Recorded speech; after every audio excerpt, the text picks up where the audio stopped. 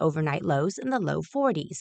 Get the latest forecast on the KCRA3 News and the KCRA3 app. At Elk Grove Honda, our recipe for happy holidays is to think happy Honda days. There's no better time to visit Elk Grove Honda than our 2025 Accord, Pilot, and Ridgeline clearance sale in the Elk Grove Auto Mall, Highway 99 at Elk Grove Boulevard, or elkgrovehonda.com. I gotta get an Elk Grove Honda. Everyone wants the Emirates NBA Cup. The temperature is rising. 30 teams started. Bang! But only 8 have advanced to the single elimination knockout rounds. To survive, they'll have to be hungry, relentless, ruthless. Are you kidding me? They all want the cup, but only one team can claim it. Who will capture the cup? Emirates NBA Cup knockout rounds begin Tuesday on Prime. Hello, Sacramento. I'm Emran Pilati, owner of True Sports Cards and Collectible Store here in Rockland, California, and the host of the True Sports Cards Show that airs right here on Sactown Sports 1140 every Saturday from 10 to 11 a.m., where we discuss the latest trends, hottest products, and deliver exclusive interviews with other industry leaders. And don't forget to visit our shop, True Sports Cards, at 6661 Stanford Ranch Road in Rockland and see what we have for all your sports card and memorabilia needs. Not all rooftops are created equal. Revival at the Sawyer isn't just above the city, it's above the rest. Think DJs, live beats, a crowd that's always in the know, and views that make Golden One Center look like it's in your backyard. It's the rooftop Sacramento can't stop talking about. Revival, an experience that's anything but ordinary. Whether it's game night, date night, or just your night, Revival is where memories get made and the city feels alive. One rooftop, endless stories. Book your reservation at revivalsacramento.com. Don't you just love this time of year and the holidays when families get together to make memories? Hi, this is Frank LaRosa with a word about Naturewood Home Furnishings. From the time I was a youngster, the family table was always filled with a gathering of grandparents, aunts and uncles, brothers and sisters. Those are memories that will live with me forever. Naturewood Home Furnishings Holiday Home Sale going on right now gives you the opportunity to find the perfect holiday gift that will last a lifetime. You'll find unique gifts like gleaming accessories for every room, now 20% off. During Naturewood's Holiday Home Sale, you'll find savings all around the store for every room in your home. Find your perfect bit of Christmas for your home at Naturewood Home Furnishings Holiday Home Sale going on right now. The memories you make with your family will be with you forever. Naturewood Home Furnishings, off Highway 50 at Hazel. Look for the water wheel. KHD1 Sacramento, KYMX HD3 Sacramento. From the Power Business Technology Toshiba Studios. Sacramento's official home of the 49ers. San Francisco.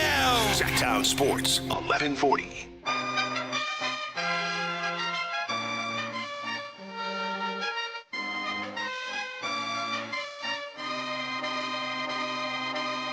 Your home for Kings talk and so much more. Live and local. Allen Stiles on Sactown Sports.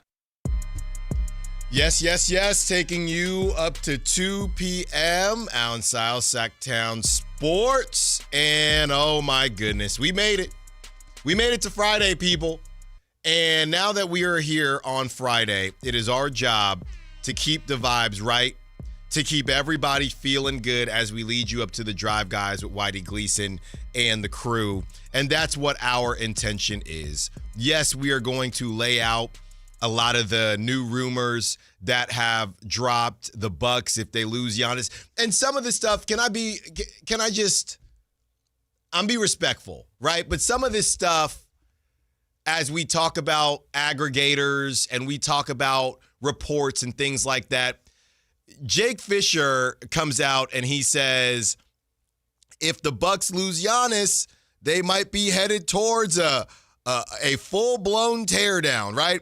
The Bucks could blow it up and also trade Miles Turner, Kyle Kuzma, and Bobby Portis if Giannis leaves. That can mean several different outcomes. Outcomes that the Bucks are indeed projected by rival front offices to be actively pondering in a couple weeks. Some teams out there think the post-Giannis Bucks would want to initiate a full-scale teardown that includes trading the vets. Yeah, that could happen, right?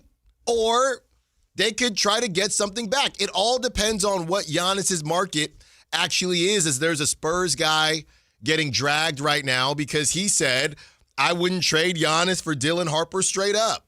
And people were roasting him about that. It just depends on where you view Giannis in this stage in his career. I know he's only 30, had a couple calf issues, and how much you like Dylan Harper. There is something to be said. If you're the Thunder, I don't know about Dylan Harper, but if you're the Thunder with what they've created, I don't know how much I'm in the Giannis business. That might sound insane, but it depends on what that price tag is. Now, the Thunder can spend it, but some of these teams that can't really spend it, right, the Rockets and the Şengün conversation, what else does that look like? So I'm very intrigued as to what this actual market is going to be for Giannis. But yeah, of course the Bucks could blow it up, and we're headed towards a reunion with Miles Turner and Domantas Sabonis. Of course that's possible. But speaking of doubling down, tripling down, quadrupling down, I wanted to continue some of the conversation we had yesterday and lay out some examples of teams that have tried to double down and triple down and quadruple down. And the teams that I pulled up, it ain't great. Now, they made the playoffs, but based on the talent they had, they were supposed to make the playoffs. So it just is a tough world, man. It's a Friday, and we're going to have fun today. But if you try to go the tank direction, it's uncertain. If you try to go the double, triple down, quadruple down direction, it's still uncertain. So you really got to trust Scott Perry here and hope that he makes some of the right decisions. And on the heels of Roundtable, our Roundtable yesterday, you can check that out on YouTube as well as on the Sactown Sports app, where we talked about not just Zion, but is there a world where you could get Giannis in Sacramento, and it's Keegan, and it's all these guys and all these picks, and you say, you know what, Domantas Sabonis, Giannis, Zach LaVine, let's see what we can do for a couple years. Now, Giannis is going to give them a list, and I would be, kind of surprised if Sacramento was on that list. Hey, man, Farm to Fork Capital, it's beautiful this time of year. It's a little chilly today, so you never know. But just playing the game, if you would want to go in that direction. So we're going to talk about all of that and that Jake Fisher. I don't even know if I would call it a report. It's just, yeah. They could blow it up. They could not blow it up. Those are two of the options, right? So we'll talk about that. Kings Heat tomorrow. I don't know what's going on, man. I don't know if Elon changed X or whatever, but I am striking out in reaching out to these media members from other teams. I don't know if they don't want to talk to Kings media right now, but I couldn't get anybody for the Rockets. I couldn't get anybody for the Heat, or their DMs are closed, but I'm trying to get somebody from the Heat to talk to them about Tyler Hero and where they're headed, what their thought process is, and honestly, Davion Mitchell. And I wanted to have a couple conversations today about Donovan Mitchell, about Davion Mitchell. I'll tell you who did pick up when I hit them up. Shout out Jake Gayden. So towards the end of the show yesterday, the news came out that head coach Brendan Marion, or former head coach of the Sac State Hornets, is leaving to head to Colorado and taking a paycheck to, I guess, technically do less. That's always good.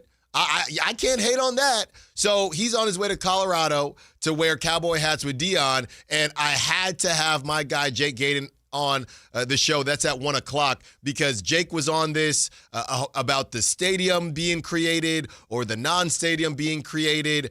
I called it a disaster yesterday. I'm not going to walk that back fully, but I did see that there's a lot of money still being poured into Sac State so they can find somebody else. So I guess we will see. But this was the face, Brendan Marion. He seemed to be the face of this the Go-Go Sacramento. Well, they're going to have to go in a different direction, and it seems like it might not be as dire as maybe I initially thought. So that's coming up at 1 o'clock. We will have Jake Gayden of CBS 13.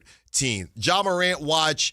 You had Sam Amick on the morning show yesterday, so we have that laid out for you. Sam had an article on Ja. Then he also hopped on the show and talked about different things within the realm of Ja Morant. The thing that happens with the NBA draft is happening, people. Okay? And it's happening with the good boozer. I never thought I'd see the day. Oh, wait, I did. This is what happens. They don't like you when you're hot for too long. We saw it with Trevor Lawrence. Now, Trevor Lawrence might not actually be that good at football, but we saw it with Trevor Lawrence, who people thought he'd be the number one pick as soon as he stepped campus at Clemson. And then by the time he was to be drafted, and I think he was a national champ a couple times at Clemson, well, I don't know. People just get uncomfortable when somebody sits at the top for too long. Well, I don't know. Have we done our due diligence? We've been talking about Trevor Lawrence a lot, but there might be another guy. Now, it turns out that whole draft class stunk, but now they're doing the thing with Cam Boozer. And we were on this last week, maybe even 2 weeks ago. Now this is full-blown, I don't know if he's a number one. It's turning into, could he be this, I guess, this type of, and not even this Aaron Gordon, because this Aaron Gordon can boogie, but could he be kind of that third scorer, just a big forward third scorer versus a hub, right? Versus the dude. People are questioning whether or not Cam Boozer could be the dude. And honestly, I don't know. When I watch him, he's bigger than everyone. And that's what they continue to say. When he faces similar competition, similar sized competition, his finesse isn't quite there yet. So now they're doing the thing with Cam Boozer. I don't know how far he's going to slip, but this is just a part of the draft process. And of course, we're going to have our guys at no ceilings on multiple times, specifically if the Kings are in that top 5 range. But we're going to have them on either way. I mean, if we found a way to get, I don't know, a month's worth of content out of Neat Clifford, okay, and Maxime Raynaud. Can you imagine if we have a top 10, top 5 pick? This will be Draft Central. I'm already looking at, and I'm going to tell y'all right now, because you know I don't like the cold, and you know I'm not a fall guy like Chris Verlot. Because I'm going to tell y'all right now, the spring, the summer, I am actively already looking for places to have a draft party. I got my short list already. It's December. All right, but I can't wait. We're working on getting this thing sponsored. And my boss is listening. This is all news to him. I haven't said anything to him, but I'm grinding at home trying to figure out where we can put on one of the best draft parties Sactown Sports has ever seen. If we get the first pick, we're going to blow this thing out. I don't know what our, the amount of money we're going to be able to spend. I don't know, but I'm going to talk to my boss. I'm going to say, look, man, right? We're going to have these logistic conversations. The Kings get a top 5 pick. I'm gonna need the gold chair. I'm going to need a lot, okay? Because we are going to, my intention is to put on one of the best draft parties this station, this show, let alone this station has ever seen. We were at Public House a couple years ago, RIP. I know they will be rebranding and coming back. I think it's, I don't know if I'm supposed to say this on the air, a different type of restaurant. Okay, I don't know. I got some information. I mean, you can see the outside. Okay, it's there. Okay, well, I haven't been out there because it's not Public House anymore. So I don't know, how much people know. But when it was Public House, it was Nate. It was my boy Nate. We were out there. It was Devin Carter. Okay, so that's what we did for a 13th pick who doesn't play. Can you imagine how we're gonna blow this out if the Kings have a top? I know Allen. We've been here before. Marvin back. Look, man, this is what Dave was saying. Right, there's a problem. He was saying this on the show. There's a problem with all top 3 picks. I don't care. All I care about is putting on the best draft party, Kyle, that we are going to be able to do. To see what we did. We didn't do anything because we didn't know we'd have a first-round pick this past season. But what we did, it was a good time at Public House with the 13th pick. But if you top 5, no. We need to come correct. I got some people I need to talk to in promotions. Okay, we might need to be on the river. We might need to be on Russell Westbrook's yacht. We are going to have to figure this thing out, Kyle. I'm serious this time. Well, here's the thing. You got to do 2 of them because the first one is draft lottery, and then the second one. Kyle. This guy, look, people, Kyle and his Gen Z self, we've done the show long enough together. He's starting to get it. No, you got to do lottery day first. You got to milk this bad boy. You got to. So we're going to have a draft lottery party. Okay? Which is only going to last 15 minutes. It doesn't matter. No, that bad boy is going to be 2 hours. All right? We're going to have specials. We're going to have all the bells and whistles. And then After that, we are going to have the actual draft party, and I'm trying to get some big names in there, some keynote speakers. Oh my goodness, I can't wait. For an NBA draft that checks notes is 6.5 months away. Look, man, we need something, Kyle. All right, look. It just sounds sad, but I love the idea. I love the optimism. No, well, trust me, I got some people to talk to, and everybody better be there. Somebody said, look, somebody on the chat says, I'm ready for the lottery party. No, we're there, baby. And we're doing both. Kyle, I'm so glad you said that. Lottery party, draft party, but we're not there yet. We got to continue to watch this Kings team play basketball. And at least we have established that there are some things that we're watching, right? It's almost like, have you ever seen those notes on social media where you can't see the person?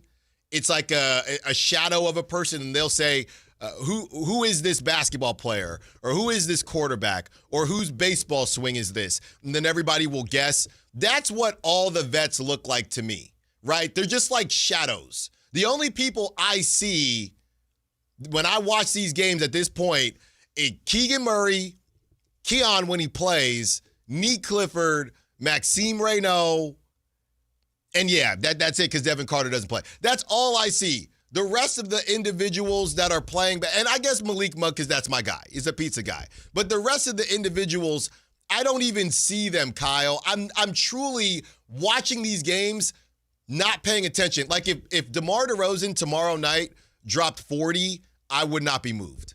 It would be cool. Even if they win? It would be cool, but am I supposed to lead with that? I don't even know if I would lead with it, of course, but I don't know how much time we're spending on DeMar DeRozan dropping 40. It's like, what are you supposed to do with it? It reminds me last year. You know what we do with it? We would say, how does this affect his trade value, right? It doesn't, the actual game doesn't matter. Man, that sucks that it's already that way and it's mid-December. Because normally the games stop mattering for teams in like February or March. It kind of sucks that it's early December and the games already are slowly starting to matter. No, but it's like that because we don't believe that this team is going to make it. If this was a actual team we thought was going to make it to February or March, then it would be different. Our timeline is different because I don't believe that they're going to make it that far. So that's why we're already there. But then it'll start mattering in a different way, right? Because if Nick Clifford goes for 40, then all of a sudden it's a conversation more than Devin Carter. Than DeMar DeRozan. Nick Clifford go for 40, we might have another party. No, Nick Clifford go for 40, we will have another party. All right, because we got to pair him up with somebody else. So that's where the Kings are at. Of course, it's a huge football weekend, by the way. And yeah, look, this isn't a Style Espresso segment, but I'm juiced up. I was rushing a little bit today. I'm not yerbed up. It's a yerb segment right now. I'm not yerbed up, but I'm juiced up because I got a call from Boss Man. So I was running a little tardy. I didn't end up being late, but I was running tardy, okay? And you didn't get a donut. So I didn't get a donut. So Kyle.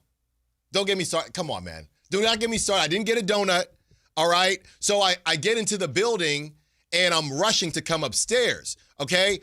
I'm not going to say that they treat us differently upstairs. All I'm going to say is that there is a larger variety of coffee downstairs than upstairs. But I'm rushing to make sure I get here on time, so I get the dark roast, which I don't normally do. All right, I'm pretty soft when it comes to coffee. Normally, I get my caramel guy, and I keep it pushing. So I'm not used to having this type of coffee, Kyle, and I think it's hidden me in a different manner than the normal coffee that I typically have. So this is some hard stuff, man. It's giving you more juice. This is some hard stuff right here, okay? And that's how I feel about where the Kings are going and why I'm so, I guess, excited, not about the actual game, but about the little nooks and crannies and subplots, if you will, within the game. I'm excited to watch Keegan. I'm not excited to watch Keegan guard 4,000 positions and play 50 minutes, but I'm excited to watch Keegan. I'm excited to watch Neek. I'm excited to watch Maxime. We are to a point where we have transitioned, Kyle. I have made, as I told you, I'm watching All Her Fault on Peacock, and we're almost done. We got 2 more episodes. Now, I won't ruin it, but the main part of the kid missing, it changes at some point. Now, again, I'm not spoiling it. It changes at some point. So now we have entered a different era of the show, and we have entered a different era of Kings basketball for me. Everybody's going to fan how they want to fan. But I am no longer watching. We're going to guess the spread and things like that. But I'm not paying attention to the Zach LaVines, the DeMar DeRozans, their trade value. It's all going to figure itself out. I am just, every day, I'm treating it dang near like Summer League, right? It's not Summer League because they're playing NBA competition, but I got my 4 dudes I'm paying attention to every night, and I have compartmentalized that. I don't even pay attention to the score. I feel like Doug. Right? I'm not going to bang my fist and say, you don't deserve to exist and shout out Thanos. I'm not doing that anymore. I'm just to the point now where, hey, man, I'm going to sit down. This is how Doug sounds. Hey, I'm going to sit down. I'm going to watch the game. I'm going to see what Neek does. I'm going to see. Now, he can't take it away from us by not playing guys like Neek, which I don't think he will. The Keon thing, I'm so exhausted by it, honestly. I want to give the Keon thing a break today. I'm just being completely honest with you guys because until we get an opportunity to ask more, and he's been asked about it, he just says, Keon knows how I feel about him. They're at the holiday party. So I want to take a break. We need a Kuminga break sometimes. We need a Ja Morant break sometimes, but not today because we have new information on Ja Morant. But today is a Keon break. We get it, right? We get it. But what I am going to talk about is Neek Clifford better not slip on those minutes, okay? Maxime Raynaud with no Domantas Sabonis, he's in a different situation. So that's what I'm paying attention to, Kyle. And you know what? It's like a weight has been lifted off me the same way it feels like a weight has been lifted off of Doug. Now, Doug's still coaching for his job, but I don't go into these games. I would get texts, I'm not going to say from who, but from other media members, and they would say, I was having a good day, and then I remembered the Kings have a basketball game today, right? I'm not going to say who, but I would get texts like that when we're just talking back and forth about the state of the team. But I don't feel like that anymore. Maybe I'm numb. Right? You go to the dentist, they got to take out your molars, they give you the shot, and now your mouth is numb. That's how I feel to the actual game. I am fully bought in to just paying attention. Obviously, the trades, that's separate. But watching the game and wondering, are the Kings going to win tonight? Probably not. Wake me up when it's the fourth quarter and they actually have a lead, and it feels like the last time they had that, I was only a father of one. Yeah, this has been one of the worst Kings teams in years, which is saying a lot. So I guess you just got to kind of compartmentalize where you compartmentalize. I think it's fine. Like, it's not even disassociating. It's just finding your small victories, right? Go off of Whitey's checklist. Whitey, that was going viral after the last game. Whitey had the checklist of 4 things to look for. Yeah, that's a great call. Go check that out on social media. Whitey is great for stuff like that. So I got a text. And I love that everyone, this is what I love about Friday.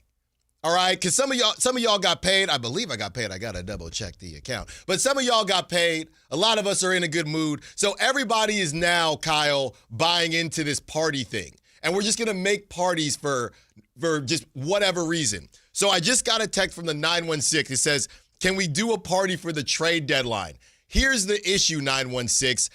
I'm way ahead of you, and I wanted to do it. The problem is I will be in San Francisco and or Santa Clara for the Super Bowl. It happens like that every time. And the trade deadline is like during our show. Well, we have a party during the show. And more importantly, we can't have a party in Sacramento because I won't be in Sacramento. That's the issue. Man, I really hope I get to go to Radio Row. I've always wanted to go to Radio Row. Kyle, you keep saying great ideas like that. And I'll do what I can for you, okay? Yeah. You keep on suggesting more parties, and I'll do what I can for you. I haven't heard anything, so it's starting to seem like a no, but, man, it would be so cool to go to Radio Row. I'm going to work on it. No promises, but I'm going to work on it. So I would love to do a trade deadline party. I'll do one on December 15th, right? What is even the term, Kyle? More players available. We're going to do one on December 15th because we're finally there. Players available. We're just going to go down a list of guys who can now be traded. Yes. Because there's the thing, no trades are probably going to happen on December 15th. But no, they did last season. They did last season. A trade happened. No, there was 2. There was Dennis Schroeder. Dennis Schroeder. What was the other one? I got to double check, but there was more than one. And you know what we got to do, Kyle. What's the date for Jonathan Kuminga? January 15th. Oh, there we go. Jonathan Kuminga is available day.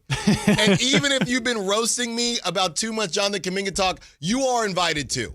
And I want to do giveaways. I got all this stuff I want to do, Kyle. We're doing it, man. And I'm telling you, there was another trade. I know you're trying to look it up right now. I'm trying to. I don't know. Maybe I read it as the other side of the trade, what the Nets got back. Maybe I read it that way, but I thought there was more than one on the 15. All right, here we're going down. Okay. Luka trade. By the way, on the front of paying attention to the actual games, we have a segment coming up that's called "Oh Yeah, Standings Still Exist," because I realized I have not looked at the standings in about 2 weeks. So we will give you an update on where the Kings do land in the standings right now. And honestly, if you are an 8-seeder, as we call you, those that still want the Kings to hang on and sneak into the playoffs, if you are an 8-seeder, it's not as bad as you think. Okay, there was a second trade. It was Thomas Bryant to the Heat, or from the Heat to the Pacers for a 2031 second. See? I told you, Kyle, if you want to get to Radio Row, you better stop questioning me on air. All right? I'm doing what I can for you. About the Thomas Bryant trade to the Pacers. There's always a Thomas Bryant trade, and he will be a King at some point. Let's get to the other side quickly. It'll only be about 2 minutes, so don't move, because I am very invested in this next segment. I'm going to open it up, and I'm hoping everybody behaves appropriately and accordingly. The only capacity I'm willing to have the Davion Mitchell conversation is if you tell me what you would have done differently. Don't call or text in saying, oh, we should have held on to Davion. No. If you wanted to hold on to Davion, tell me what the Kings should have done differently, and we can have that conversation because the brother is balling out there in South Beach. Allen Stiles, Sactown Sports. This Sponsor the Clock is brought to you by Light the World Giving Machine. A Sacramento tradition continues this year. The Santa Parade. Free for all to enjoy circling Capitol Park beginning at 10 a.m. December 13th, the joy of the holiday season. Santa Claus is coming to Sacramento with the 41st Santa Parade. Join Sactown Sports 1140 December 13th beginning at 10 a.m. Brought to you in part by Western Health Advantage. Sacramento weather is brought to you by Fidium Fiber. I'm Ophelia Young in the KCRA3 Weather Center on this Friday. A little fog is possible this morning, then mostly sunny skies this afternoon with highs in the mid-50s. Tonight will be chilly with overnight lows in the low 40s. Get the latest forecast on the KCRA3 News and the KCRA3 app. It's about time they fixed that pothole. Invented better windshield wipers. Made an internet that just works. Fidium Fiber Internet, starting at only $30 a month. It feels like Fidium. Offer available to residential customers only. Terms and conditions apply. See Fidium.com for details. This is the story of the one. As the purchasing manager at a manufacturing plant, she knows the only thing more important than having the right safety gear is having it there when you need it. That's why she partners with Grainger for auto reordering, so her team members can count on her to have cut-resistant gloves on hand, and each shift can run safely and efficiently.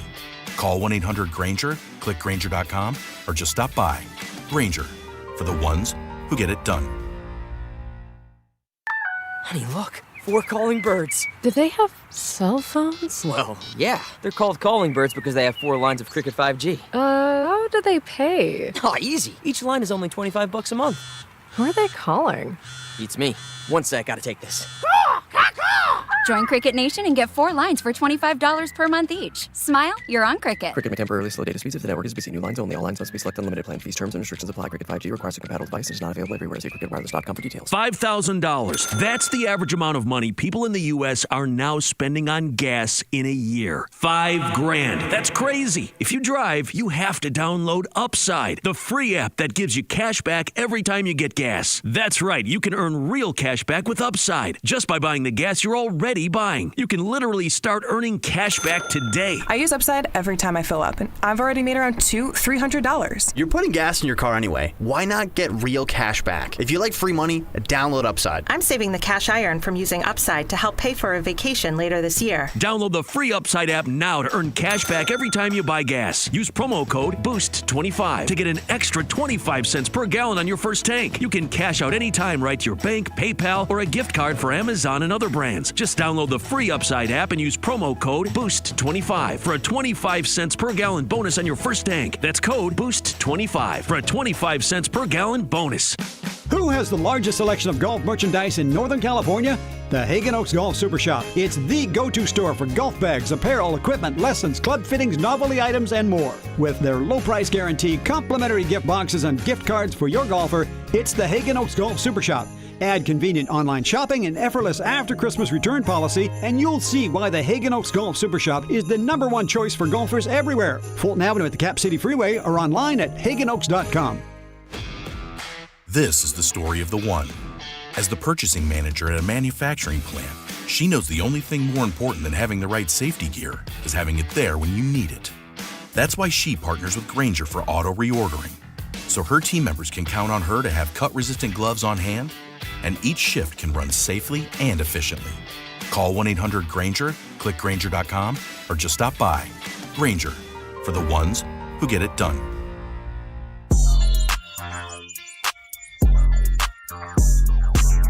Allen Stiles. Watch the show on youtube.com/Sactown Sports 1140.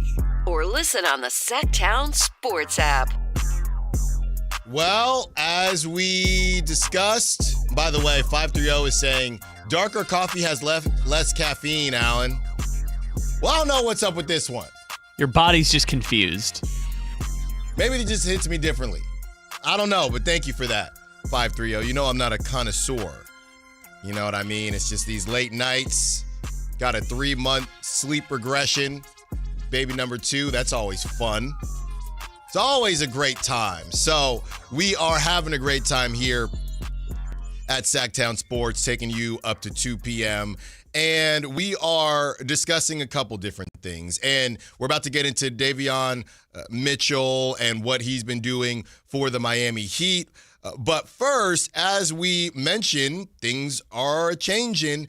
And Kyle, you had some news on the 4-star wide receiver that had recently committed to Sac State and was clearly the top recruit connected to or committed to Sac State.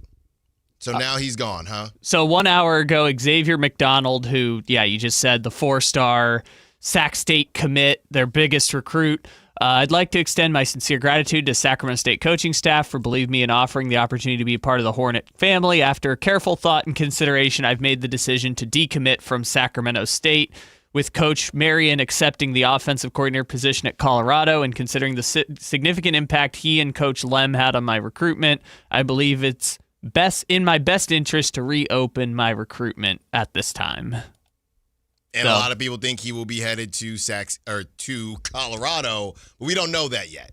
We don't know that. Reported Colorado's making a push. It's not necessarily saying he's going to Colorado, but he is not going to be at Sac State.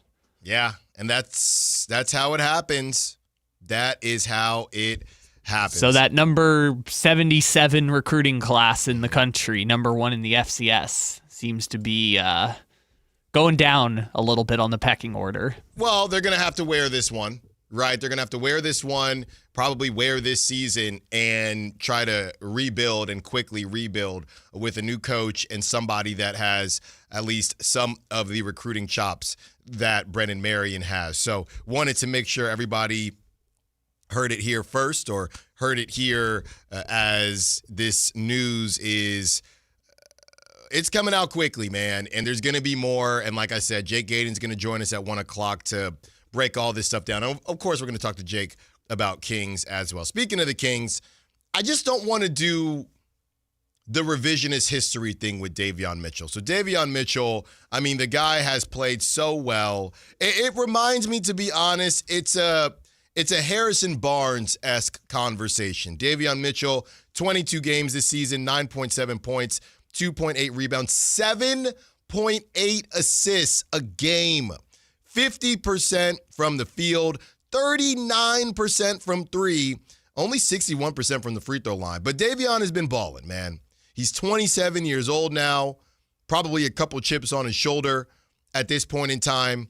And I already know that we're going to see it. He's taking 2.7 threes a game, so he's not necessarily chucking, but he is taking about 3 threes a game. So that's decent, specifically to be shooting 39% from the field. And it's the assist number to me, which is incredible. He's only taking 7.6 shots a game, period.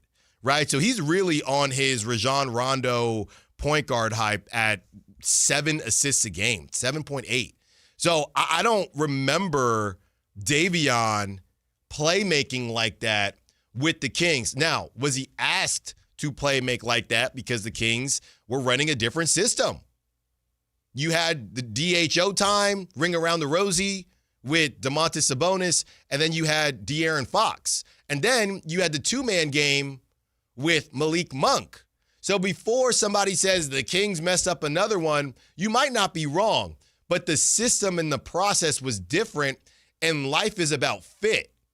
When you go out for a job, you might like the salary, you might like what the job is supposed to entail, but then you get to the company and the people are just kind of You don't really like, it doesn't seem like you have a lot in common with them. Now, maybe you decide, well, the money is worth it, but maybe you say, I want to look for something that's a better fit. I think I can find that salary somewhere else, and I think I can find a better culture fit. The system fit for Davion clearly was not a good one. And probably some of that is that it was a system that was ever changing, right? The Kings were in a position where, did we plateau with this DHO thing? They didn't really know where they wanted to go next with Mike Brown. And honestly, part of that was the shooters weren't shooting, right? The shooters weren't shooting. So the system, I don't think, catered to Davion anyway. Then on top of that, the system had issues and it didn't work out. Now you got Davion, who is just being asked to be kind of a pure point guard, more of what he was at Baylor. He's playing he's also playing 30.2 minutes per game. You know he's going to play every night. You know he's going to get 30 minutes a night. So some of that is his usage is higher too. So, I'm not against having conversations about Davion, but he had opportunities. Keon Ellis ultimately gets called up because people thought that, or the team thought that they weren't getting enough from Davion. It kind of reminds me of Luis Matos a little bit on the Giants. Now, we don't know what's going to happen with Luis Matos, but Luis Matos is out of options. He's got, people are interested in him. That report came out about a month ago because he has tools. But Luis Matos was not able to produce in kind of a platoon role when he was with Mike Yastrzemski. He was going back and forth in that right field carousel, and it wasn't working out for him. When Luis Matos was playing every day, you saw him get hot a little bit. But the problem is you kind of have to show that you can do the platoon thing before somebody gives you an opportunity to be the everyday guy, unless you are a Bryce Eldridge or somebody like that. And that brother might be platooning with Rafi Devers, but that's neither here nor there. Davion, if he were in a different situation and just getting this type of run, I'm curious, Kyle, to see now that Tyler Hero is back, how that affects. And I know Tyler Hero, they kind of made him be point guard because they didn't have one, but I do think Tyler Hero will probably eventually take away from some of Davion's ridiculous, at least assist numbers. So I'm not against doing the Davion thing, but when I saw a graphic that said the Kings have tricked off 3 elite point guards, and the graphic was Tyrese Halliburton, De'Aaron Fox, and Davion Mitchell, I said, enough. Davion has left Sacramento and gotten better. That's the thing that we should point out. But he's gotten more opportunity. Partially that too. So you make the point, what else would you have done?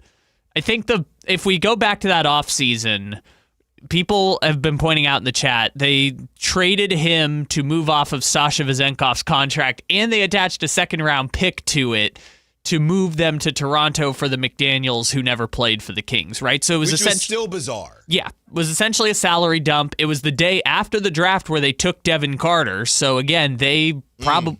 I forgot about that. That was the young... Wait, we went from a young log jam to an old log jam. Yep. I want the young log jam. I forgot about that. Yeah, it was the day after the draft was when they traded Davion Mitchell and Sasha and a second-round pick to Toronto for nothing. Sidebar, I do also wonder, now that Davion is playing well, going back, I know we spent a lot of time on Devin Carter, and we're not talking Devin Carter or Keon that much today, but I will say I do wonder if some of the venom that we see for Devin Carter is connected to that as well. We moved off of Davion in part because we drafted Devin. It's all connected to the best man. Yes, but the other part that was a miscalculation on their part was the draft, if I remember correctly, was June 24th, and they made the Sasha trade That with was Public House. We were at Public House. Yeah, I want to say it was June 24th.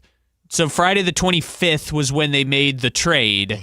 Then once they got to free agency, then they figured out they were going to get DeMar DeRozan. What they should have done is wait to move those guys until you make the DeMar DeRozan transaction, because at the very least, you could have included Davion in the trade going back to Chicago or to San Antonio or whatever they would have ended up doing. So I think the timing of it all was awful, because remember, they traded Davion and then signed Jordan McLaughlin, acknowledging they needed a backup point guard, which then they traded all of their point guards and had none. But I think the idea was just the timing of it all was very strange. Why they moved Davion when they did.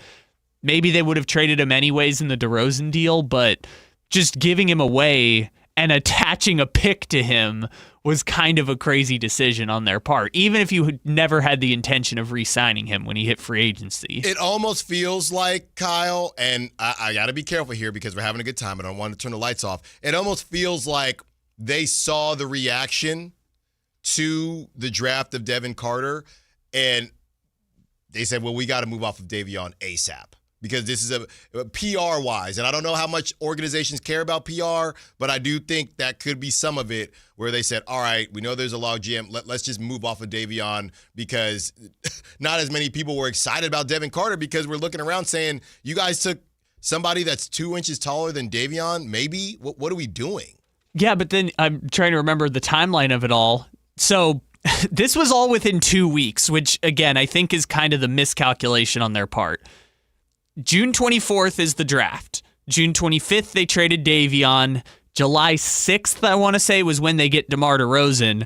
And then July 11th, Devin Carter has the shoulder surgery. So in between you drafting Devin Carter and Devin Carter needing shoulder surgery and being out for basically the entire season, I know he came back in January, they traded Davion Mitchell without Devin Carter going to be able to suit up to begin the season for them, which was very strange if the justification for trading Davion was we just drafted Devin Carter. And money. Drop some money. Kyle, you want to hear this stat line from this Clippers Heat game and Davion Mitchell? Yeah, go for it. December 1st, Kyle. 16 points, 12 assists, 4 for 4 from three-point range, 6 for 6 from the field. He becomes the first player in Miami Heat franchise history to total 15 or more points, 10 or more assists, while shooting 100% from the field in a single game. That tweet was from the official NBA account. Are you kidding me? I wonder if we can find how many times they tweeted about Davion Mitchell before that. But, here's the thing. He only took, like I said, he's only taking 7 shots a game. He's on his distributor hype. Out here, they needed him to come in and be a spot-up shooter. He's more of a rhythm guy, right? I'm going to get mine. You could even argue similar to Dennis Schroeder a little bit. I'm going to get mine within the game, and when it's time for me to go, I'll go. Coming in as the backup point guard, and then you're looking at him. I think there were also comparisons between Davion Mitchell and Malik, and they're just two completely different type of players. They were both kind of fighting for that 6-man. So similar to Harrison Barnes, I just think it ended up being a bad fit, the draft. And somebody on the text line says, on everything I love, I thought Davion was a better option than Fox when we had both. He was a playmaker before Sabonis got here, super underrated. Well, that's fine, 530. You were wrong, right? I mean, De'Aaron is better. All these decisions have had a domino effect, but I feel you if your thought process is just, I knew Davion could ball. And it was just a bad situation. And I'm happy as heck for him and what he's doing in Miami. From the young to the not so young, Carmelo Anthony says what happened to CP3 is about to happen to DeMar DeRozan and Russell Westbrook. Excuse me? Allen Stiles, Sactown Sports. Hi, this is Greg Papa. Disasters hit every day. If your home, business, or building has suffered from any disaster, SunPoint Public Adjusters can help. SunPoint prepares, presents, and negotiates your claim with the insurance company, working only for you, making sure you get everything you're entitled to and letting your focus be on what's most important, your family or your business. Call SunPoint today at 888-247-7865 or contact us at sunpoint.us. SunPoint Public Adjusters, the gold standard in public adjusting. License number 2N14884. The clock is ticking. This holiday season, give the gift they'll really love. A new Honda from Northern California's best Honda dealer, Stockton Honda. Happy Honda days are happening right now. Score big with low payments, top trade-in value, and a huge selection of new Hondas, all at Stockton Honda. Anytime, anywhere, it's all here. StocktonHonda.com. Based on the results of the study recognized on June 18, 2025, USA Today's list of California's top car dealers 2025. Just how good is Pure Talk's current deal for unlimited wireless? Well, you might say it's the deal of your lifetime. Because right now, for just $29.95 a month, Pure Talk is offering unlimited talk, text, and data for life. Not your phone's life, your life. This is Pure Talk's top-tier plan. It comes with a crazy fast 5G network along with a 30-gig hotspot. And at just $29.95 a month, there has never been a better opportunity to lock in a ridiculously low rate for as long as you live. And save thousands and thousands of dollars along the way. This plan is normally $65 a month, but if you switch today, you will save over 50% every single month for the rest of your life. See what I mean? It really is the deal of your lifetime. Dial pound 250, say Mike Rowe. Offer ends 12/7. Some restrictions apply. Details at puretalk.com. $5,000. That's the average amount of money people in the U.S. are now spending on gas in a year. $5,000. That's crazy. If you drive, you have to download Upside, the free app that gives you cash back every time you get gas. That's right. You can earn real cash back with Upside just by buying the gas you're already buying. You can literally start earning cash back today. I use Upside every time I fill up, and I've already made around $200-$300. You're putting gas in your car anyway. Why not get real cash back? If you like free money, download Upside. I'm saving the cash I earn from using Upside to help pay for a vacation later this year. Download the free Upside app now to earn cash back every time you buy gas. Use promo code POWER to get an extra 25 cents per gallon on your first tank. You can cash out anytime right to your bank, PayPal, or a gift card for Amazon and other brands. Just download the free Upside app and use promo code POWER for a 25 cents per gallon bonus on your first tank. That's code POWER for a 25 cents per gallon bonus. Guys, did you know your testosterone affects everything in your system, including how you feel and perform every day? Right now, Revive Men's Health Sacramento will check your testosterone for free. Knowing your T levels is the first step in understanding if you have low T. Your testosterone level impacts your energy, libido, sleep, weight, hair loss, mood, and even ED. Maintaining an appropriate T level can change your whole life. Most men start to see changes in their hormone levels in their 30s. Experience and results matter. So what are you waiting for? Get your T levels checked today by local, experienced, and trusted men's health experts. They've helped thousands of men since 2011. They're so confident they can help you, they even guarantee it. Call Revive today and schedule your free testosterone test, free exam, and free consultation. Call Revive Men's Health at 916-277-8599. That's 916-277-8599. Or visit ReviveMen'sHealth.com. Year-end pricing's in effect. Every vehicle's priced to sell before the new year during Happy Honda Days. At Folsom Lake Honda, your one-stop Honda shop. Get behind the wheel of your new Accord or Civic today. Own or lease during Happy Honda Days at FolsomLakeHonda.com. As a family-owned and operated dealership since 2009, customer service is our #1 priority. Our customers love doing business with us, and you will too. Folsom Lake Honda is your one-stop Honda shop. Visit us at FolsomLakeHonda.com. Your one-stop Honda shop. Donate 5 canned foods this month and get a free furnace tune-up or electrical safety check from Maverick Electrical. Book now at callmaverick.com. What would a Maverick do? Because you're a Maverick too. Limited appointments, restrictions apply. Give to get with no gimmicks. Allen Stiles You can join the show by texting 916-339-1140 on Sactown Sports. Taking you up to 2 p.m.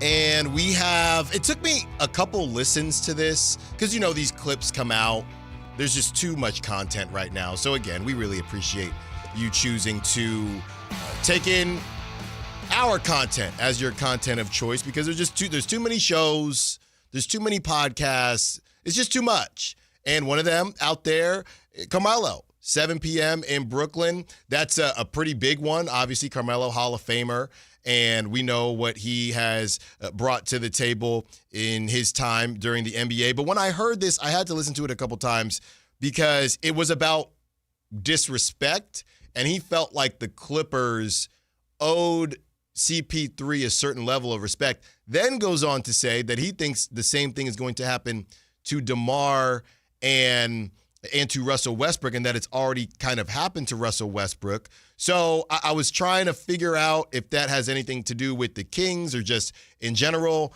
and I'll let you make the decision for yourself. Here it is. You know, this pisses me off, this type of shit. It's about to happen to Russ. It's happening to Russ. Yeah.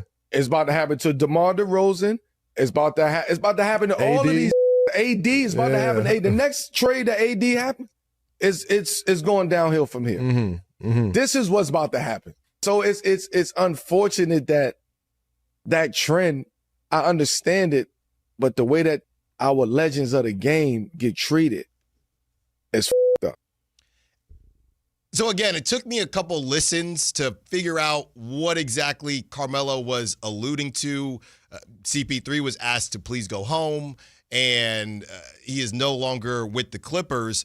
But to me, I just think it gets to a level of, well, also don't annoy people and don't tick people off, right? I mean, I don't know. All we can go off of with Ramona Shelburne was her article and some of the question marks as far as what happened in that locker room with Russ, but you had Aaron Gordon come out and defend him. The same thing kind of went down. Obviously, the Lakers thing was a bit ugly. Then you have CP3. The reason I kind of disagree, or I don't want to say disagree, but the reason I'm looking at these situations differently is Carmelo is making it seem like these guys are just the easiest to work with in the world. Why?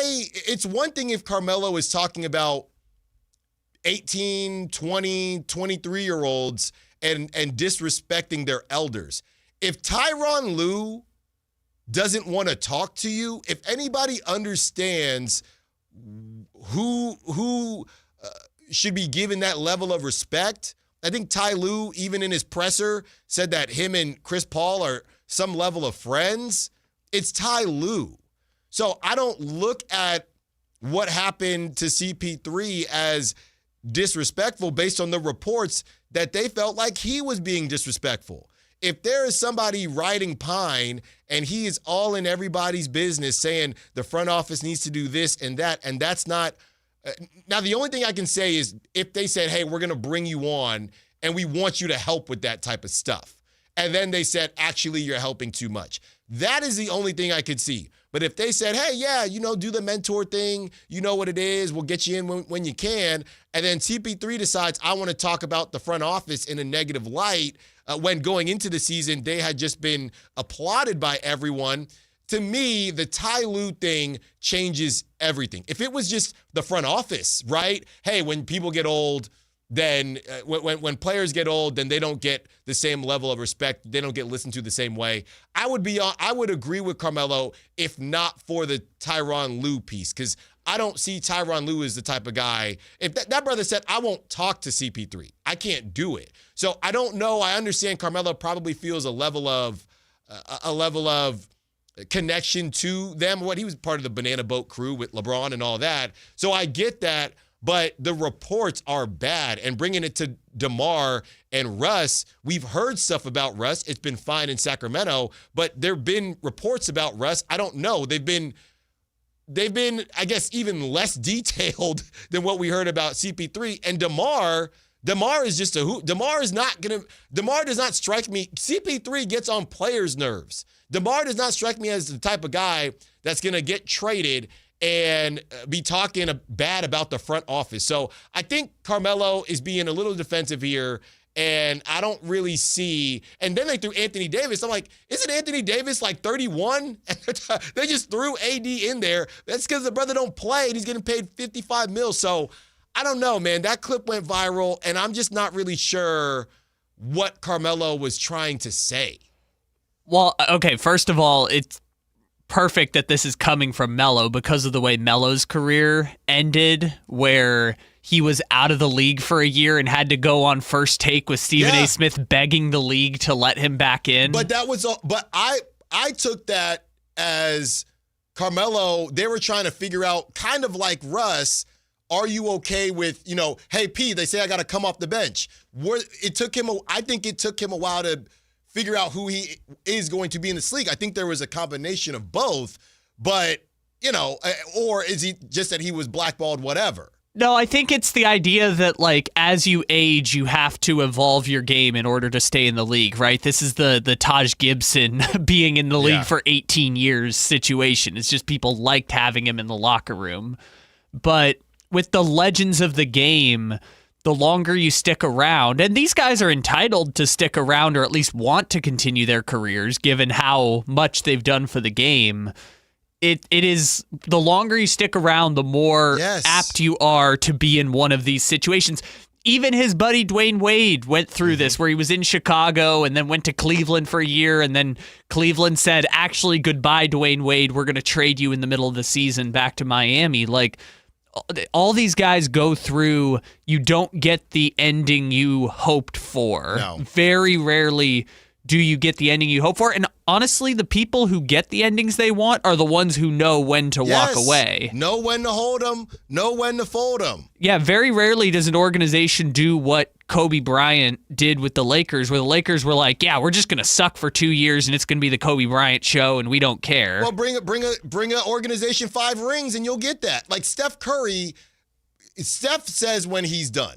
Steph will say when he's done. Steph says when he's done, but Clay didn't get to say when he's done. No. Draymond probably won't get to say when he's done. That brother might be gone in the Giannis deal. Yeah, so again, it is, the longer you stick around, the more apt you are to not getting the ending you want. And I think that conflated with the actual business of trying to build a winning basketball team is why some of these older guys do look like they get disrespected at the end. And Melo's just saying the Anthony Davis thing is coming down the line. Let me separate these two, because there's a really good text that just came in.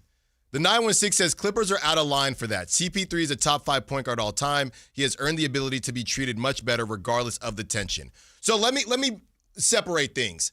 I do tend to agree with the 916 that how they did it in the middle of the night, even if CP3 was kind of tripping, and maybe I don't know if I should say Tyronn Lue deserves to have a conversation with Tyronn Lue. They're both grown men. If Tyronn Lue don't want to talk to him, he don't want to talk to him, right? The organization, they should have handled it differently. That's on one side.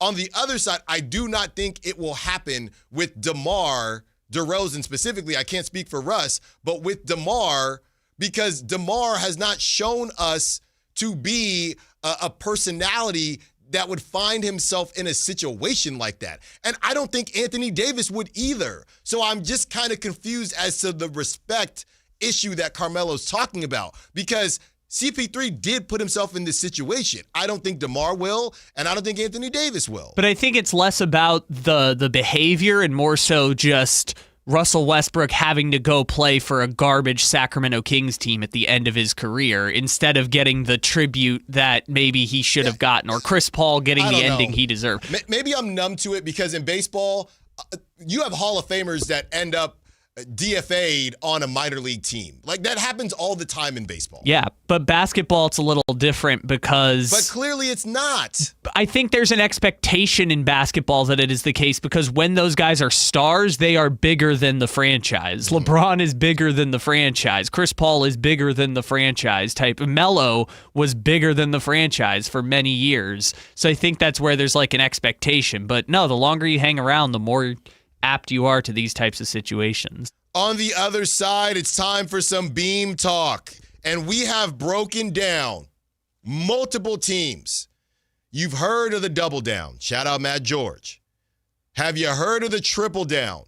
Have you heard of the quadruple down? We give you a list, piggybacking off of yesterday's conversation, how the Kings can go about this and not tank. Has it ever worked in the NBA within the last decade or so? We got that list. Don't move. 11 o'clock hour coming up. Allen Stiles, Sactown Sports. This is the story of the one. As a safety manager at a manufacturing plant, he does everything he can to keep his coworkers safe. From finding ways to reduce risks to keeping safety supplies in stock. And for that, he relies on Grainger. Grainger offers a broad range of quality products and next-day delivery, so he can always play it safe. Call 1-800-GRAINGER, click Grainger.com, or just stop by. Grainger, for the ones who get it done. Carmichael Dave here for American Energy Heating and Air. They're now upgrading what they do to include plumbing. They're bringing that same expertise and experience to the plumbing space. So they're no longer just heat and air. They're now your American Energy home pros. You hear me talk about them all the time as your second opinion partner. Now you can still get second opinions on any HVAC service or replacement. And now you can get a second opinion on any of your plumbing services. They'll come out to your house for free and give you that second opinion. And right now, they got a free furnace special with a full system installation up to $2,500 in rebates. All for a company that's been serving the greater Sacramento area since 1981. A+ Better Business Bureau. 916-520-9990. That's 916-520-9990 or AmericanEnergyAir.com. Jingle singers, take it away. Call 916-520-9990 now. The Sactown Sports 49ers report is being brought to you by Kia of Vacaville, located beside the Vacaville outlets. San Francisco improves to 9-4 with a road win in Cleveland, 26-8. Christian McCaffrey and Brock Purdy both rushed for touchdowns in the victory. The defense was stellar, forcing 2 fumbles and holding Shadur Sanders to just 115 yards passing. Next up for San Francisco is Tennessee. You can catch all the action on Sunday, beginning at noon, right here on Sactown Sports 1140. Football season is here at Kia of Vacaville. You can score big in a new 2025 Kia Niro LX with up to 53 MPG combined at Kia of Vacaville. Perfect for road trips, tailgates, and cruising to Levi Stadium in style and comfort. But don't wait. Inventory is limited at Kia of Vacaville, and these deals won't last long. Visit KiaVacaville.com or stop by right next to the Vacaville outlets for friendly service, easy shopping, and unbeatable value. All in one stop. Kia of Vacaville, where the adventure begins. Everyone has a past, but what happens if you've made mistakes and made good on that past, but it keeps following you? Are you looking for an attorney to erase past records and restore your rights? Maybe even restore your gun rights? Do you need a reputable criminal defense attorney who knows even good people make bad mistakes? Well, the attorneys at Gonzalez Law Office are here to help. Find Gonzalez Law Office online at saclegaldefense.com or call them at 916-304-9187. We don't settle for less, and neither should you. Hello, I'm Frank Cock with Retirement Security Centers with a weekly economic update. Markets initially moved higher as investors looked past weaker than expected private payroll data and pressure in the technology sector, with broader indexes also posting modest advances. A handful of major tech and semiconductor names slipped after reports of shifting sales expectations in the artificial intelligence space, though some of these concerns may have slightly eased. Still, several AI-linked stocks finished lower, reflecting a market that's beginning to separate early hype from long-term execution. Analysts say we're entering the early stages of a transformational period for technology and automation, but the question is how much leverage companies are taking in to fuel that innovation, and whether those investments might begin to show results. For investors, this week has been another reminder. Even in a market driven by big themes like AI, daily moves still come down to earnings strength, balance sheet discipline, and the ability to deliver real results in a shifting economic landscape. How might this affect you or your family? Please go to frankontheradio.com to schedule an appointment, watch videos, and receive market updates. I'm ready to help you start your journey so you can define your future. Securities and investment advisory services offered through Mosaic Wealth, member FINRA SIPC. Mosaic Wealth is separately owned, and other entities and or marketing names, products, or services referenced here are independent of Mosaic Wealth. KHTK HD1 Sacramento, KYMX HD3 Sacramento. Your home for Kings basketball for over 25 seasons. Hammer time thrown down by the league. From the Power Business Technology Toshiba Studios. Sactown Sports 1140.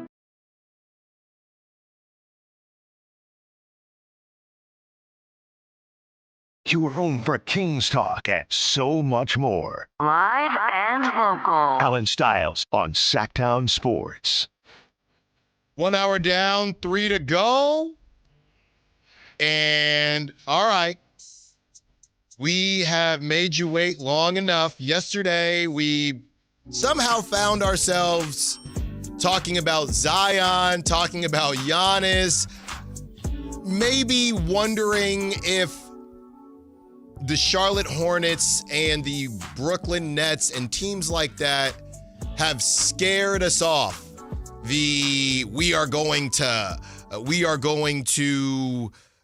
rebuild this thing. We're going to blow it up, and that's how we're going to do it. And, it made me think of all the listeners that will chime in and say, the reason I don't want to tank is because I don't trust this team to do it correctly. I don't trust this team to make the top pick or make the best pick. If the Kings have the number one pick in the draft, they'll pick the one. They'll find the whammy, right? They'll find the bust. If they have the number 2, number 3, they will find the one guy out of those 3 that isn't going to play well. And now all of these guys all of a sudden have blemishes, all 3 of them. Darren Peterson, Cam Boozer, AJ DeBanson. Now they all got blemishes. This is what we do in the upcoming draft. We're still having a draft party. I don't care. But this is what we do in the draft process. So if you are that person that doesn't trust this organization, that doesn't trust this front office, and just wants to continue to put a Band-Aid on it, and maybe it's one of those expensive Band-Aids that got the felt, right, and they make you feel good, then this segment is for you. And I don't know if it will make you feel better because these examples, relatively speaking, kind of didn't work out. So we have some teams, and help us out here because it's hard to nail what a double down and what a triple down is. So we have some names here, and we have some teams, and we are kind of going through which teams just decided, whether they won in the past or not, which teams decided that they are not going to restart. That's just not something they are going to do. And obviously they're not all apples to apples, but we came up with this list and we'll see if it makes you feel better or worse. And we also have some that actually did work. All right. Has the triple down, has the quadruple down, I almost combined those 2 words, has the quadruple down ever worked? Here are some of the examples. The Nets with Kyrie, KD, and James Harden. Has that been viewed as an opportunity or a triple down that worked? And I know they kind of all went together on their separate terms, but I would call that a triple down because the Nets decided and I know they signed them, a lot of them, but the Nets decided we're just going to skip the line a little bit and just add all these guys. I think the triple down part was the Harden trade. With Ben Simmons.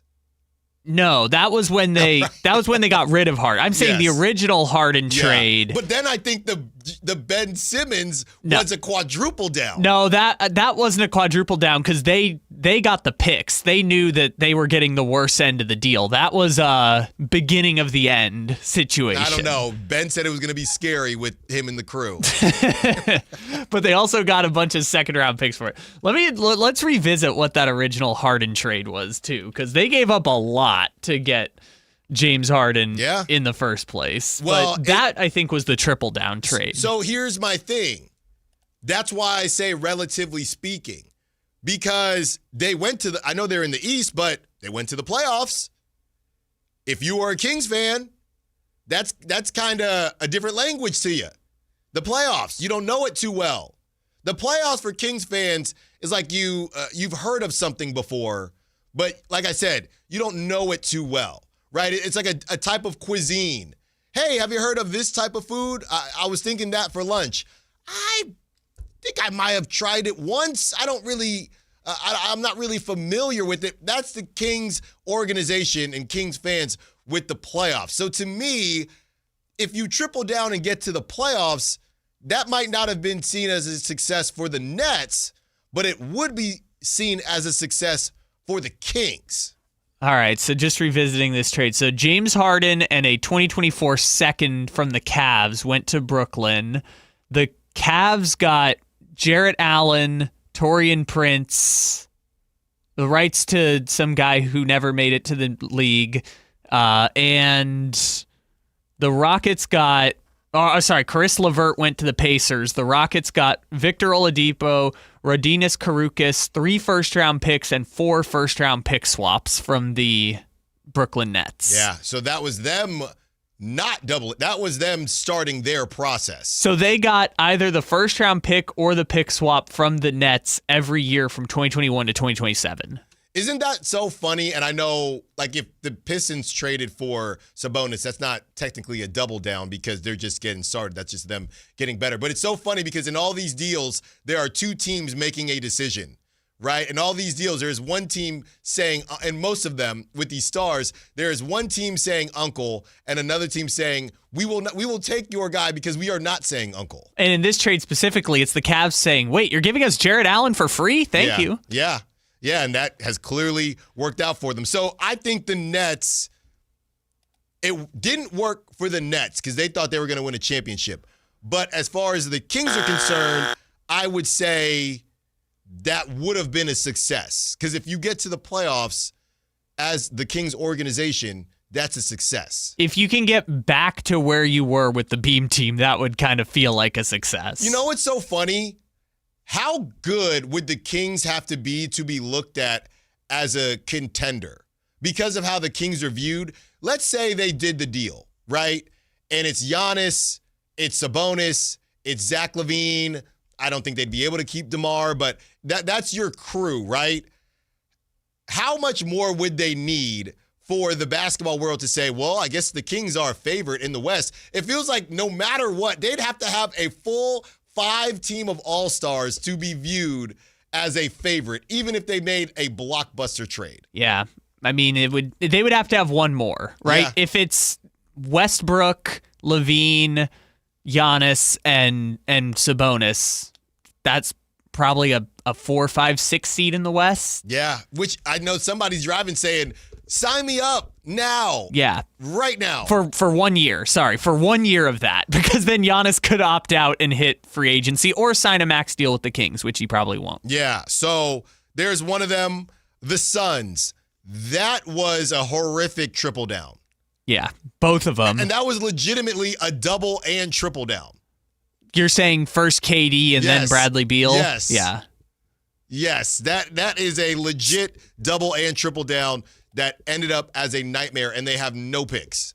I'm curious where we draw the line with double and triple down. There's one example here that I think will split it, but these are kind of irrefutable. Like, yes, this team went all in, all chips in the table. We're giving up all our picks for the next 7 years. The next we have on the list is, and I have in parentheses, weirdly, I think the Bucks. It's funny when you have a guy that is the face of your franchise, because I think the Warriors are probably in this category too. But I would say the Bucks doubled down, and I think the double down, Kyle, was Dame, right? I think the actual move, when they got Jrue Holiday for Bledsoe, that was just a move. Okay, they win the championship. I think the double down where this thing is getting kind of hairy and Giannis isn't on with streamers yet, but he's about to be on with streamers, and are we going to be able to keep him?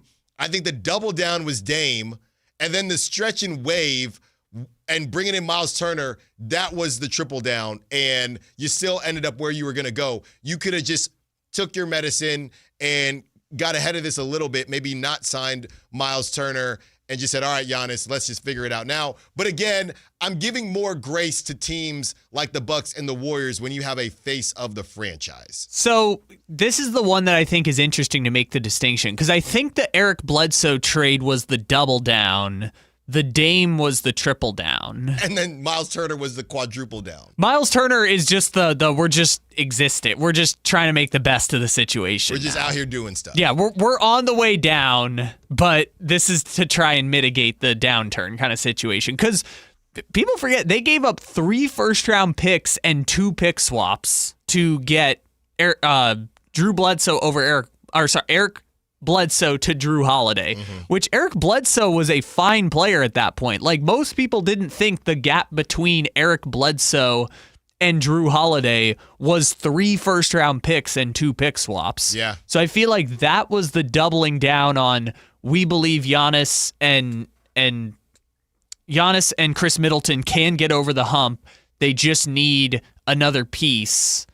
Then trading for Dame was tripling down on, okay, we're just going to give up all of the future picks in order to try and make this thing work with Dame and Giannis and Chris Middleton. So the Nets, I'm saying no, it didn't work. Yes, no. The Suns, it did not work. No. Horribly. They're probably the worst situation. The Bucks, it did not work. Injuries, but it didn't work. The triple down didn't work. The triple down and the quadruple down did not work. That one's tough too because it's like, wasn't a bad trade, just didn't work out. Like Dame got hurt both playoff runs, just bad luck across the board. So we're 0 for 3? I think so. But the double down of Drew Holiday precipitates that failure. But with the Kings, this would be a triple down because the double down was Zach LaVine. So that's where we're at. Where I'm saying where it's different is Bucks nailed the double down. I hear you. Kings already messed up the double down. Clippers with Kawhi and PG. And don't think about the Shea Gilgeous-Alexander. I know it's impossible. Okay, so I'm trying to remember what the team was like before Kawhi and Paul George got there. Because it was still the Danilo Gallinari, Pat Bev. I can't remember if that was that year or the year after was the telling Steph, you've had the last 5 years, the next 5 years are mine. I still don't know if that was a real quote or not, by the way. I don't know, but I did love someone pointing out that 5 years after that quote, Pat Bev was playing in Israel, I think. The 2019 Clippers, so they did make it to the first round of the playoffs, but that team was starting Tobias Harris, Danilo Gallinari, Avery Bradley, Landry Shamet, and Patrick Beverley, with Lou Will still coming off the bench. Mm-hmm. Oh, sorry, and Shea started a bunch of games because Landry Shamet moved to the bench eventually. So, yeah, I guess that is kind of a triple down because they were kind of headed, like the Lob City era was done, and they were headed down, and instead that's what I'm saying. So I guess that is a triple down. And now again, they're missing draft picks and with nothing to show for it. Yeah, that one's tough because they did also have the best run in their franchise's history. Yeah. But they didn't go to the finals. I do think that's important. That's why I said relatively speaking. The Nets, they thought they were going to win a championship with those. And that's why I said, what would it take? If the Kings got Kevin Durant, not now, but Kevin Durant, James Harden, and Kyrie, I still think there would be a level of, they maybe should be in the runnings to win a championship, but it's the Kings, so just going to the playoffs is probably good enough. And that's where it separates, not to get too in the weeds, that separates player legacy versus team history, right? The Nets didn't have much of a team history, right? But the player legacy, everybody's saying, can KD do it without Steph and the crew? Can James Harden get one? Can Kyrie do it without LeBron? So it kind of got connected. So I do think it's not always apples to apples, but it is close enough. So I guess with that being said, Kyle, funny enough, and the Clippers get compared to the Kings as far as kind of snake-bitten organizations, I think you got to say the Clippers, it was successful, relatively speaking. Yes. Compared to the other three disasters we've already talked about, the Clippers was not bad. Because, again, I'm still convinced if the bubble doesn't happen, they win the championship in 2020. Mm-hmm. They went to the conference finals in 2021 with, like, Terrence Mann dropping 40 in a playoff game to close out the Jazz. I think the year after that, they weren't very good. The year after that, they got to the second round, I want to say. So, like, they won 5 playoff series, and I feel like if the Kings won 5 playoff series in a run, that would be like, oh, this is the best run the Kings have had since 2000, the early 2000s. So, again, I think it worked out okay for the Clippers. Not great, but it worked out okay. Next on the list, I have the Heat. And the Heat, they're not even doubling, tripling down. They're just there. Yeah, I saw that one. I was like, wait, which triple down? It's just They tried to get Dame. Would you say the double down, was that Jimmy, adding Jimmy with the crew, and they went to the finals? Yeah, but I guess I'm struggling with where the the triple down part was. I'll tell you. It's moving Jimmy and getting win now guys, if you will, with Andrew Wiggins and the crew. They did not say we want a a pick-focused package. We want guys that are going to play right now. So they're in the midst of it right now, we could argue. I kind of thought their problem was they didn't triple down when they had the chance, right? It was they went to the finals in 2020 and then were bad in 2021. They could have had James Harden. They didn't trade for James Harden. They could have traded for Bradley Beal. They didn't trade for Bradley Beal. And I can't remember who they added going into 2022, but it was basically the same team. Yeah. Now they were good, but they never got another star to pair with Jimmy. It was just Jimmy, Bam, and Hero the whole time. They're just weird in general. They do stuff, but don't do stuff, but say they're going to do stuff. And then Tyler Hero was out for an entire playoffs, and they went to the finals with Caleb Martin as Eastern Conference Finals MVP. Yeah, so we'll put it's Heat culture. We'll put them in a different category. Kyle, you have here the Lakers trading for Dwight Howard. Yeah, remember that? When they gave up, I think it was Andrew Bynum and every pick, which fortunately for them, they tanked and they got to keep all their picks, but they gave up like Andrew Bynum and 5 picks, and Nikola Vucevic went to the Magic. It's kind of didn't work. I mean, they were doubling down on Kobe and Pau Gasol. Yeah, and it's different. Again, it's a face. Well, I know there's multiple faces of the Lakers franchise, but it's one of your greats, right? So probably put them in a different category because it's what you feel like you have to do. Yeah, like, for example, Warriors with Jimmy. That's technically tripling down on the roster. No, that's what I'm saying. Warriors, and I put the Bucks there too. You just feel like you have to do it.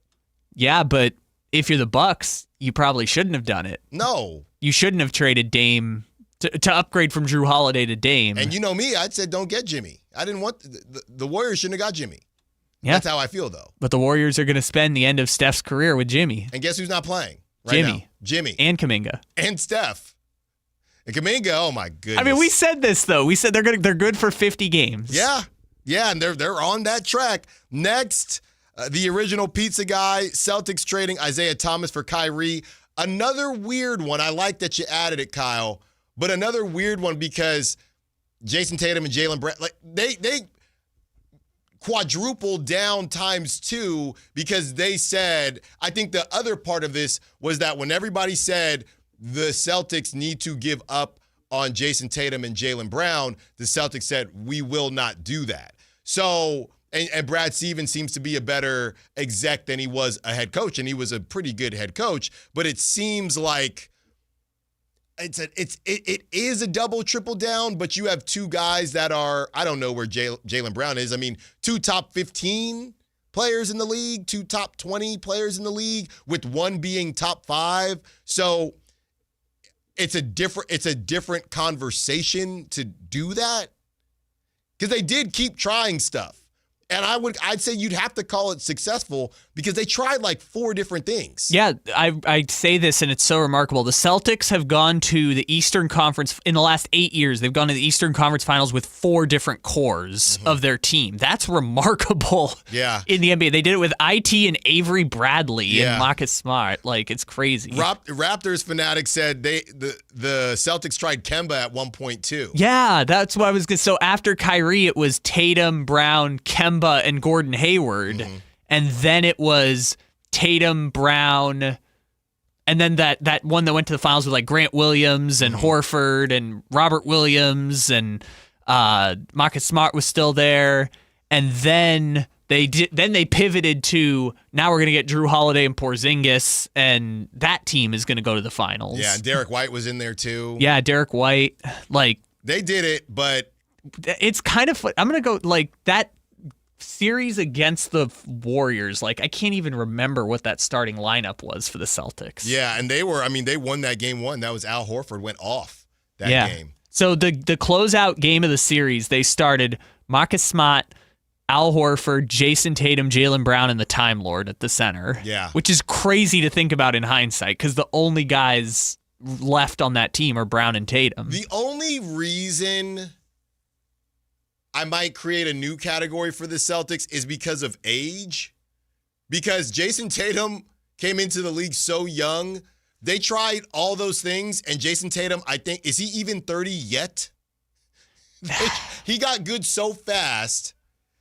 and so young that the Celtics had way more leeway than most. He's 27 now. Yeah. No, that brother's been in the league for 15 years. I don't care. Tatum has been around, Tatum's been playing important games for so long that his is weird. I kind of think of him the same way as I think of Kawhi, where by the time Kawhi got to Toronto, which I'm sure we'll talk about at some point, Kawhi had played in so many important games, like he was a finals MVP at 23, that we just thought he was older than he was, but he was entering his prime at that point. He'd just been around for so long.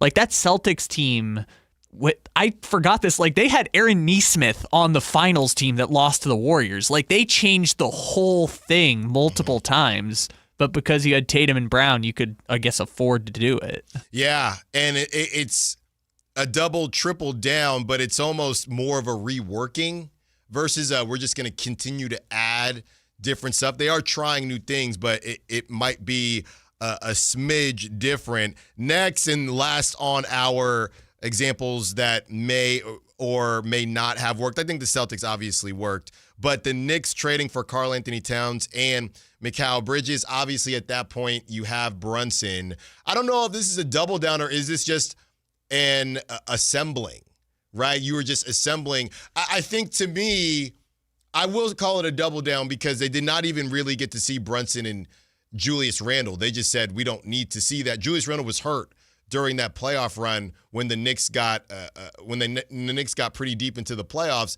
and then they said, well, we're just moving off of Julius Randle because this is Brunson's team now, and I think they felt like maybe Julius Randle it was different because Julius Randle had been an all-star. He was their number one, and it was almost as if, hey, we don't know. Like if you get to be an interim head coach, a lot of times they don't keep you on the staff because you were a head coach and now you're going to go back to being an assistant. Julius Randle was our number one. We have Jalen Brunson now. He's going to come back from injury, and now we're going to say, hey, you're our number two or number three.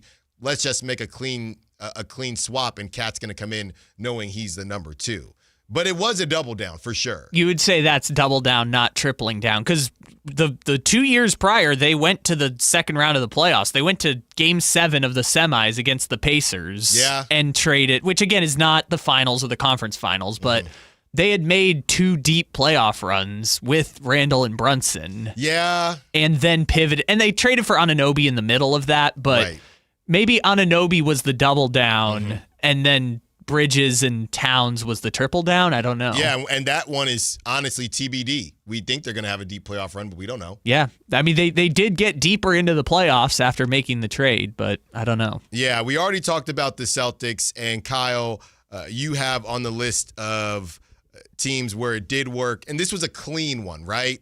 This was honestly, relatively speaking, what the Kings thought in their mind would happen when replacing Harrison Barnes with DeMar DeRozan. The Kings would be X amount better and they would make the playoffs. The Raptors replaced DeMar DeRozan with Kawhi and won the championship. And then Kawhi left.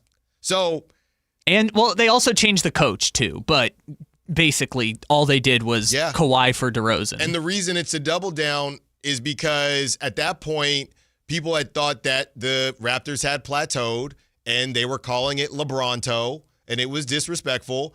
And it's, hey, it's time for you guys to just move forward. And they said, no, we got one more trick in our bag. And they won the whole thing. It took KD and Clay being out a little bit, but they won the whole thing. When we return, it's crazy because the standings still exist. Let's break down where the Kings are right now and where they could land after a couple, what are those things called? Wins? Allen Stiles, Sactown Sports. If a Lenovo computer for your business is on your holiday list, don't shop around. Just go directly to the source, Lenovo.com. It's your last chance to get exclusive deals on the PCs you want for your business, like the ThinkPad X9 14 Aura Edition and Yoga 7i 2-in-1. So avoid all that shopping chaos and price comparing, and just go directly to the source, Lenovo.com, where PCs are up to 35% off. That's Lenovo.com. Lenovo.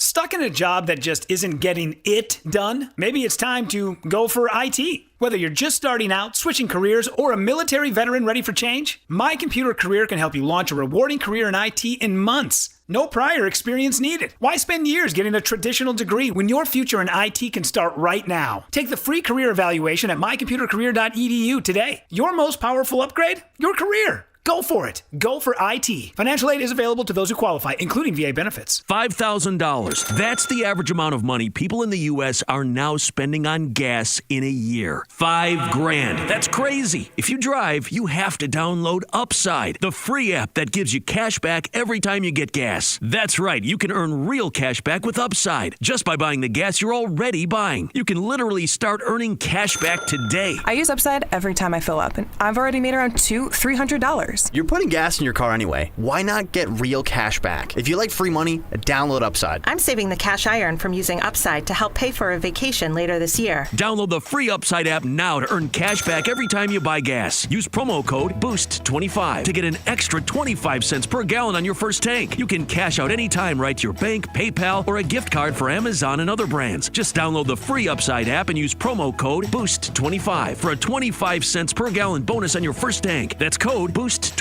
for a 25 cents per gallon bonus. Hey, I'm Steffi. You may know me from your social feed. I go big for the holidays, so I'm going to Famous Footwear because the best gifts are giving famous. My friends and family are gonna love all these styles from Nike, Adidas, Crocs, New Balance, Skechers, and more. With over 800 stores, you're never far from the perfect gift. So make your list and make it famous. Come in today for buy one pair, get one half off at your local Famous Footwear or famous.com. Some exclusions apply.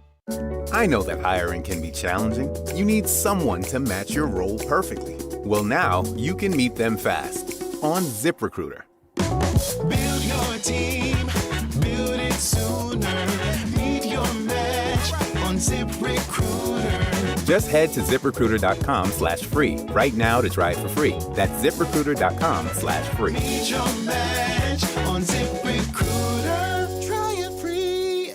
Now is the time before winter is full on in your kitchen to make sure your heat or your furnace is ready. How do you do that? Lee's Air Plumbing and Heating will get the job done for you like they did for me last winter when our system crashed and burned in the dead of winter. Check them out, leesair.com. Right now, get $100 off any AC heating or plumbing repair. Lee's Air Plumbing and Heating does it all, and they've been doing it at a high level for 40 years. See how they can help you stay warm and cozy all winter at leesair.com. That's Lee's Air Plumbing and Heating, license number 635355. Listen to the 49ers Red Zone Report daily, brought to you by Mountain Mike's Pizza, the official pizza of the 49ers. Mountain Mike's Pizza, pizza the way it ought to be. Only one radio program captures the excitement of hunting and fishing as it happens. The award-winning California Sportsman with Sep Hendrickson. Only California Sportsman takes you where the action is. Live on the water, live in the blind, and live with the top pros and experts in outdoor sports. California Sportsman with Fishing Hall of Famer Sep Hendrickson is your premier destination for all things outdoors. Sep's Saturday Morning Outdoors. Ultimate Bass and California Sportsman, 5 a.m. to 8 a.m. Saturdays on Sactown Sports 1140. Donate 5 canned foods this month and get a free furnace tune-up or electrical safety check from Maverick Electrical. Book now at callmaverick.com. What would a Maverick do? Because you're a Maverick too. Limited appointments, restrictions apply. Give to get with no gimmicks. Allen Stiles. Watch the show on youtube.com/Sactown Sports 1140. Or listen on the Sactown Sports app. So are you feeling better or worse about the triple down, the quadruple down? I think the main point of all this is that there are a lot of ways to be successful. There are a lot of ways to fail. And the Kings just have to pick the correct path to move forward. There are hybrid versions of that. That's what the Mavericks thought it would be. They thought they'd get Cooper Flagg and add him to the core, and they'd be able to rock and roll in that way. Now, obviously, that didn't work, but, you know, there are situations where they have worked. That's what they thought. I'll never forget Andrew Wiggins and, you know, him being interviewed before he was going to be drafted number 1 overall, and he was trying to dang near convince LeBron, right? And these draft picks that end up in these deals. Yeah, I think we could do some things together, right? If I get the opportunity. And everyone knows the main conversation was the Cavs are going to trade that pick, right? And they're going to see what they can do to get help for LeBron. So there are a lot of ways to get it done. The bottom line is the Kings just have to do it correctly and do it in a way that makes sense and hopefully in somewhat of a timely fashion, right? We keep bringing up this 4 or 5 years, and people will text this in too. 4 or 5 years, they're good. That's a long time. That's a long time, y'all. Now, I get it. Maybe watching the growth of something is a level of entertainment that you're not getting right now, but a lot of y'all are acting like 3-4 years is a drop in the bucket. And I know time flies, but it's 3-4 years and you don't know what's going to happen. Again, the Hornets. And are the Hornets a better franchise than the Kings? I mean, I don't know that people would say, oh, man, the Kings don't deserve to be in the same conversation as the Hornets, right? I don't think it's that different. The Hornets drafted LaMelo years ago. And they hit, technically. They got it right. So I'm not arguing to double, triple down. I'm just saying it's not as simple as maybe the tankers. We got the 8-seeders and the tankers. It's not as simple as the tankers sometimes want to make it out to be. And you can be in the middle. Like, you don't have to. I think I'm in the middle, to be honest with you. I'm of the mindset, just make the right decision. Just don't screw it up again. Yeah, the idea is if you're going to do the tank, and this is why I make the point, you have to be in the lottery many, many years to increase your chances of getting one of those special players. Now, the downside to that is you may have to spend many, many years in the lottery if you're going to become what Detroit has become, if you're going to become what Houston is becoming. That's just the nature of the game. And by the way, in the Houston case, they got all those Brooklyn draft picks to help jumpstart that rebuild, and even theirs took like 4 years. Yeah, a team that we didn't bring up, Kyle, and this is from our Raptors fanatic, the Sixers. Now, that's a great shout. They're also incredibly confusing. Yeah, what was the triple down? Is it Harden? It's just still having Joel Embiid on the roster? I mean, but that's when it's over. No. Paul right? George. Paul George is the triple. Yeah, I guess technically. I'm sure. So let's think back. Paul George's skeleton is the triple down. This is what's so insane about the Clippers about the Sixers is that Joel Embiid in 7 playoff runs had 6 different co-stars. Like, I can't even make sense of how their timeline worked. Well, it was just so bananas. Well, like Stranger Things Part 1, and they're dragging this thing. Enough, Stranger Things. Enough. These kids are like 25 now. They're older than Kyle. Can you just put out the last season? I saw Millie Bobby Brown got married. Come on, man. Enough. Stranger Things. And now they're going to release the last one in theaters, or the last part of the last half of the last season. Enough with it, okay? By the way, Netflix bought Warner Brothers for $82 billion. I saw that. But speaking of Stranger Things, the Sixers are like the upside down of the Celtics. They've just continued to try to double dip, but it never worked. No, it'll work this time. No, it didn't. And they had the process. I think the Sixers are a great example, Kyle. Now, again, relatively speaking, if the Sixers had the runs, or if the Kings had the runs that the Sixers had, I think Kings fans would be quite happy with that. But it was the process. The process is supposed to end with a championship. Them brothers didn't even get to the finals. Yeah, but the process would have worked had they just drafted well, which is, again, the point. Not everyone's going to hit on every draft pick. Therefore, you have to be in the lottery over and over and over again. Like, the process produced Joel Embiid and Ben Simmons. It was Markelle. But it was also Jahlil Okafor when they could have had Porzingis. Oh, man. You mentioned Markelle. That could have been Tatum. Like, if you hit on those 4, you're set. But the chances of doing that is low. Exactly. That's why. And by the way, how many years are we talking about having top 5 picks? Not even top 10 picks, top 5 picks 4 years in a row. You're stinking, hoping to win to no longer stink, but you're also going to stink as you're trying not to stink, and you don't know that you'll ever not stink. Yeah, by the way, you know who else I forgot about? They traded Drew Holiday for Nerlens Noel.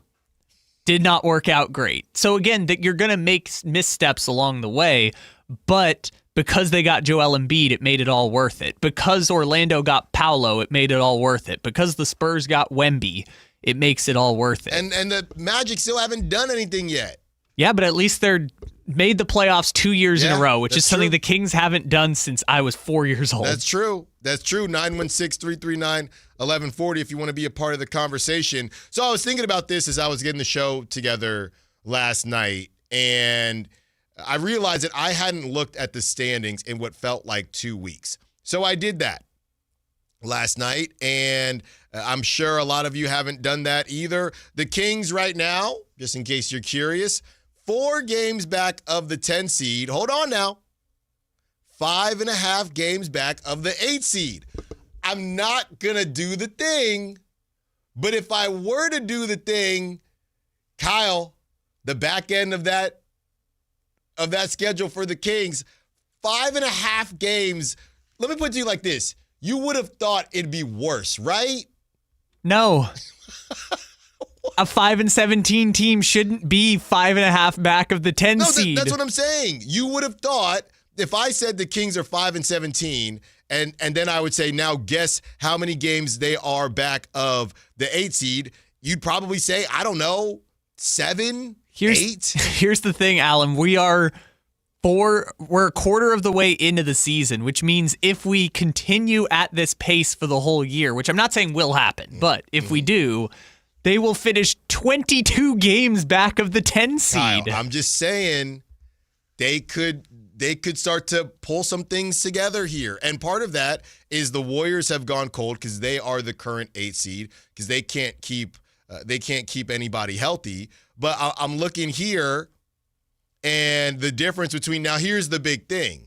Right now, the gap, and it's still early, the gap is starting between 7 and 8. Remember how last season there was the big gap? What was it?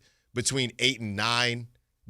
Everybody was bunched up, and then 8 and 9 was the big gap. Looks like right now, and it's only 2.5 games, but the little gap is between 7 and 8. So the Kings are 5.5 games back of the 8 seed, right? But they are 8 games back of the 7 seed. And that, to me, is more it makes more sense than the 5.5 because, like I said, that right now the Warriors are going to get healthy and probably play better. But right now they're slumming it in the 8 seed, and they're 2.5 games back of the Suns in the 7 seed. And I'm just going to say, and you know what's so funny?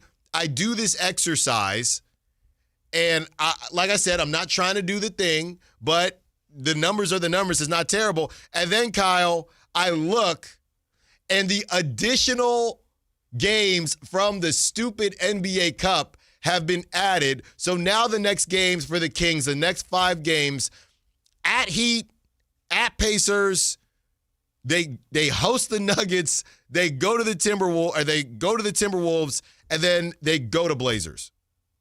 You just can't get a break.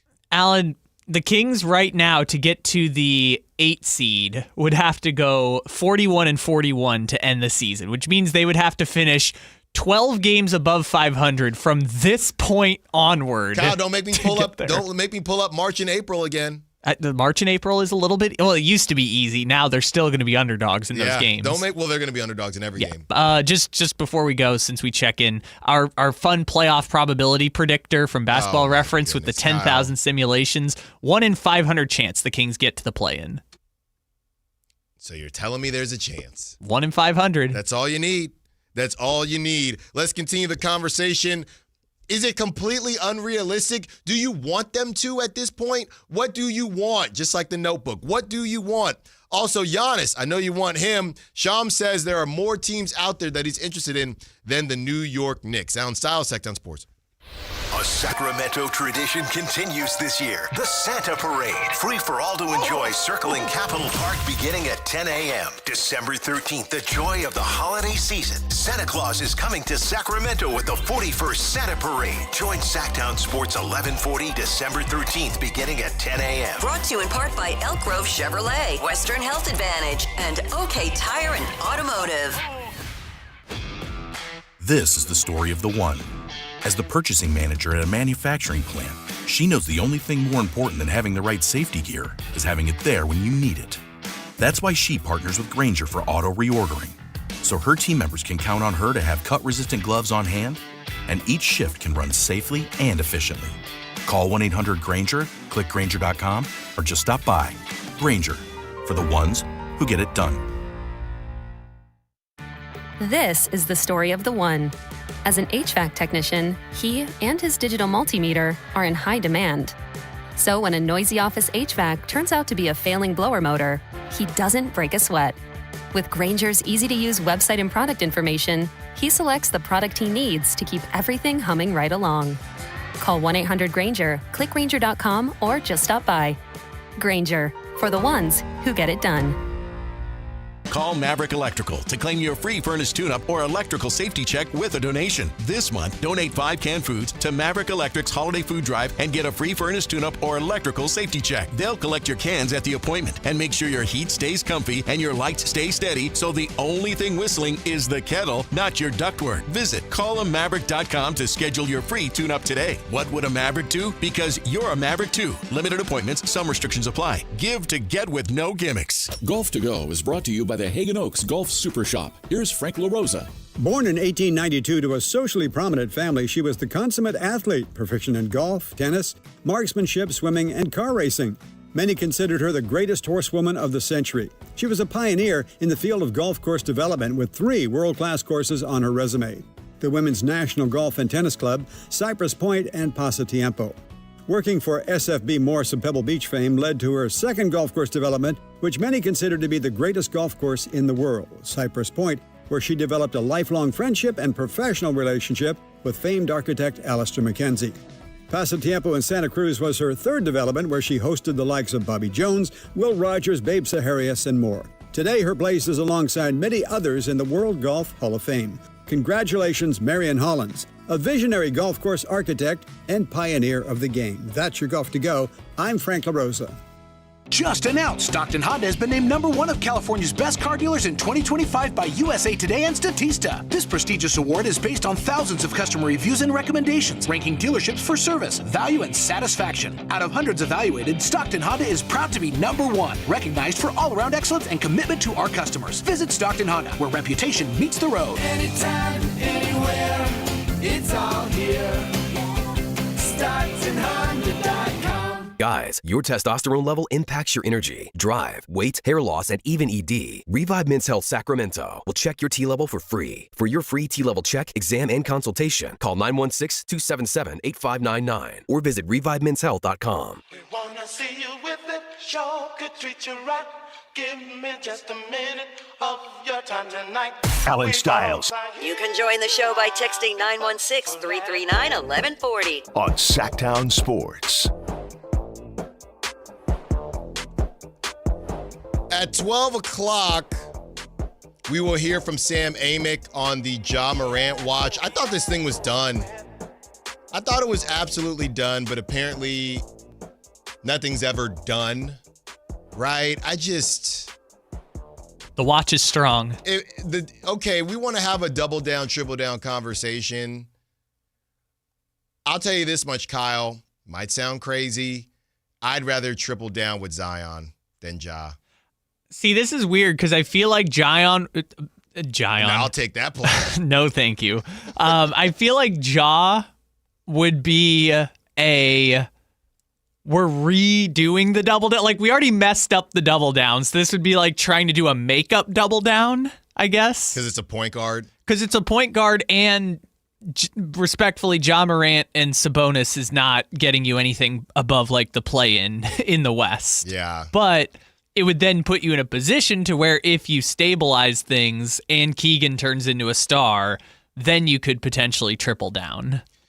916-339-1140. Let's get to Doug, who wants to be a part of the conversation. What's up, Doug? Happy Friday. What you got for us?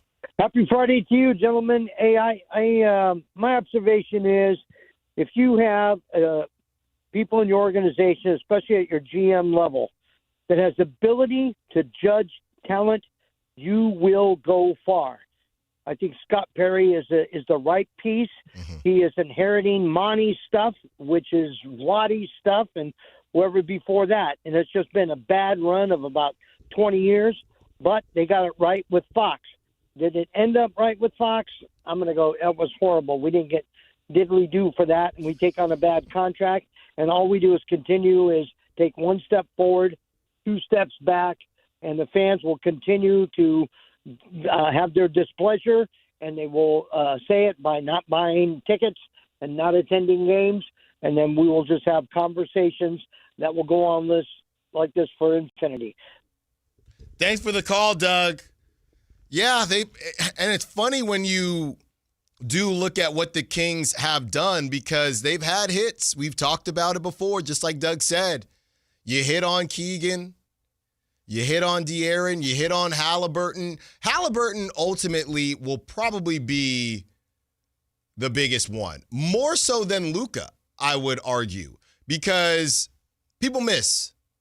People miss. And I think the difference is everybody misses, but not everyone has an opportunity to make up for it on some level, right? So you missed on Luka, but then you did hit on Tyrese Halliburton, which is the hit that most teams don't get. And the decision to trade him, I feel like that is the one where you cashed in your chips and you cashed in the wrong thing. That's all respect to Domantas Sabonis. But, it's the same thing now as if the Rockets don't win anything. If the Rockets don't win anything and Jalen Green becomes a dog, then people would look at it the same way. Now, Kevin Durant is not Domantas Sabonis, but it's all relatively speaking. And we've seen teams do this before. The Rockets keep getting brought up.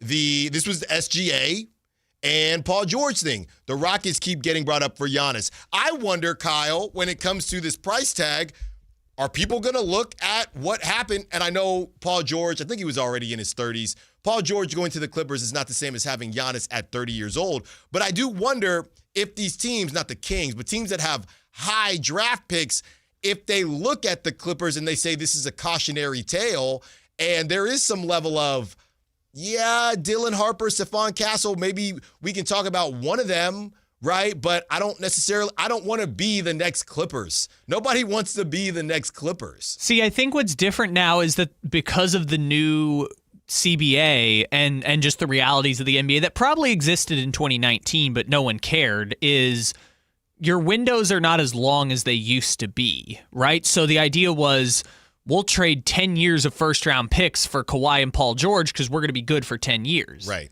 Kawhi and Paul George lasted about 5 years together.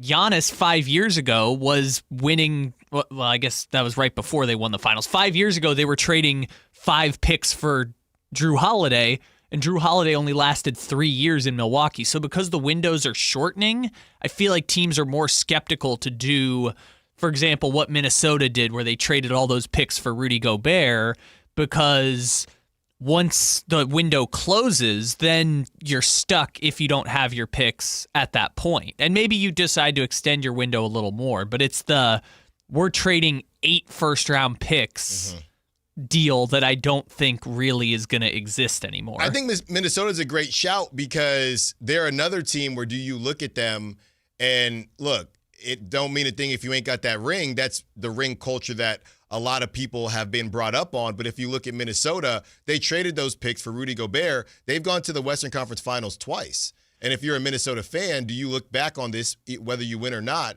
to say, no, that was a hit to me. That was a hit in my fandom, in a good way. Which Minnesota also doesn't have their picks until 2032, which, by the way, the Kings have the 2031 one. Yeah. Which means Minnesota desperately needs Anthony Edwards to sign that next contract. Now, maybe he will, but maybe we get to 2027 and he's got 2 years left on the deal, and Ant's like, well, hold on, what have you done for me lately, Minnesota? What are we doing? Maybe he holds the needle to, or whatever the phrase is, holds the iron to the fire with Minnesota and says like, hey, get me this, and this, and then I will sign the Supermax. And if that happens, Minnesota can trade Anthony Edwards for some picks, but their pivot is, well, we don't have our picks until 2032, so there's no... If we lose Anthony Edwards, we're stuck. They're fried. Kyle, let's hear from Shams and what he had to say about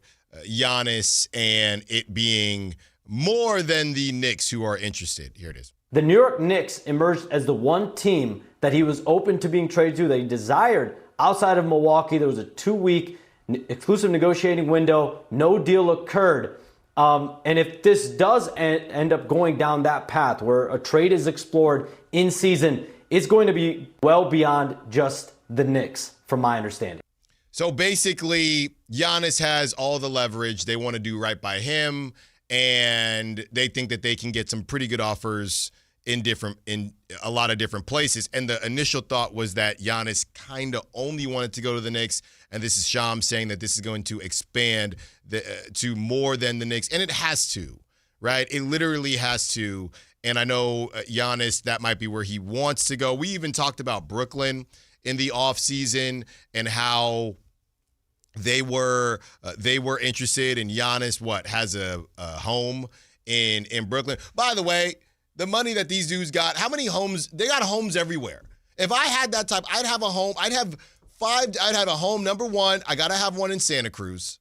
Okay. Number two, I got to have one in Tahoe because I feel like there are a lot of families out there. I feel like I missed the cabin giveaway, right? You ever talk to somebody? Everybody's got a dang cabin, right? My family doesn't have a cabin. Kyle, does your family have a cabin? No. No, a lot of families, they either got a cabin or a beach house. And I don't know how they got them, but you'll be talking to someone and it's always in passing. So I want to give my family a cabin and a beach house. That's number one. Because I know a lot of y'all are laughing right now, watching and listening to this show because you know what I'm talking about. And I know you got a dang cabin. Everybody's got this cabin. So my family, and apparently your family, Kyle, and my wife's family, we struck out twice. We all missed the cabin giveaway / the beach house giveaway.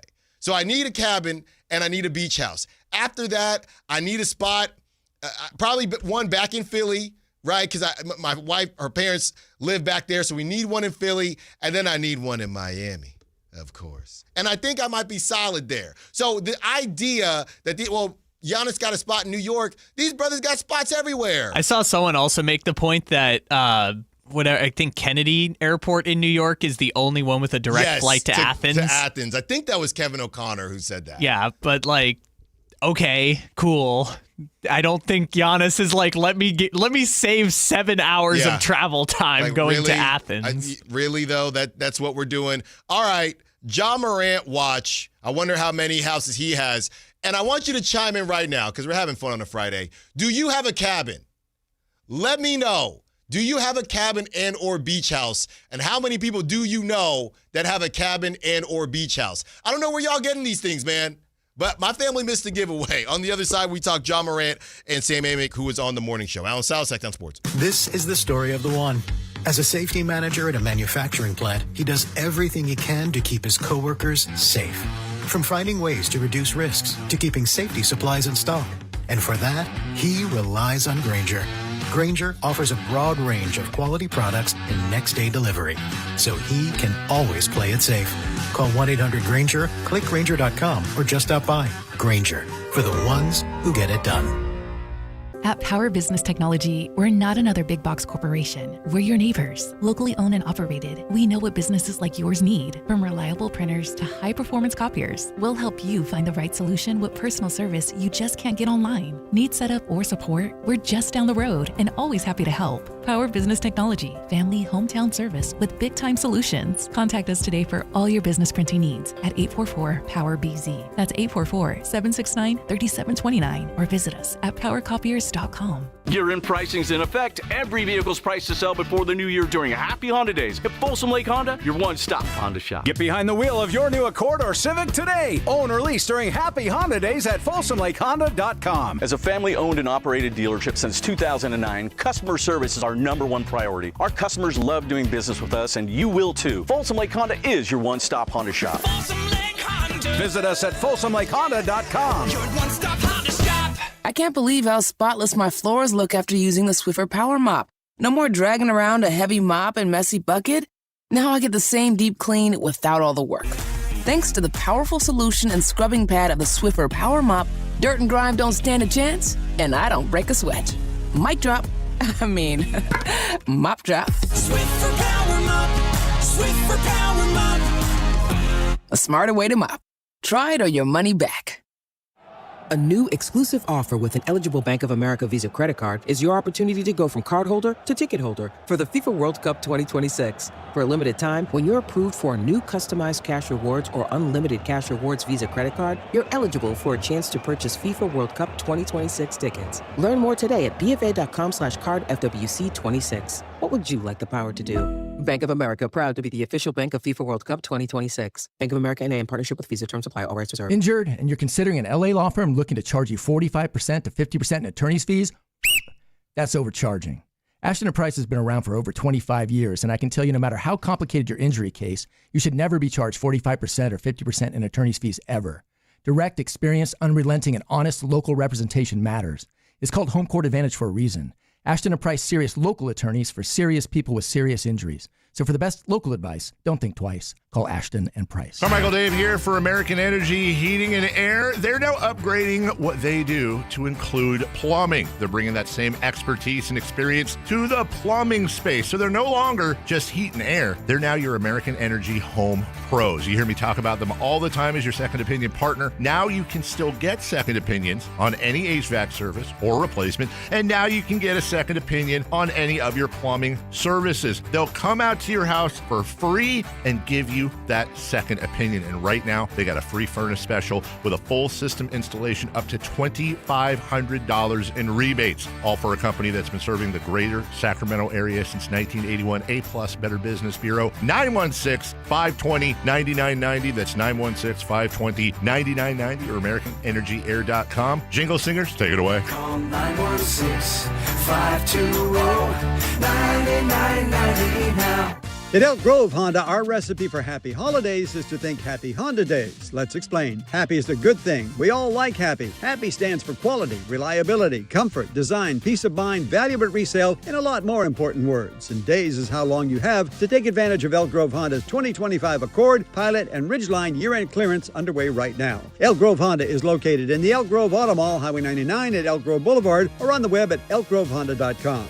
I gotta get an Elk Grove Honda. Call Maverick Electrical to claim your free furnace tune-up or electrical safety check with a donation. This month, donate 5 canned foods to Maverick Electric's Holiday Food Drive and get a free furnace tune-up or electrical safety check. They'll collect your cans at the appointment and make sure your heat stays comfy and your lights stay steady, so the only thing whistling is the kettle, not your ductwork. Visit callamaverick.com to schedule your free tune-up today. What would a Maverick do? Because you're a Maverick too. Limited appointments, some restrictions apply. Give to get with no gimmicks. KHD1 Sacramento, KYMX HD3 Sacramento. Your flagship station for the Beam Team. From the Power Business Technology Toshiba Studios. This is Sactown Sports 1140.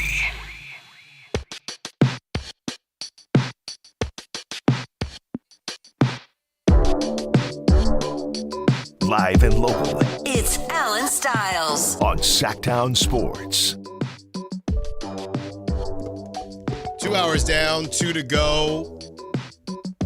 We are going to get into a lot of football later in the show because the NFL obviously is rocking and rolling, and it's championship weekend in college football. It's a really fun weekend, but also a really weird weekend because of how it works. I know they've expanded to 12 teams now, but there's teams that aren't playing this weekend. But if a team that is playing loses, they could hop in or they could move up in the standings. So it's a fun weekend, but it's also kind of confusing because, you you could keep it simple and, hey, well, these teams, they're not even playing, so how can a team actually drop because they lost in a game that another team wasn't playing in? So it's kind of funny that way, but I do think that college football nails it on the drama aspect, and you just want to get people talking, and they are very good at doing that. You have well, that's not this weekend, but whenever the Ole Miss thing kind of goes down and they're playing without Lane Kiffin and Lane Kiffin's just watching them play, I mean, that's going to be funny. And if they win, Lane Kiffin's going to get $500,000 from LSU. Yeah. I mean, yeah. So we'll go over that. Raider fans out there, I know I haven't said the R word in, I don't know, a month, it feels like, talking about the Las Vegas Raiders, but it's Fernando Mendoza watch this weekend. It's Fernando Mendoza watch and Ty Simpson watch this weekend, because that's the QB, Fernando Mendoza. We need an adult in the room. We need somebody that is understanding and can handle Vegas and the ups and downs of the Raiders. Be sure to watch Fernando Mendoza this weekend. Taking on Ohio State, because beating up on Northwestern and some of these teams, okay, cool. Let's see what Fernando Mendoza does against the Ohio State Buckeyes. There's an argument to be made. I know Indiana's not a huge underdog, but based on the fact that, like, Indiana is Indiana, if they were to beat Ohio State, it might be the biggest upset in Big Ten history. That's funny to say, because Indiana's number 2. Yeah, Indiana's undefeated, but like the idea that the worst program for 50 years in the Big Ten might in 2 years beat Ohio State to win the Big Ten championship is kind of insane. Yeah, so a lot of fun this weekend. Look, the Kings are going to win again. I don't know if it's going to be tomorrow night because Davion's probably dropping 30, but the Kings will win again. But while we wait, you got college football tomorrow and you got the NFL. So that's coming up as we get to the latter part of this show. But right now, we got Ja Morant watch. And we have Sam Amick, who also put out an article. But first, we have Sam Amick and his weekly hit on the morning show, what he said about Ja Morant and where he thinks this thing could end up. Here it is. It's been an on-hold situation from the Kings' point of view and a lot of other teams' point of view. And the thinking is really just waiting it out to see if, the price tag drops, significantly. So it's they are one of those teams that it's kind of like we might talk about it if it's something where they're just getting rid of the guy. You know what I mean? We're certainly not there yet. Memphis is not showing any desire to trade him at this point. And if anything, I think if they did, they'd be acting like it was, peak Ja Morant. So, but I think because they know that they can't move like that, and I wrote about this in that piece, is like they're trying to just win games and they're going to get Ja back pretty soon from that calf injury. And they've, I forget what they did in their last game, but they had won 5 out of 6, and Ja was really engaged on the bench, and he was actually like coaching with the same coaching staff that he battled with a month ago. So, I don't know how it seemed pretty genuine, but we'll see if it keeps up, and we'll see what happens with Ja. Seems pretty genuine. Yes. So did it seem with Jonathan Kuminga, right? So it seemed the same. All these guys. And I know it's a little bit different because Ja already got his payday and they weren't trying to pay Ja, or they weren't trying to pay Kuminga. But all these guys, it's always good for a short amount of time, and then it eventually goes left. What's funny is I don't know where the Grizzlies are at as far as they probably have an anxious feeling for when Ja comes back. Because let's not forget, he was playing like a trash can when he was playing this season. He's already been hurt a couple times. Right? He had the whole situation where he called out the coaching staff. So I think the Grizzlies, like Sam said, they're in a holding period because they don't know what Ja is going to be when he returns. If he's not playing well, they might try to get out of Dodge, and then you'd have a situation, 2 guys from the same draft class in Zion and Ja, where both teams that they're associated with and both teams that drafted them are saying, we just have to move forward and see what we can get for him. But the Grizzlies right now are just holding their cards close to the vest in case he comes back and balls out and they can get a level of value back for him. But they have no clue. I'm going to tell you that right now because nobody does. Nobody does. Yeah, that's kind of the weird situation that I think a lot of these teams trading point guards are in. Ja, LaMelo, Trae Young, it's like because all of them are seemingly available and all of them are about to hit free agency, it's kind of a buyer's market when it comes to these guys. So if you're the Grizzlies, what is the point of getting the, if you're trading with the Kings, the DeMar DeRozan, Dennis Schroeder, and a couple picks package when Ja Morant probably at this point is more helpful to what you're doing? It's a weird situation because they're not going to get everyone's saying the price needs to drop, which is telling you what Ja Morant's market is. But if you're the Grizzlies, I think the best idea is just hold at your price and see if someone meets your price, unless Ja makes it so ugly that you have to get 70 cents on the dollar for the trade. So I told you this story, and it's so funny because we're going to talk about Tom Kennedy when we get to the NFL. But somebody tagged me yesterday on social media. They said, hey, Allen, how's Schmal and Miles feeling about Tom Kennedy? So we were joking because Tom Kennedy got the game ball, and he did not, I don't believe he recorded a snap.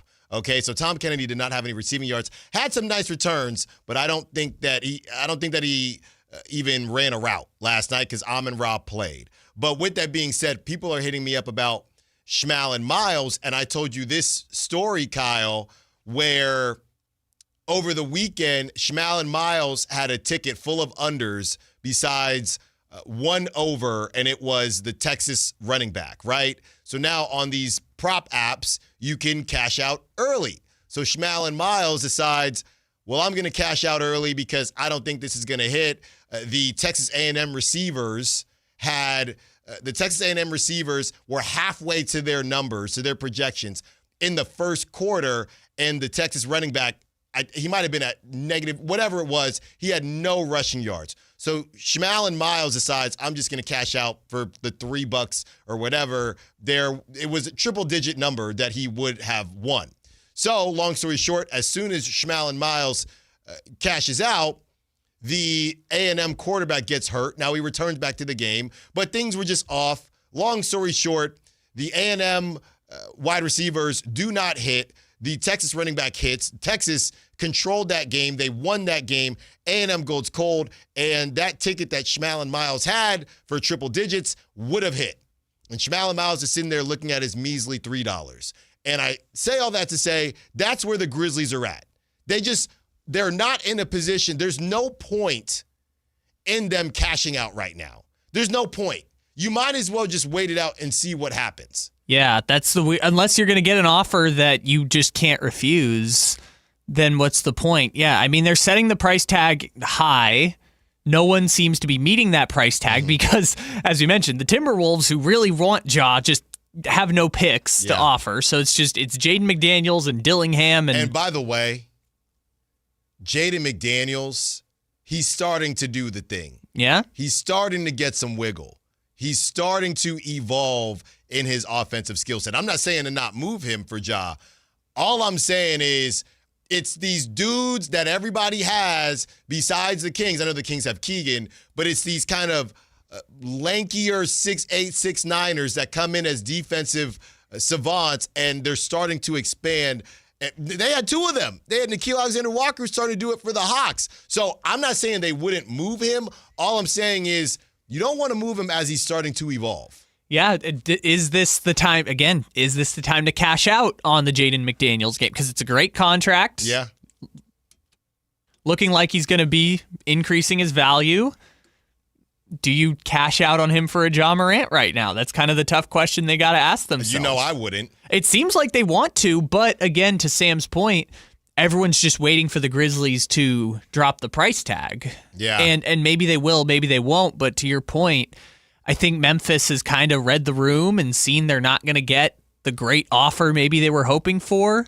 So they're just kind of in a holding pattern. This is from the Sam Amick Ja Morant article. Morant has dominated the league-wide rumor mill ever since he sparked headlines on Halloween. Yet the combination of his contract, health concerns, and a myriad of controversies has led to a clear conclusion among rival executives. It's a buyer's market when it comes to the fallen two-time All-Star. The Grizzlies know this, of course, just like they know Morant simply must rediscover his form for them to, A, return to winning at a high level when he returns, and B, have any leverage in the trade talks that will keep coming their way as the February deadline nears. To this point, there's a reason so much of the focus on possible Morant trade scenarios in league circles has been, in essence, on the concept of one team swapping its imperfect former All-Star for another. The Atlanta Hawks, Trae Young for Morant, the Kings, Zach LaVine for Morant, that sort of thing.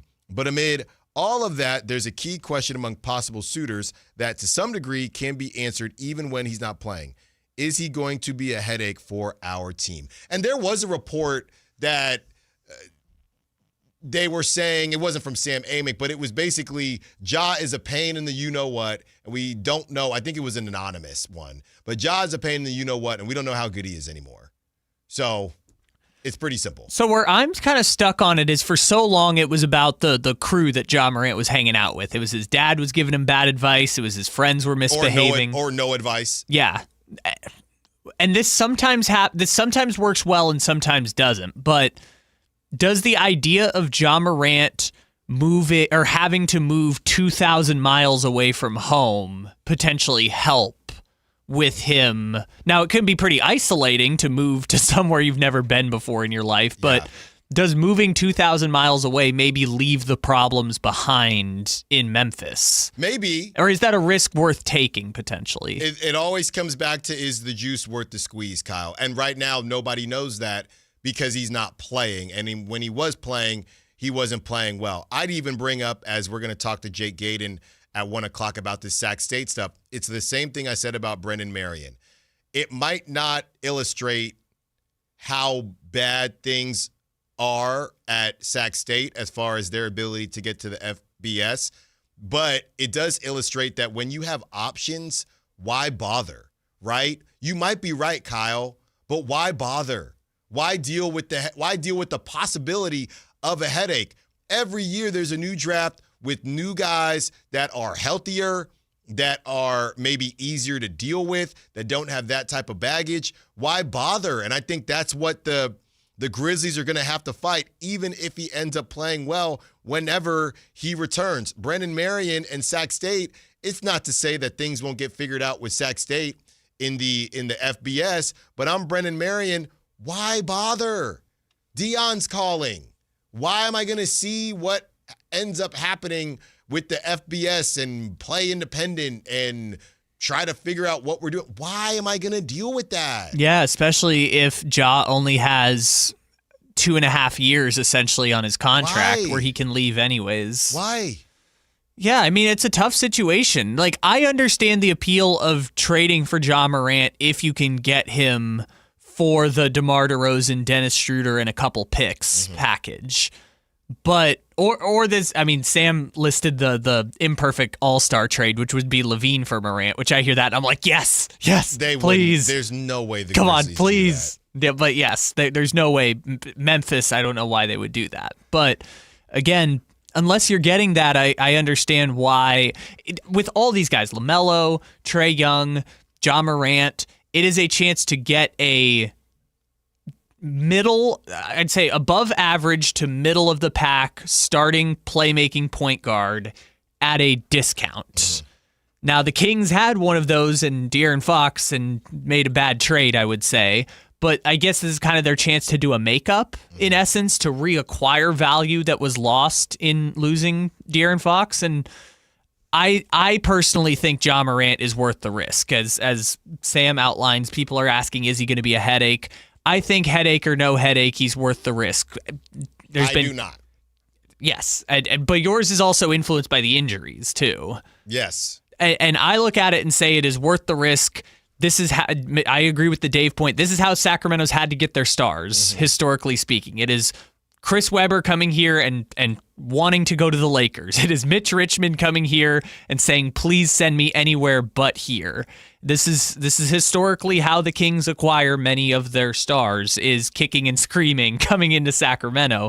So I would take the risk on Ja Morant at this lowered price tag that the Grizzlies are apparently not willing to trade him for yet because it's not ugly enough. Yeah, and you know what? It's funny. How can I be the same guy that says I'd be willing to buy out DeMar DeRozan, but say no if there were a deal out there where you could get Ja Morant for either Zach LaVine or for DeMar, shooter and picks. I think, to me, the Zach LaVine thing I would do. I would do that. All right, let me be clear about that. Yeah, no question. Yeah, I would do that. That's where I'll leave that. The DeMar and Schroeder and picks conversation, the only reason I'm just kind of holding off on that is simply because I would need to know the picks. I would need to know the picks because obviously 2026, that's a non-starter for me because we got these draft parties that we're going to have, and I really want to have these draft parties. So that's a non-starter for me. Personally, yes. Personally. But we had this conversation before. Like, if you knew the pick was 8, like after the lottery, you might feel better about trading it. But then there's no party. Yeah, there wouldn't be we could still do the lottery party. Why? Oh, yeah, prior to. Yeah, we would learn where the pick is and then trade it once we know it's the 8 pick. Yeah, if it was 8, is Ja, I don't know, man. I mean. No, there's real debates to be had there, yeah. 8 in 20, I know 2026, first it was a top-heavy draft. Now it seems like it's going to be more evened out, and there's going to be a lot more talent. I don't want to say what's left of Ja Morant, but Ja Morant, the DeMar and Schroeder thing, cool. But even 8 for Ja Morant, and you're really starting the process, unless you think, the problem is I can't guarantee that, or I guess I don't feel like Ja Morant being added to this team even gets him in the playoffs.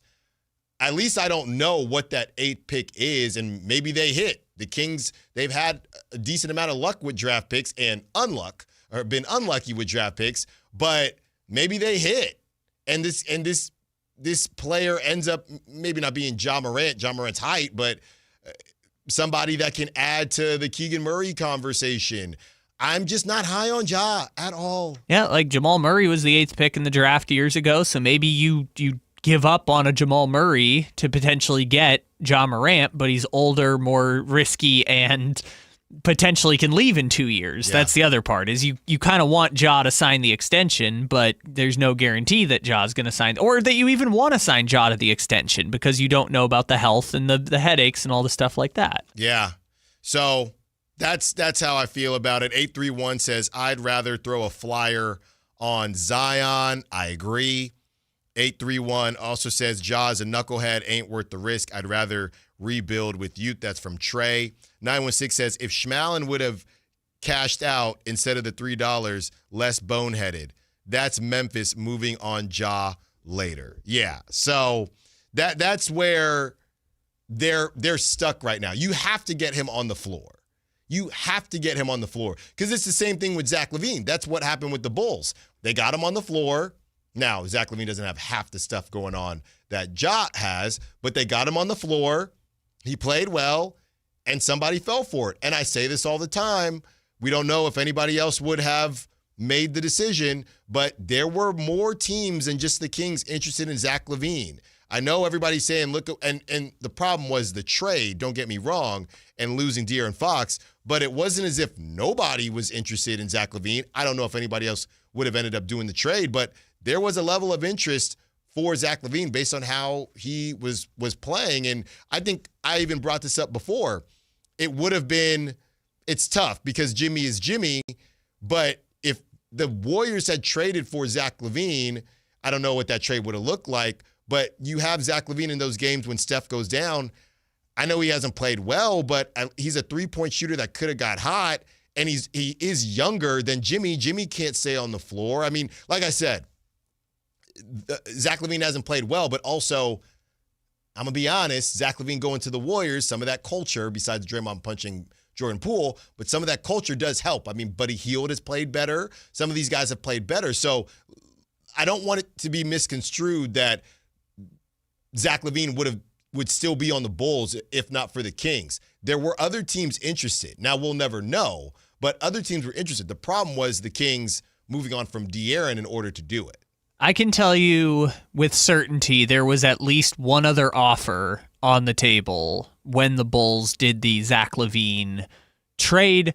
The reason they were more interested in facilitating was the Spurs sent them their unprotected pick it was top 10 protected last year, and the Spurs gave it back to the Bulls in that Zach LaVine, De'Aaron Fox trade. And that's why the Bulls were more willing to facilitate the trade of LaVine to Sacramento than the other offer that was on the table. So they rebuilt the value and had multiple suitors. Now, the Kings then tanked that value and had no suitors because I'll say said team that was trying to trade for Zach LaVine then pivoted to another trade that then made it impossible for them to trade for Zach LaVine. Right. But there were multiple offers at the time because LaVine was having an all-star caliber season for the Bulls. And if that had happened in Sacramento and the Kings decided to do this teardown thing in the same situation, I think there would be more suitors for LaVine. The problem is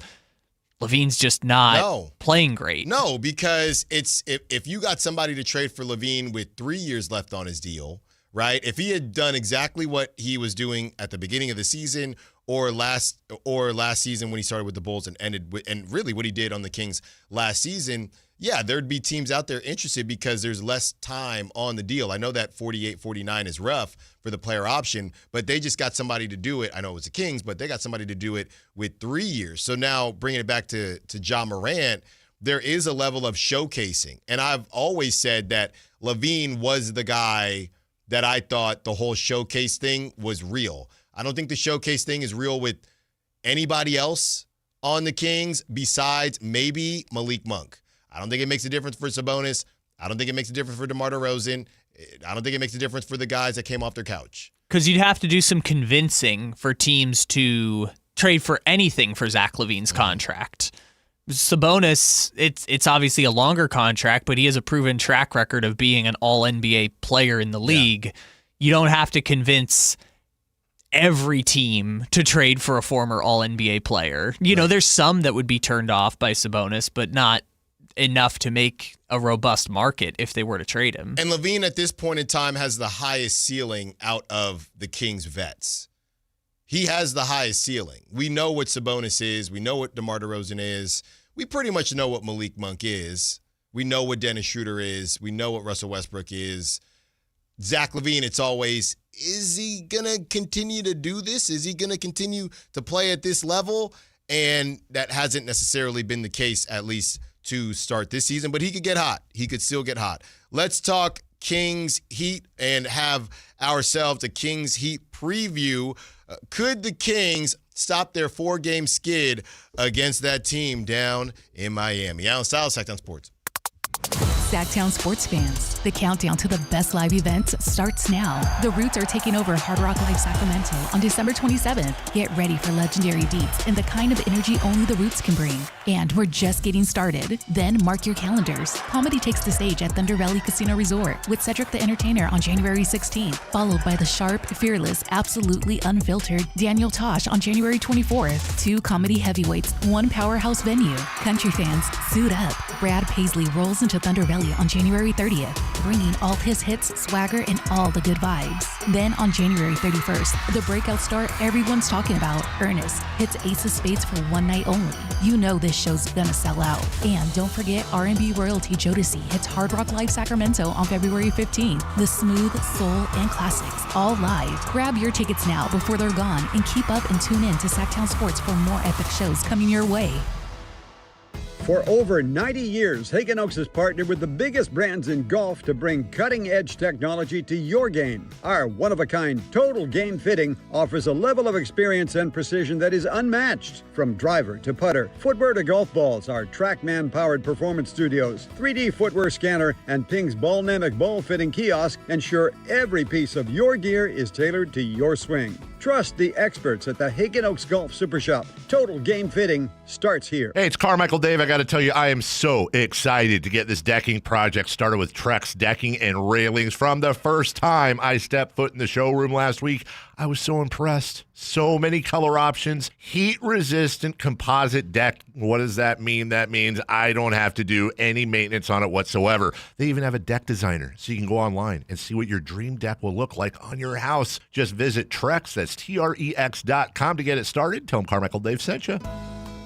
Don't you just love this time of year and the holidays when families get together to make memories? Hi, this is Frank LaRosa with a word about Naturewood Home Furnishings. From the time I was a youngster, the family table was always filled with a gathering of grandparents, aunts and uncles, brothers and sisters. Those are memories that will live with me forever. Naturewood Home Furnishings Holiday Home Sale going on right now gives you the opportunity to find the perfect holiday gift that will last a lifetime. You'll find unique gifts like gleaming accessories for every room, now 20% off. During Naturewood's Holiday Home Sale, you'll find savings all around the store for every room in your home. Find your perfect bit of Christmas for your home at Naturewood Home Furnishings Holiday Home Sale going on right now.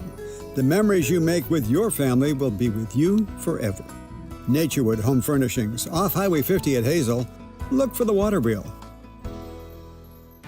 This is the story of the one. As an HVAC technician, he and his digital multimeter are in high demand. So when a noisy office HVAC turns out to be a failing blower motor, he doesn't break a sweat. With Grainger's easy-to-use website and product information, he selects the product he needs to keep everything humming right along. Call 1-800-GRAINGER, click Grainger.com, or just stop by. Grainger, for the ones who get it done.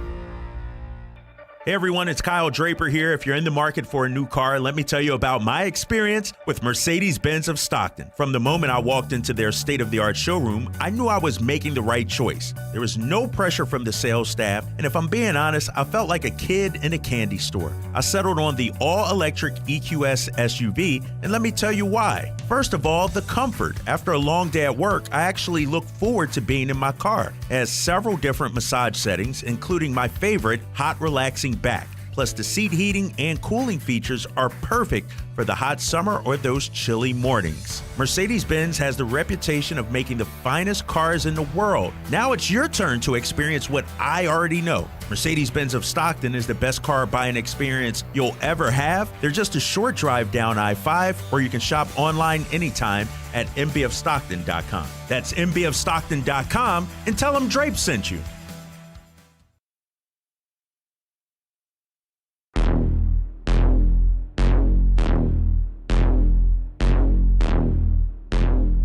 Allen Stiles. Watch the show on youtube.com/Sactown Sports 1140. Or listen on the Sactown Sports app. It's always fun.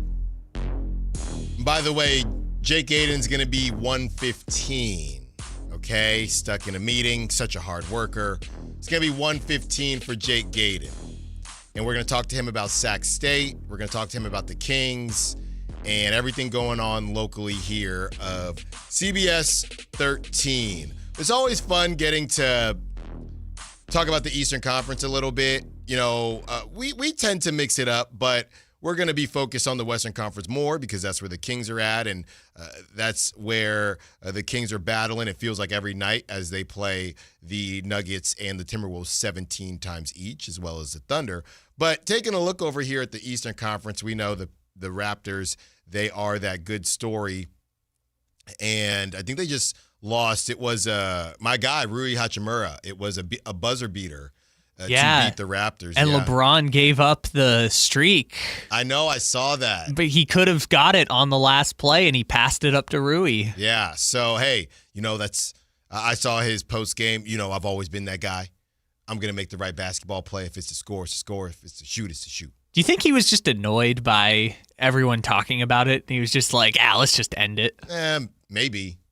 But let's be honest.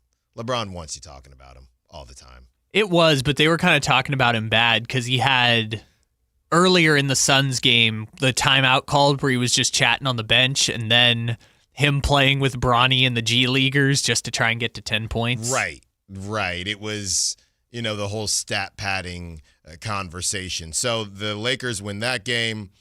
The Raptors sit at the number 3 seed, and the Miami Heat sit in the 4 seed, 14-8. They just lost a game, but they are 7-3. Can you imagine that? Can you imagine being 7-3 your last 10 games? The Kings, they don't even have 7 wins, period. They don't have 7 wins since like April of last year. They don't have 7 wins, period. We haven't seen 7 beams in the last 8 months. I will say this, 14-8, but their last loss was kind of a bad one, at least on paper. They lost to the Mavericks.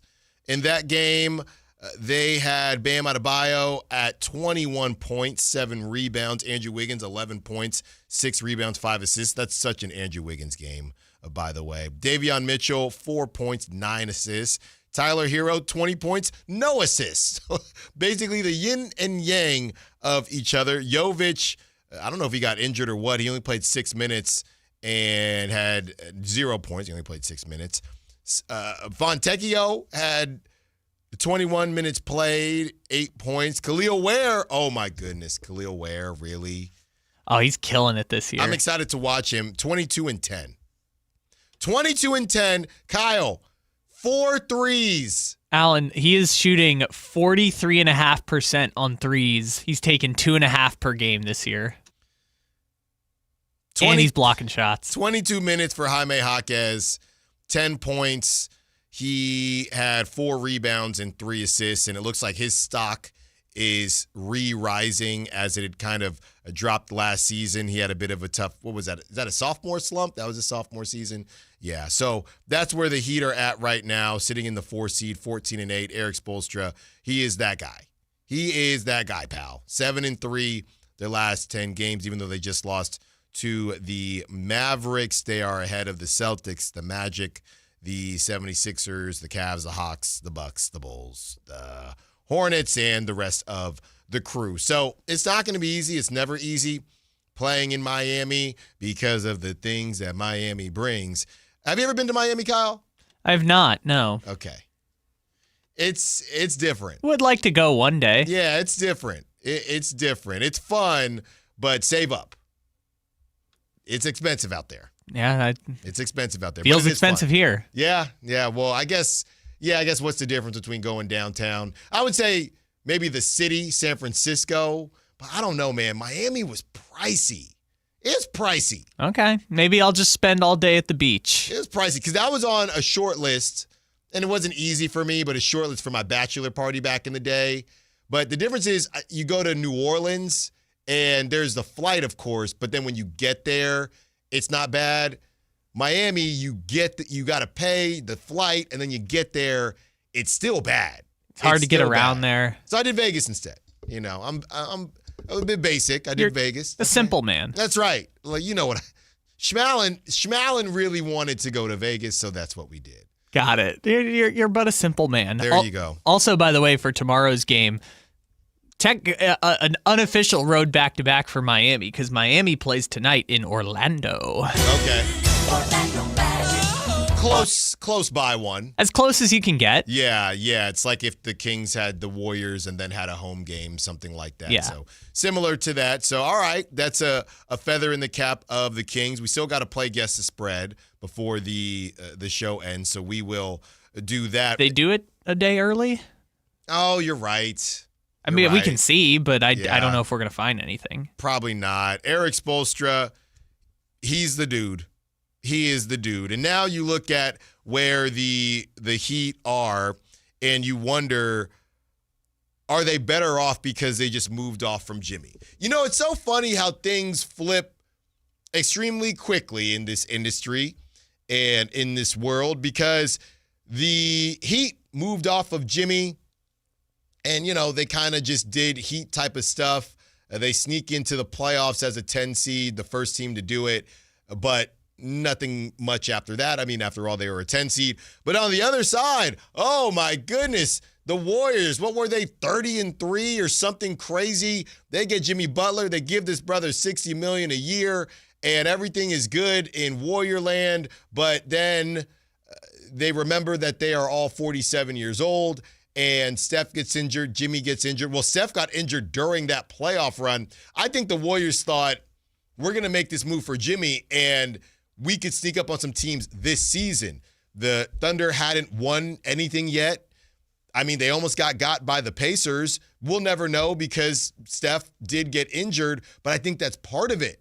But I do think there was a belief in that building that not only are we trading for Jimmy for the future, which is a 2-year future, we also think that we might be able to sneak through and grab one more because the Thunder, they don't have that championship pedigree yet, and we'll never know because Steph got injured. So now they got Jimmy with a $60 million a year contract, and they're looking, and they got the mess with Kuminga because they purposely put Jimmy in Kuminga's way. They can't play together. And now you look at the Heat, and the Heat are 4 in the East. It's still early, and it is the East, but they kept their young talent. They added just a solid player in Andrew Wiggins that's going to make up for some of the defense that some of the other guys don't want to play. They go get Norman Powell. They do their Heat thing, and here they are, number 4 in the East. Yeah, I mean, again, this is kind of the Heat culture thing, whatever you want to call it, is they are taking players who are talented and look to be kind of on the outs in other places, and they get to Miami, and all of a sudden it's like, oh, look at Andrew Wiggins. Andrew Wiggins all of a sudden is a net positive player. I'm looking it up real quick right now. Andrew Wiggins right now is having the best defensive season of his career so far for the Miami Heat. And again, testament to them for finding players that other teams said were no good or they didn't want them and bringing them in and having them be awesome with the Heat. So Norman Powell's another, like if they had traded for DeRozan instead of Norman Powell, I don't know if the Heat are where they are right now just because of how important Norman Powell has been to what they're doing. No. That was a great best trade of the offseason. But Norman Powell shoots the 3-ball. Norman Powell shoots the 3-ball, but he also is a pseudo floor general when Tyler Hero isn't there. And obviously they have Davion, but Norm Powell has been just amazing for them, both handling the rock, playing off the wing, shooting the 3-ball. Like, DeRozan is probably just as prolific an offensive player, but I don't think they'd be as good with him as Norman Powell. And, it's so funny how we talk about PR and we talk about bad PR, and Wiggins had kind of fixed it when he was with the Warriors and they won the whole thing. But it's crazy, and we do the same thing with James Harden. Dave tried to call me out on social media months ago because I said, would you say yes to James Harden? And Dave just said, I can't do it. This is ridiculous. We will never have James Harden. I can't have him on the Kings. And I got roasted. A lot of Kings fans said no to James Harden. The same thing happens with Andrew Wiggins. I bring up Andrew Wiggins, and people at this station, he's soft, he's this, he's that, and fans don't want him. Let me tell y'all what Andrew Wiggins is doing right now. 19 games played, 17.2 points per game, 5 rebounds per game, 3 assists per game, 47% from the field, 36% from 3, 73% from the field. 17 points per game, playing the best defense of his career. Are you hearing me on that one? He's shooting 36.7% from 3, shooting 4.7 threes a game. So nearly 5 threes a game at nearly 37%. But because somebody on Twitter or whatever it is, years ago, Andrew Wiggins was not this or not that, you don't want Andrew Wiggins. I watched him when I was in the Bay. I watched the brother when I was in the Bay. These last years when he was in the Bay, and based on his career in 2024, 2025, he was at 18 points a game that season. The season before, this is where things got a little bit wonky, and he had the stuff with his pops that whole situation. 13. He was at 13 points per game. That was the lowest. He'd had in his career. That was the worst season scoring-wise in his career. Here, I'll give you the reference point, Allen. This year, 17.2 points, 5 rebounds, shooting 47% from the field.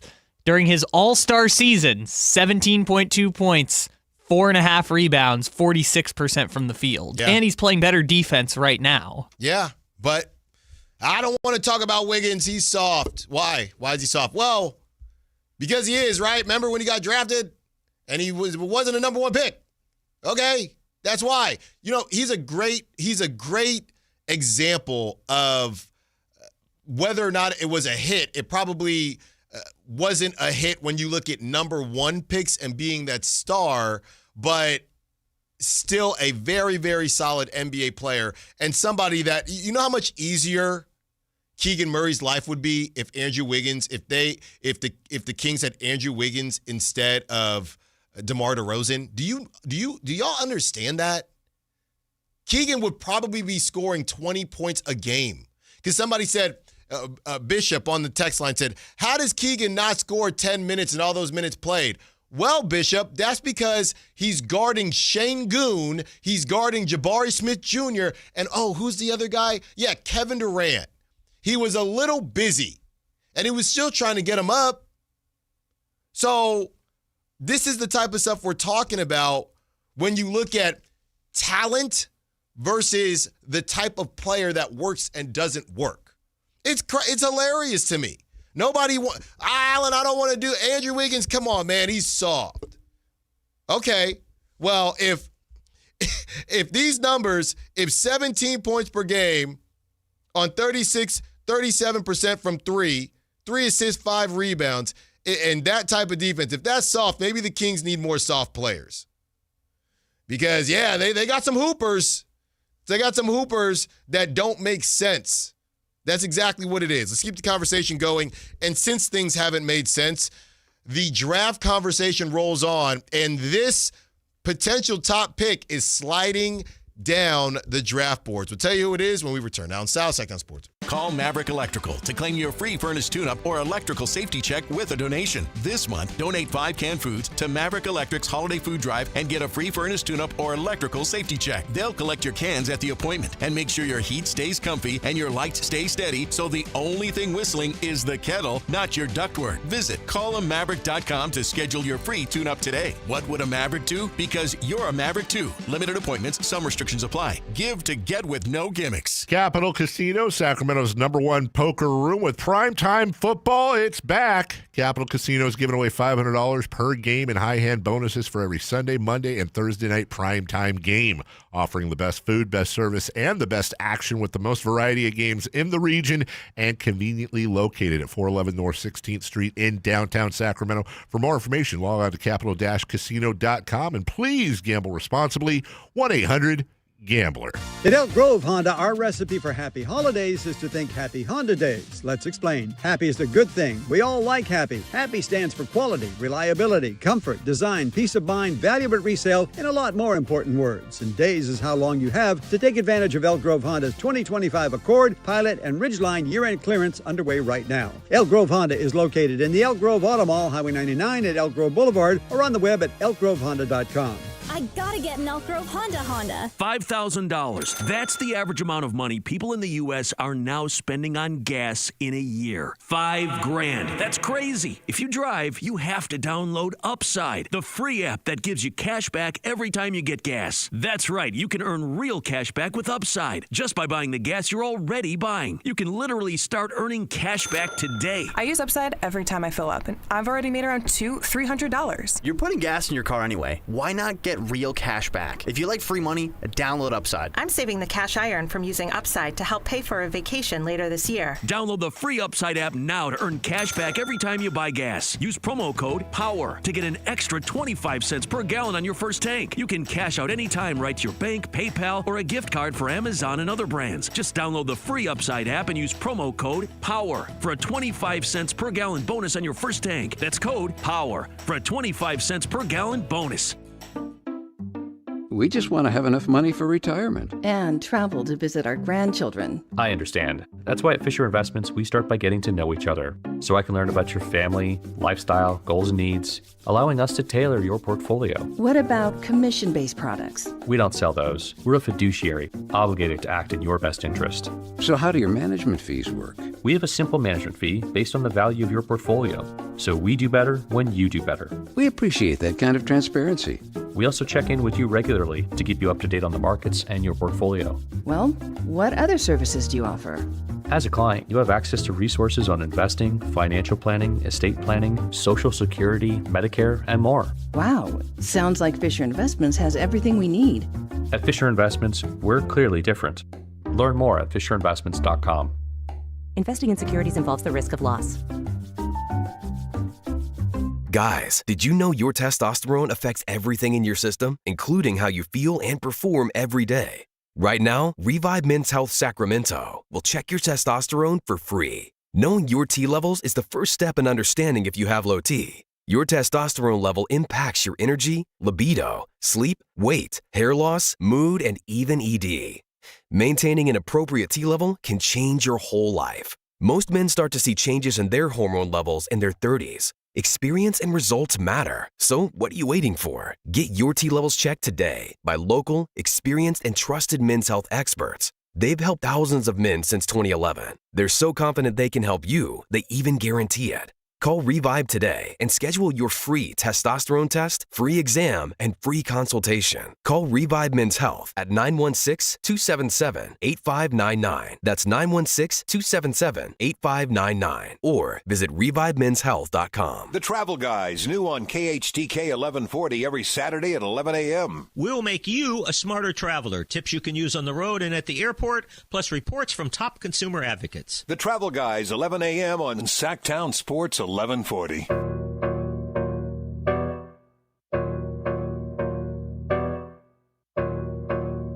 Allen Stiles You can join the show by texting 916-339-1140 on Sactown Sports.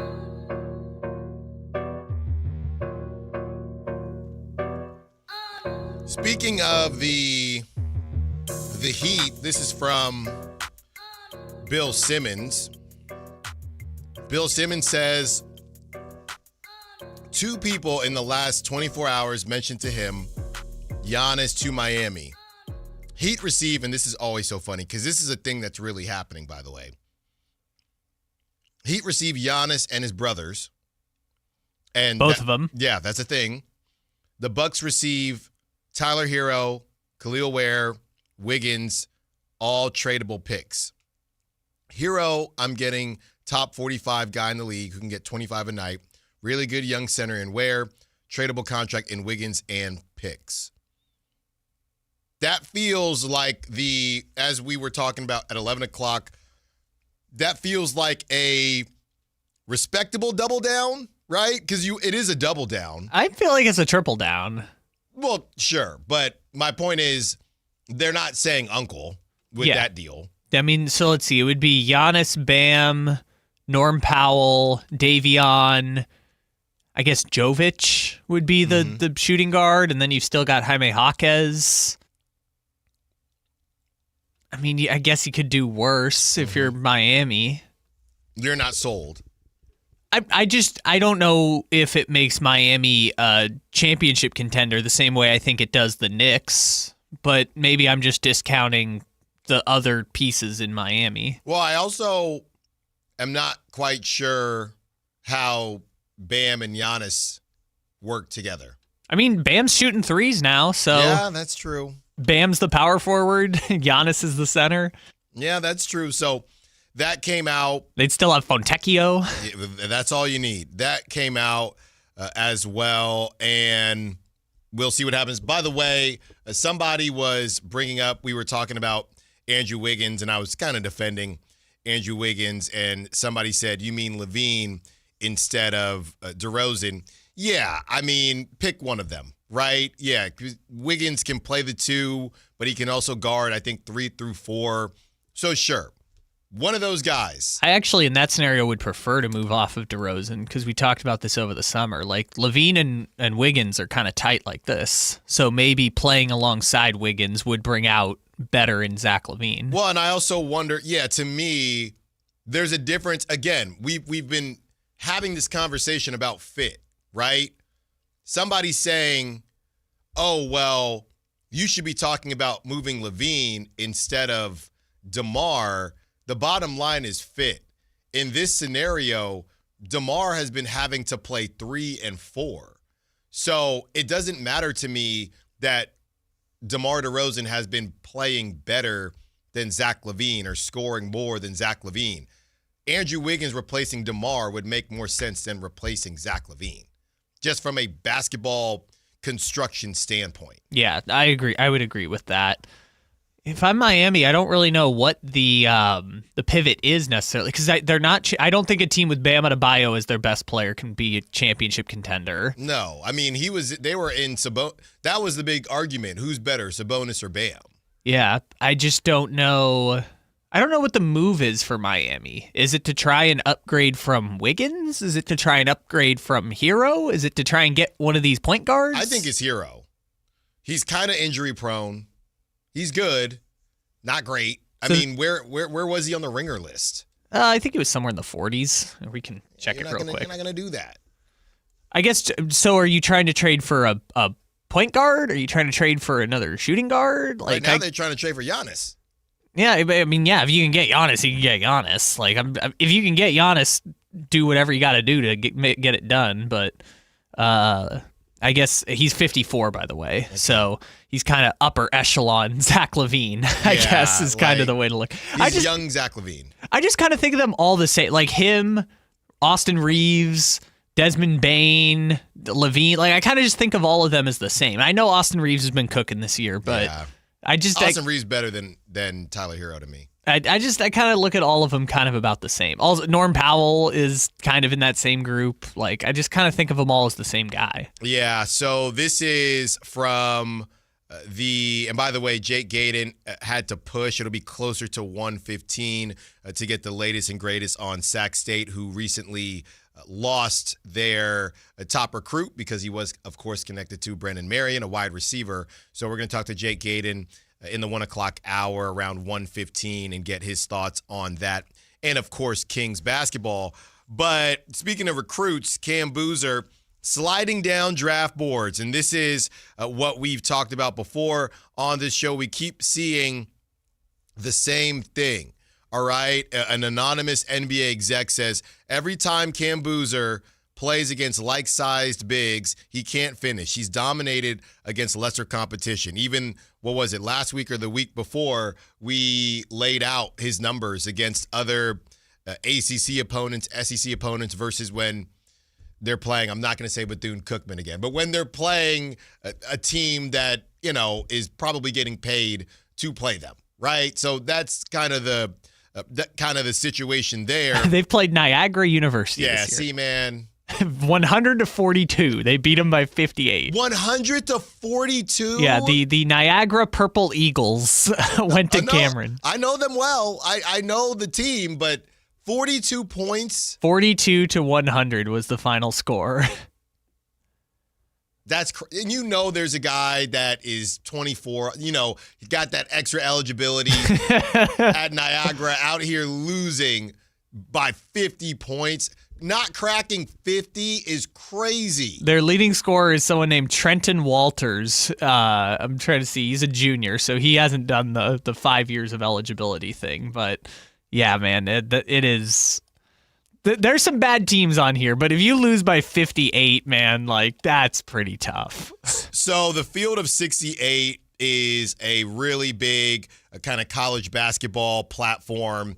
And recently, they said after speaking with multiple NBA executives during a loaded start to the season, it's time to unveil our first 2026 NBA mock draft with anonymous evaluations on the top prospects.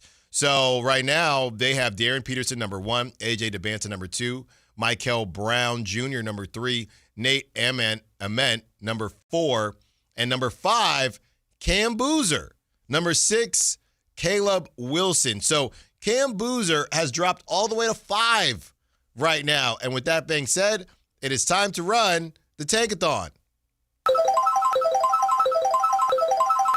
Fourth best odds.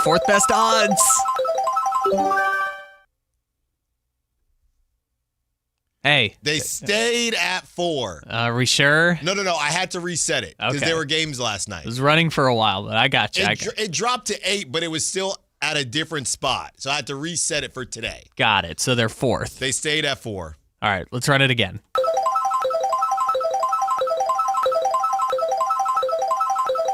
No, dropped. Looks like they dropped. With the 6th pick. Rough day. So would you trade that for Ja Morant? No. All right. Hell no. Bleep no. On the other side, we keep the conversation going. A little bit of an NFL week preview, NFL Week 14 preview. We will hear from Jake Gaden. He's going to join us once he gets out of that meeting, and we are going to talk big on no, Sacramento. Allen Stiles, Sactown Sports. This is the story of the one. As a safety manager at a manufacturing plant, he does everything he can to keep his coworkers safe. From finding ways to reduce risks to keeping safety supplies in stock. And for that, he relies on Grainger. Grainger offers a broad range of quality products and next-day delivery, so he can always play it safe. Call 1-800-GRAINGER, click Grainger.com, or just stop by. Grainger, for the ones who get it done. The Sactown Sports 49ers Report is being brought to you by Kia of Vacaville, located beside the Vacaville outlets. San Francisco improves to 9-4 with a road win in Cleveland, 26-8. Christian McCaffrey and Brock Purdy both rushed for touchdowns in the victory. The defense was stellar, forcing 2 fumbles and holding Shadur Sanders to just 115 yards passing. Next up for San Francisco is Tennessee. You can catch all the action on Sunday, beginning at noon, right here on Sactown Sports 1140. Football season is here at Kia of Vacaville. You can score big in a new 2025 Kia Niro LX with up to 53 MPG combined at Kia of Vacaville. Perfect for road trips, tailgates, and cruising to Levi Stadium in style and comfort. But don't wait. Inventory is limited at Kia of Vacaville, and these deals won't last long. Visit KiaVacaville.com or stop by right next to the Vacaville outlets for friendly service, easy shopping, and unbeatable value. All in one stop. Kia of Vacaville, where the adventure begins. The holidays can be a time of increased stress for those struggling with opioid or stimulant addiction. They can also be a time for pause, reflection, opportunity, and new beginnings. This holiday season, choose treatment and recovery. Embrace the company of family and friends and create special moments. Find a proven opioid or stimulant addiction treatment provider near you at ChooseChangeCA.org. Call Maverick Electrical to claim your free furnace tune-up or electrical safety check with a donation. This month, donate 5 canned foods to Maverick Electric's holiday food drive and get a free furnace tune-up or electrical safety check. They'll collect your cans at the appointment and make sure your heat stays comfy and your lights stay steady, so the only thing whistling is the kettle, not your ductwork. Visit callamaverick.com to schedule your free tune-up today. What would a Maverick do? Because you're a Maverick too. Limited appointments, some restrictions apply. Give to get with no gimmicks. When a person is seriously injured, there's no substitute for the personal legal relationship offered by the local NorCal firm of Ashton & Price. From the first attorney meeting, every important decision is made with a direct consultation with, and I can't believe I have to say this, a real, live, experienced, flesh and blood local attorney. It's called Home Court Advantage for a reason. Ashton & Price, serious local attorneys for serious people with serious injuries with no fee until we win. For the best local advice, don't think twice. Call Ashton & Price. Who has the largest selection of golf merchandise in Northern California?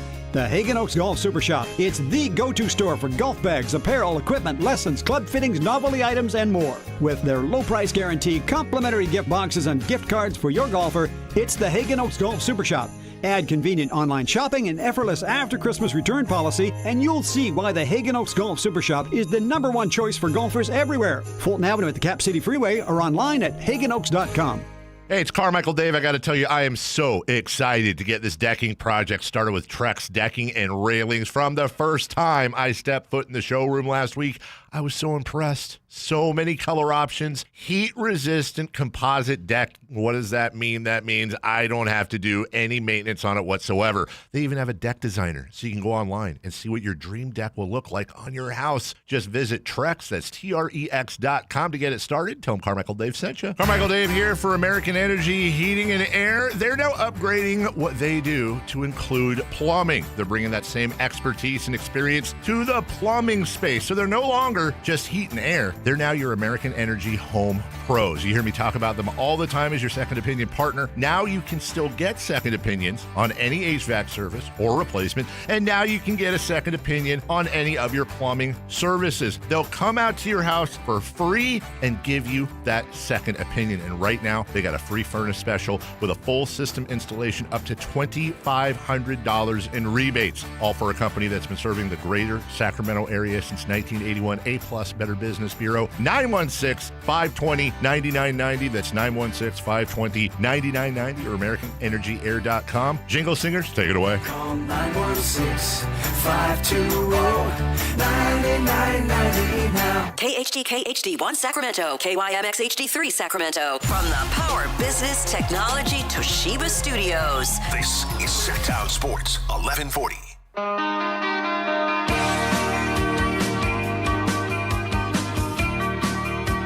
Live and local. It's Allen Stiles on Sactown Sports.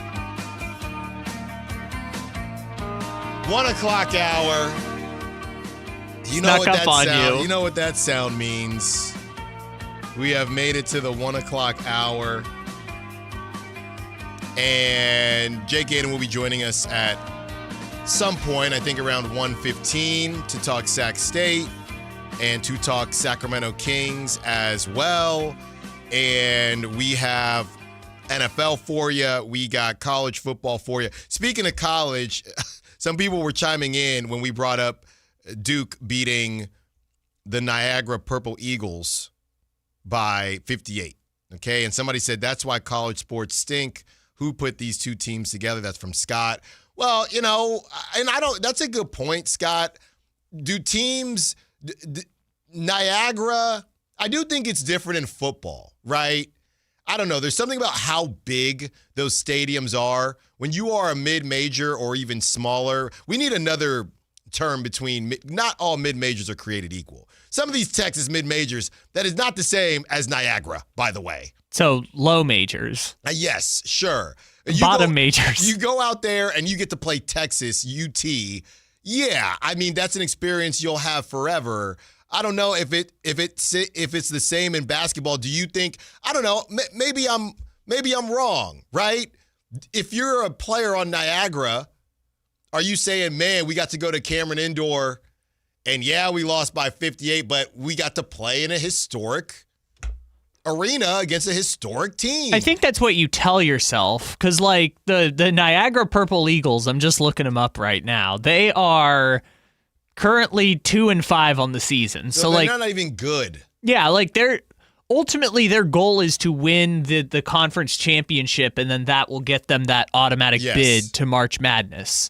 But in the absence of that, and you get to play Duke as some 16 seed in March Madness, like outside of that, yeah, you don't really have a ton of big games like that where you're playing in front of 20,000 people. No, I get it. Is that worth it? I'd say, or is it embarrassing? I'd say yes. I mean, there's always the team that wins every now and again. Like someone went into Duke. Was it Mount St. Mary's or something? Won at Duke a few years ago. Yeah, it happens in football, right? Northern Illinois last season, that was a big thing when they beat Notre Dame. So it happens. I don't know, right? I don't know. Temple was a mid-major, and I think the biggest team we played while I was there, Virginia Tech, was number 24 in the nation, and Chad Pinder was the third baseman, and we beat them. And their stadium is nice. It was bigger and nicer than ours. We also played Penn State, even though we're both in Pennsylvania, but Penn State's obviously in the Big Ten. We scrimmaged Penn State, which was a lot of fun. So, but baseball is different. They weren't worlds better than us, right? You had a chance. We beat Virginia Tech. Basketball, football, it happens. You got to get hot. And in football, especially I wasn't even playing with NIL. With NIL, they're literally different classes, Kyle. They're literally different classes. Well, especially in football now, it's made the group of five essentially second division football. I think I saw the Nevada coach was talking about, like, the thing I tell players is if you do the right things here, you can go make $1 million at Oregon. It's different now. But that's Nevada. Like, that's a Mountain West school. Like in the past, it was like, no, Nevada is a destination. Now it's like Nevada is a stepping stone to get to Oregon. And I want to say goodbye to Bethune-Cookman. We will now be using Niagara in every example when we talk about a team playing a team of lesser talent. The Niagara Purple Eagles. Yeah, I'm just waiting for somebody. Somebody's going to chime in here in about 2 weeks and say, hey, lay off Niagara. My brother went there. So I'm just waiting for that as well. And somebody else says, Kyle, I guess they are both purple. The Kings are the Purple Eagles of the NBA. Just 2-5. Hey, technically, Niagara is 2-5 this year. They got a better winning percentage than the Kings. Yeah, and they go on to say, how is losing by 58 to Duke worse than losing by 41 to your contemporaries? Oh, no, it's not. Oh, no, it's not. Losing by 58, Niagara losing by 58 is not worse than losing by 33, the Kings to the Hawks. No.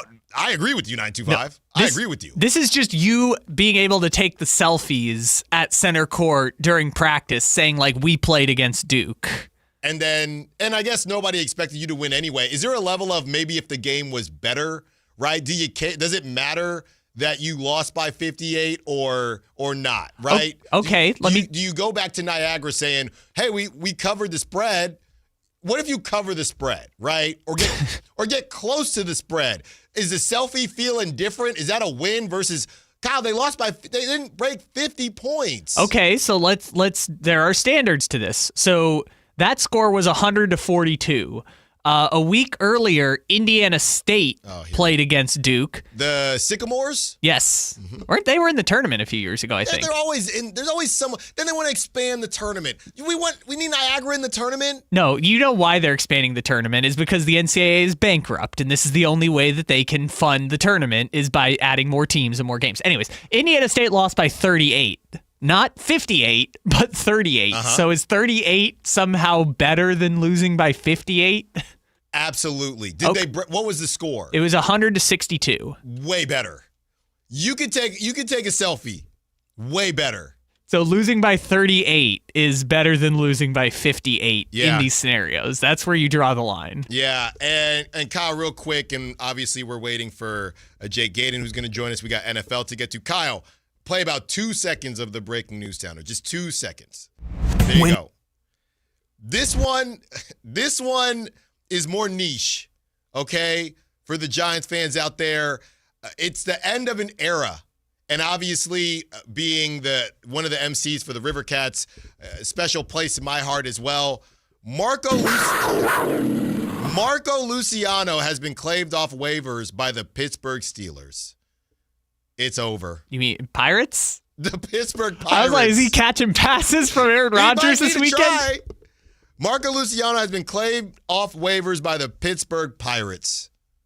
So hey, he was supposed to be the savior. Him and Joey Bart. That is actually hilarious. Him and Joey Bart hitting 5th and 6th for the Pittsburgh Pirates. Wow. Hey, you know what, Marco? They should have moved you from shortstop sooner. They should have tried you somewhere else sooner. I get it. It's tough. We wish you the best. You got picked up. He still is fairly young. We'll see what happens, man. So, look, as we move into the Buster Posey era, hopefully we will have more hits than misses. We'll have more hits than misses moving forward. All right, Jake Gaden is here, and I can't wait to talk to my guy, Jake Gaden of CBS 13. Jake, thank you for joining us. Hey, happy holidays, my friend. Hope you had a great Thanksgiving. Thank you, Jake, and same to you. So did you go back east? How did that work for you? Oh, we were back east for the past week. We had some trouble getting back here. Let's just put it that way. But okay. It was a long process, but we're back. We're back in Sacramento. Okay, well, I'm glad that you're back and glad to have you here. And with that being said, as soon as you landed, Jake, there was some big news that went down. Brendan Marion, you've been all over this, out at Sac State, or I shouldn't say out. He is out, and he is leaving to go to Colorado and be the OC for Dion and that crew. What were your initial thoughts, Jake? Did you see this coming? I know you've been all over this. What happened?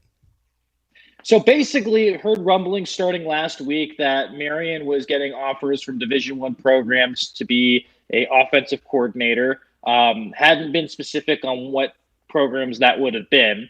And then came to fruition yesterday that Colorado officially had made an offer to Marion to become one of the highest paid offensive coordinators on the West Coast. I'm talking close to $1 million. That is pretty hefty money for an offensive coordinator, especially playing or coaching with primetime Deion Sanders and with the Colorado Buffs. They have already one of the best offenses, or especially quarterbacks in the nation. Juju Watson, which was there last year, he struggled his freshman year. This is going to be a perfect setup for Marion in terms of what he wants for career aspirations, but also what CU is looking for. The Buffs really had a lot of trouble last year scoring points, especially with Shadur Sanders and Travis Hunter now playing on Sundays. So to bring in Marion, a guy that is a high-octane offense, the go-go offense, as we saw in person, could score points and spurts, and I think that's what attracted Prime to bring Marion there. It's also an interesting situation for Brennan in terms of he could be a coach in waiting at CU. He has Division I head coaching FBS aspirations for his career. And this is a guy that wants to play coach at the FBS level. And he could be a guy that takes over for Prime when he decides to step aside or step down. I know he's had health problems over the past couple of years. So that's also an intriguing thing. This is also a very intriguing thing in terms of Marion has never stayed at one place more than 1 year. Right. Maybe two, right? This is a guy that has continuously elevated himself every single year. I wasn't really surprised by the move just because I think he's always looking for his next greatest opportunity. His slogan for the program is one great year can make you into something. One great year at Sac State made him into the offensive coordinator over at Colorado. Talking to Jake Gaden of CBS 13. Yeah, it's a great shout, Jake, as far as what's going to happen in Colorado with Deion. And, as he said, this is the Last Supper, and not everybody necessarily knew what he meant, but I think he's just trying to turn things around, and this was a transition period for him. What do you think this says about Sac State? When I first read this, I thought, man, President Luke Wood and everything they got going on, they put a lot into this program, the whole thing with the stadium. And to me, Jake, maybe it's because of the cowboy hat, it was all connected to Brennan Marion for me. And last night or yesterday when it broke, I thought that this was a disaster for Sac State. Once I got home and saw some people speak on it, I guess I feel a little bit better for Sac State, but I do think that this is going to be tough. I mean, they lose the top wide receiver now. They'll have a transition period, obviously, this upcoming season. But what do you think this says about Sac State, and do you think they're in a position to bounce back fairly quickly or not? All right. Let's start with a couple of things. I think this is a loss for Dr. Luke Wood and athletic director Mark Orr. One, because both of them said that this was a guy that was going to help transform this program and move them to the FBS level. And this was a guy that was going to stick around and be able to do that and put a lot of juice behind that, especially with the aspirations to move to the FBS and also the stadium. So I'm very intrigued to hear from Dr. Luke Wood, who actually put out a statement on Twitter saying that he supports Marion, he understands why he did it and everything like that. Mark Orr said the same thing in the press release that just got released maybe an hour or two ago to the media. Like they are supporting him. But unfortunately, Marion is not leaving the program in a great spot. Right now, as we know right now, there's only 4 games scheduled for next season. I've been told that there is more games that are going to be announced sooner rather than later. But it is a schedule that is very suspect at this moment. Then on top of that, you have a recruiting class that was the top in the FCS, yet you're now seeing it drop like flies. Over the past 24 hours, I've seen 5 recruits decommit from Sacramento State, all with high rankings, either 4-star or 3-star, pointing to that Marion is leaving the program. So, this is if you're a Hornets fan, the Stingers are not going to be up, because it's just not looking great right now in terms of where your program is heading. You don't know where you're going to play next year. You don't know who you're going to play. You don't know who your head coach is. And you don't know what type of roster you're going to have. Remember, this roster got completely overhauled by Marion, bringing in 72 new guys that were his guys. What does that mean for the guys that are still here with Marion gone? I could see a lot of them jumping ship, and you're going to have a brand new roster that's just not not going to be as good as it was this past season. And that's where I'm worried for Sacramento State. You've got to be able to bring a guy in that not only can recruit, but can retain guys. And I have a guy in mind, if you don't want me to mention it, if you don't mind, Alan. Sure. Troy Taylor, Mm-hmm. former Sac State head coach, left for Stanford. If I'm Mark Orr, I'm going to Troy and saying, what do I got to do to get you back here? I know you have FBS head coaching aspirations and things didn't work out in Stanford, but you were a winner. You had a winner here, and it was rolling with the Hornets. What's got to happen for you to come back here and be the head coach of Sacramento State once again? He's a hometown guy, coached at Folsom in high school. He already has a great relationship with Chris Richardson, who's the offensive line coach, who's one of the best offensive line coaches in the country. Like, there is plenty of reasons why this would make sense. And I think Troy Taylor, if you're a betting man, will be in the running to be Sac State's next head coach. Yeah, I think that is something that I could easily see being a situation where Sac State says it's kind of obvious that we're going to at least see what the interest level is and go from there. Talking to Jake Gaydon of CBS 13. Jake, I wanted to take a step back to something you said at the beginning of your answer about the stadium. Feels like, I don't know if this was on purpose, but it fell under the radar that all of a sudden Sac State decided that they weren't going to play at Cal Expo. What happened there, and why did it feel like they didn't want anybody to kind of find out? I haven't heard that. When did that come out? Well, that was... So our guy Jack Dan said on Tuesday that they weren't going to play at Cal Expo specifically in 2026. Yes. Okay, so I want to say, they're playing at Cal Expo next year. There is no way whatsoever Hornet Stadium will be the home of of Sac State football next year. It's more looking towards 2027. They were rushing it a little bit just to see if that would help their chances in moving to the FBS. I know they still have FBS aspirations, and that could also line up with 2027 and a new stadium. But like 2026, you're back at Hornet Stadium. You have a schedule that's going to be filled with FBS and FCS opponents, mainly FCS opponents. And you're going to try to compete for an FCS championship because technically you're an FCS team, but with no conference affiliation. So it's going to be next year, for lack of a better word, is going to be a blank show. Just going to be a complete and utter blank show for the Hornets. Because I don't understand. You're now have to get a new head coach. Your schedule's in limbo, and you don't have a great stadium. Like, I feel bad for Hornets fans. It's just not the program's not in a great spot. Yeah. Jack Dan of the Sac State Hornets said, I reached out to President Wood. Sac State hasn't secured an FBS invite yet, but is still exploring all opportunities. I was also told the team will play at an upgraded Hornet Stadium in 2026, not Cal Expo as previously reported. So looks like they were, to your point, Jake, trying to figure it out. And now they're saying no, because it was going to be like a refurbished Cal Expo. And now they're saying, no, we're just going to play at an upgraded Hornet Stadium right now. So that's kind of how it got laid out to us earlier this week. And the upgraded Hornet Stadium, guys, is going to be like putting a fresh coat of paint on a stadium that's from the 1970s, 1980s. There's not much more upgrading you can do over there, my friend. Yeah. There's just it's old, and it needs to be a full teardown if you're really going to redo it. Yeah, talking to Jake Gaydon of CBS 13. All right, Jake, well then let's raise everyone's spirits here by talking about some Kings basketball. All right. There's nothing to raise your what? What are you talking about? Raise spirits? Jake, we got Kings basketball tomorrow. What are you talking about? Come on, man. They got the Davion revenge game. Are you excited to see that at least? I'm just excited to see a guy get paid $44 million, sit on the bench once again and only score 5 points. Aren't you? Yeah.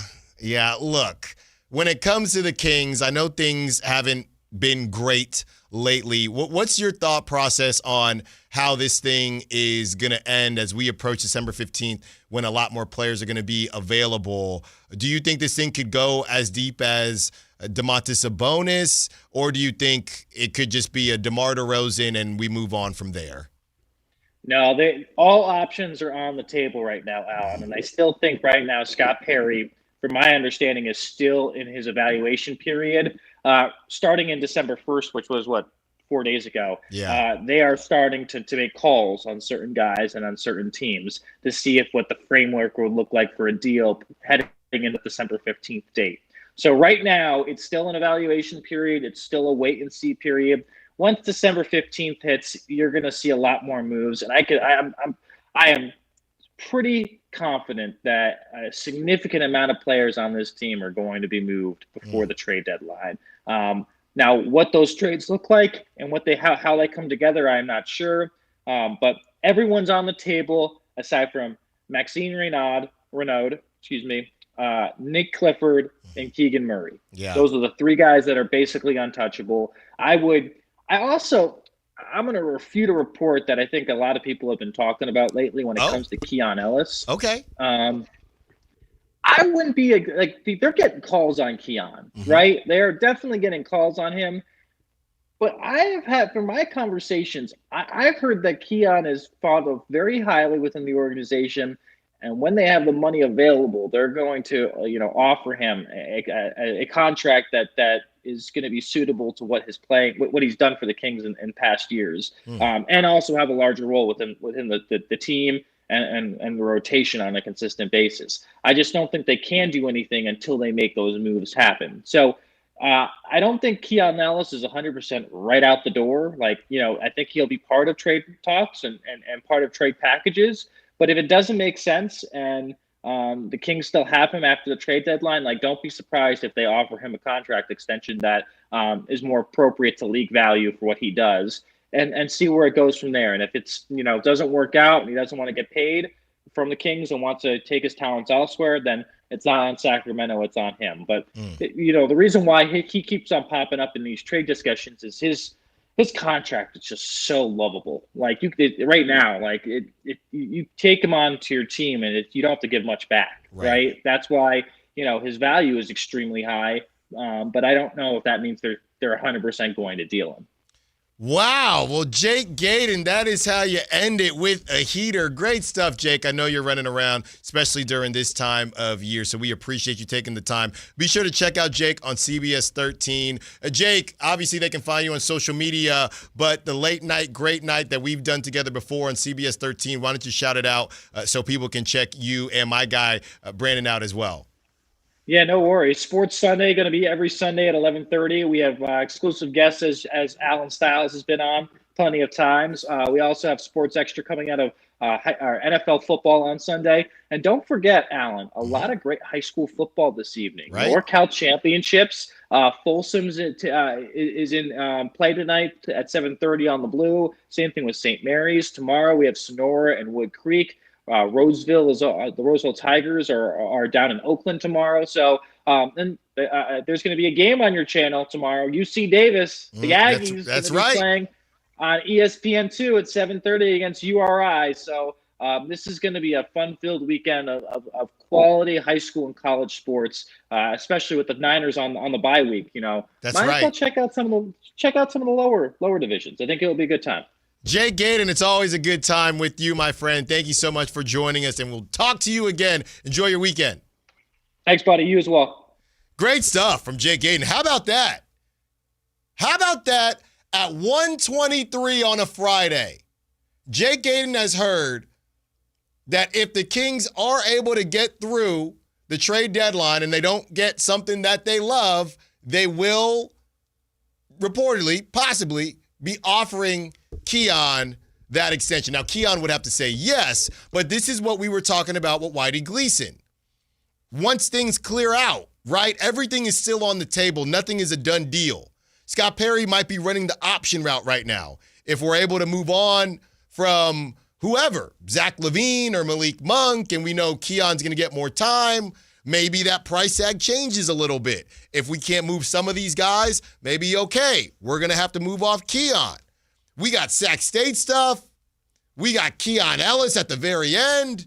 We got updates on Folsom High and Ryder Lions. That is why you got to have guys like Jake on the show, especially in the 1 o'clock hour. When we return, we got NFL, We have a prop talk as well as guess the spread. And we got your texts, your reactions to Sac State's go to no. Allen Stiles, Sactown Sports. This Sponsor the Clock is brought to you by Light the World Giving Machine. A Sacramento tradition continues this year. The Santa Parade. Free for all to enjoy circling Capitol Park beginning at 10 a.m. December 13th, the joy of the holiday season. Santa Claus is coming to Sacramento with the 41st Santa Parade. Join Sactown Sports 1140 December 13th beginning at 10 a.m. Brought to you in part by Western Health Advantage. Call Maverick Electrical to claim your free furnace tune-up or electrical safety check with a donation. This month, donate 5 canned foods to Maverick Electric's holiday food drive and get a free furnace tune-up or electrical safety check. They'll collect your cans at the appointment and make sure your heat stays comfy and your lights stay steady, so the only thing whistling is the kettle, not your ductwork. Visit callamaverick.com to schedule your free tune-up today. What would a Maverick do? Because you're a Maverick too. Limited appointments, some restrictions apply. Give to get with no gimmicks. Now is the time before winter is full on in your kitchen to make sure your heat or your furnace is ready. How do you do that? Lee's Air Plumbing and Heating will get the job done for you like they did for me last winter when our system crashed and burned in the dead of winter. Check them out, leesair.com. Right now, get $100 off any AC heating or plumbing repair. Lee's Air Plumbing and Heating does it all, and they've been doing it at a high level for 40 years. See how they can help you stay warm and cozy all winter at leesair.com. That's Lee's Air Plumbing and Heating, license number 635355. More fiber and laxatives, eh? Who are you? I'm future you. Future me? Constipation with belly pain still coming back? Our doctor figured it out. It's irritable bowel syndrome with constipation, or IBS-C, and Linzess could help you get ahead of it. Linzess linaclotide is a prescription medicine that treats IBS-C in adults. It's not a laxative. It's a once-daily pill that helps you get ahead of your symptoms. It's proven to help you have more frequent and complete bowel movements and helps relieve overall abdominal symptoms, belly pain, discomfort, and bloating. These symptoms were studied in combination, not individually. Do not give Linzess to children less than 2. It may harm them. Do not take Linzess if you have a bowel blockage. Get immediate help if you develop unusual or severe stomach pain, especially with bloody or black stools. The most common side effect is diarrhea, sometimes severe. If it's severe, stop taking Linzess and call your doctor right away. Other side effects include gas, stomach area pain, and swelling. Talk to your doctor and say yes to Linzess. Learn more at linzess.com or call 1-800-LINZESS.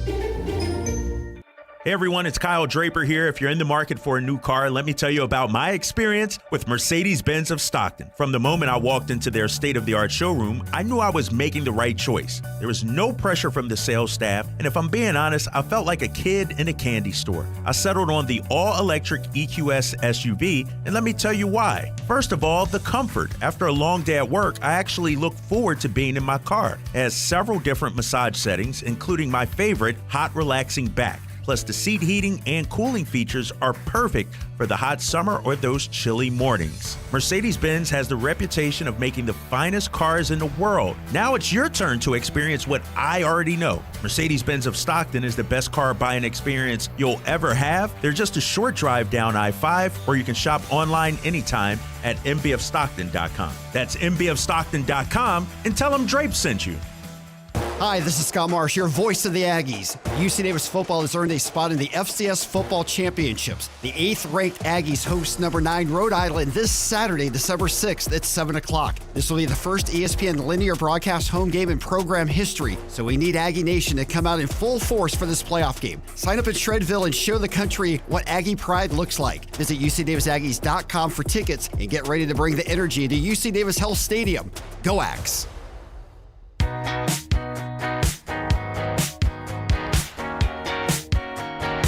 Allen Stiles. Watch the show on youtube.com/Sactown Sports 1140. Or listen on the Sactown Sports app. Great stuff from Jake Gaden. And we move forward. That's all we can do. If you're Sac State, pick up the pieces and see just what exactly your next move is going to be and make your next move your best move. That's what it is. That's what it is. As Jake said, there is some good prep football going on, prep sports in general. You got the championship weekend for college football, which is always fun. Let me see here. All right, so today you got Troy at James Madison, who's 25 in the nation, by the way. Shout out James Madison. You got North Texas taking on Tulane. That sounds to me like the AAC championship where my Temple Owls reside. Tomorrow, Big 12 championship. You got BYU taking on Texas Tech. SEC championship, Georgia taking on Bama. You have the ACC championship with Duke taking on Virginia, and the Big 10 championship with Indiana and future Raiders QB Fernando Mendoza taking on Ohio State. I'm telling you, just take an offensive lineman. I know it's not fun. I know you have to fake enthusiasm during the draft. Just pick a left tackle, Raiders. No, I'm not saying. My whole point in taking Fernando is because I just don't trust the Raiders to be bad enough to get a quarterback. So if you are in a year bad enough to get a quarterback, you got to get him. Yeah, I guess that's fair. And Fernando's either going to be the one pick or it's going to be Simpson from Alabama. So, and I'm not doing the Oregon QB. No, you don't like Dante? I don't like Oregon QBs. Why? There's so many of them. You just said it. You're going to get the bad one? I mean, you just said it. And there's Herbert. Who's the best one last 10 years? Herbert? Probably Herbert, yeah. But you got Bo Nix. There's a lot of bites at that apple. Yeah, that's true. But Bo, and I don't know what to do with the transfer portal guys. Is Bo an Oregon guy, right? I don't know for sure, but I guarantee you if I look up Dante Moore, he's probably a transfer guy. Let's see. But it's a little different. Dante Moore was at UCLA in 2023. Don't like that either. That's not. No, that'll definitely. Anywhere's a glove. Yeah. Started 5 games for UCLA, 11 touchdowns, 9 interceptions. Didn't play last year. Wait, who was Oregon's quarterback last year that got drafted? Dylan Gabriel. Yep, Gabriel. That's right. Another one. But again, Gabriel was at like 4 schools. Yeah. He was at UCF at one point. And Dante, he doesn't wear a glove on his throwing hand, but it's on the other hand. Come on, this isn't the 90s. So I can't do Dante Moore. So it's just the glove. That's what it is. It's the glove. No, thank you. So those are the college games going on this weekend. But Kyle, let's get into a little bit of NFL.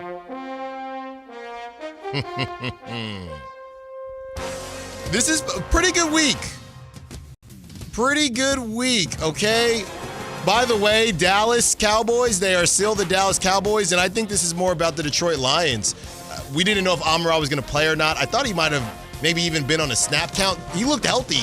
He looked fine. And what Jared Goff said, there's not a lot of guys built like him. No. But I told you, Cowboys defense, man. Yeah. Tried to tell you. You're right. There were overs everywhere besides Tom Kennedy. Oh, our guy Tom Kennedy. But that's not our fault. Amon-Ra played. We thought he was going to be the slot receiver. That's right. I don't think he got a snap. But he did get a game ball. He did get the game ball. Thank you, Whitey, texting Kyle and I about that this morning.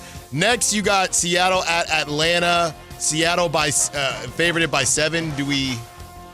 Man, I would hate to be the Falcons. Yeah. That's all I'm going to say. Yeah, it's in Atlanta, but is it still Kirk Cousins at this point? It's got to be because Penix is done. Yeah, Cincinnati taking on the Bills in Buffalo. Are we giving Cincinnati any chance with Joe Burrow? Well, to win the game, yes. To do anything in the playoffs. Yeah, it could be a fun game. Tennessee at Cleveland, don't even air that. Don't even air it. I don't know, Allen. Oh, yeah, Shador. I forgot. Well, it's Shador, but it's also very important for the Raiders tank. What? Oh, if you got to pick which result you want. Do you want the Titans to win? Titans. You want Titans to win? No. Cleveland. So this is the funny thing. If the Titans don't win, they're going to get the 1 pick. But if Cleveland wins, then the Raiders move up in the draft. So you got to play the game of which one you want. By the way, this is the Shador game. He gets to face the guy that went number 1 in this draft. Oh my goodness! You got to take the over on Shador passing yards. That's the easiest bet. That's the bet of the weekend. It's also the Titans defense, so good luck. Yeah, that's the bet of the weekend. The Commanders at Minnesota. Who cares? Honestly, Mariota is a starting quarterback. I'm gonna say it again. No, we've done this. No, we are doing this. He already started for the Falcons. Yeah, and he played for the Raiders too. Yeah, but it's different now. No. He's got Zach Ertz. They're 3-9. But they've been close. But they're 3-9. They've been covering. Miami at Jets. Please make it stop. New Orleans at Tampa Bay. I need Baker to ball out, but I don't know how much I'll be watching. The Colts taking on the Jaguars. Interesting. That's an interesting one to see what the Jaguars can do. And Daniel Jones and his broken leg, how he's going to be able to play and bounce back from they've lost, 2 in a row now.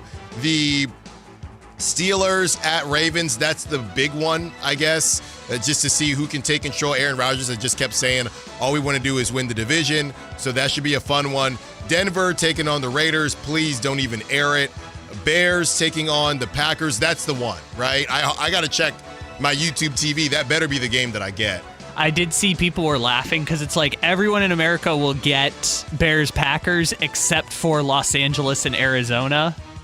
I really hope they don't give us that. No. They can't. It's just Los Angeles and Arizona don't get Bears-Packers because people in Southern California and Arizona were like, damn it, we don't want to watch these like they hate their teams. No. Like Arizona doesn't want to watch their team and the Rams don't want to watch their team. The Rams taking on the Cardinals, and then the night game. This will be a fun one.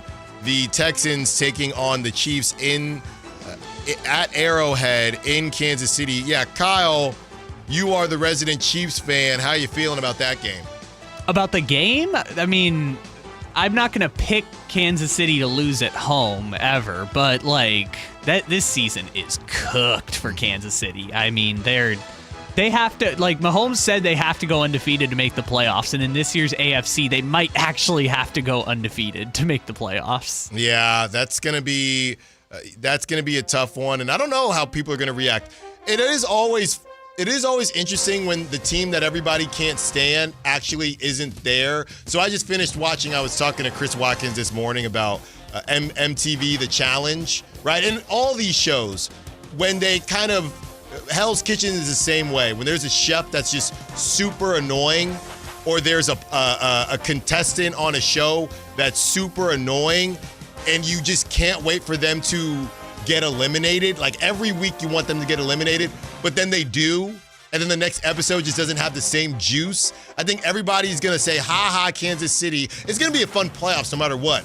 But I do think a lot of people are going to say, ha, Kansas City, you stink, you missed the playoffs. Then the playoffs are going to come, and that team that you always like to watch and hate, like when Bama has had those down years, it's not as fun because you like hate watching. There's no hate watch involved. Oh, don't worry, Allen, because guess who's the number 1 seed in the AFC? New England Patriots, baby. We're just going to go right back to hating the Patriots. We don't have time to get into it now, but I don't think it's the same.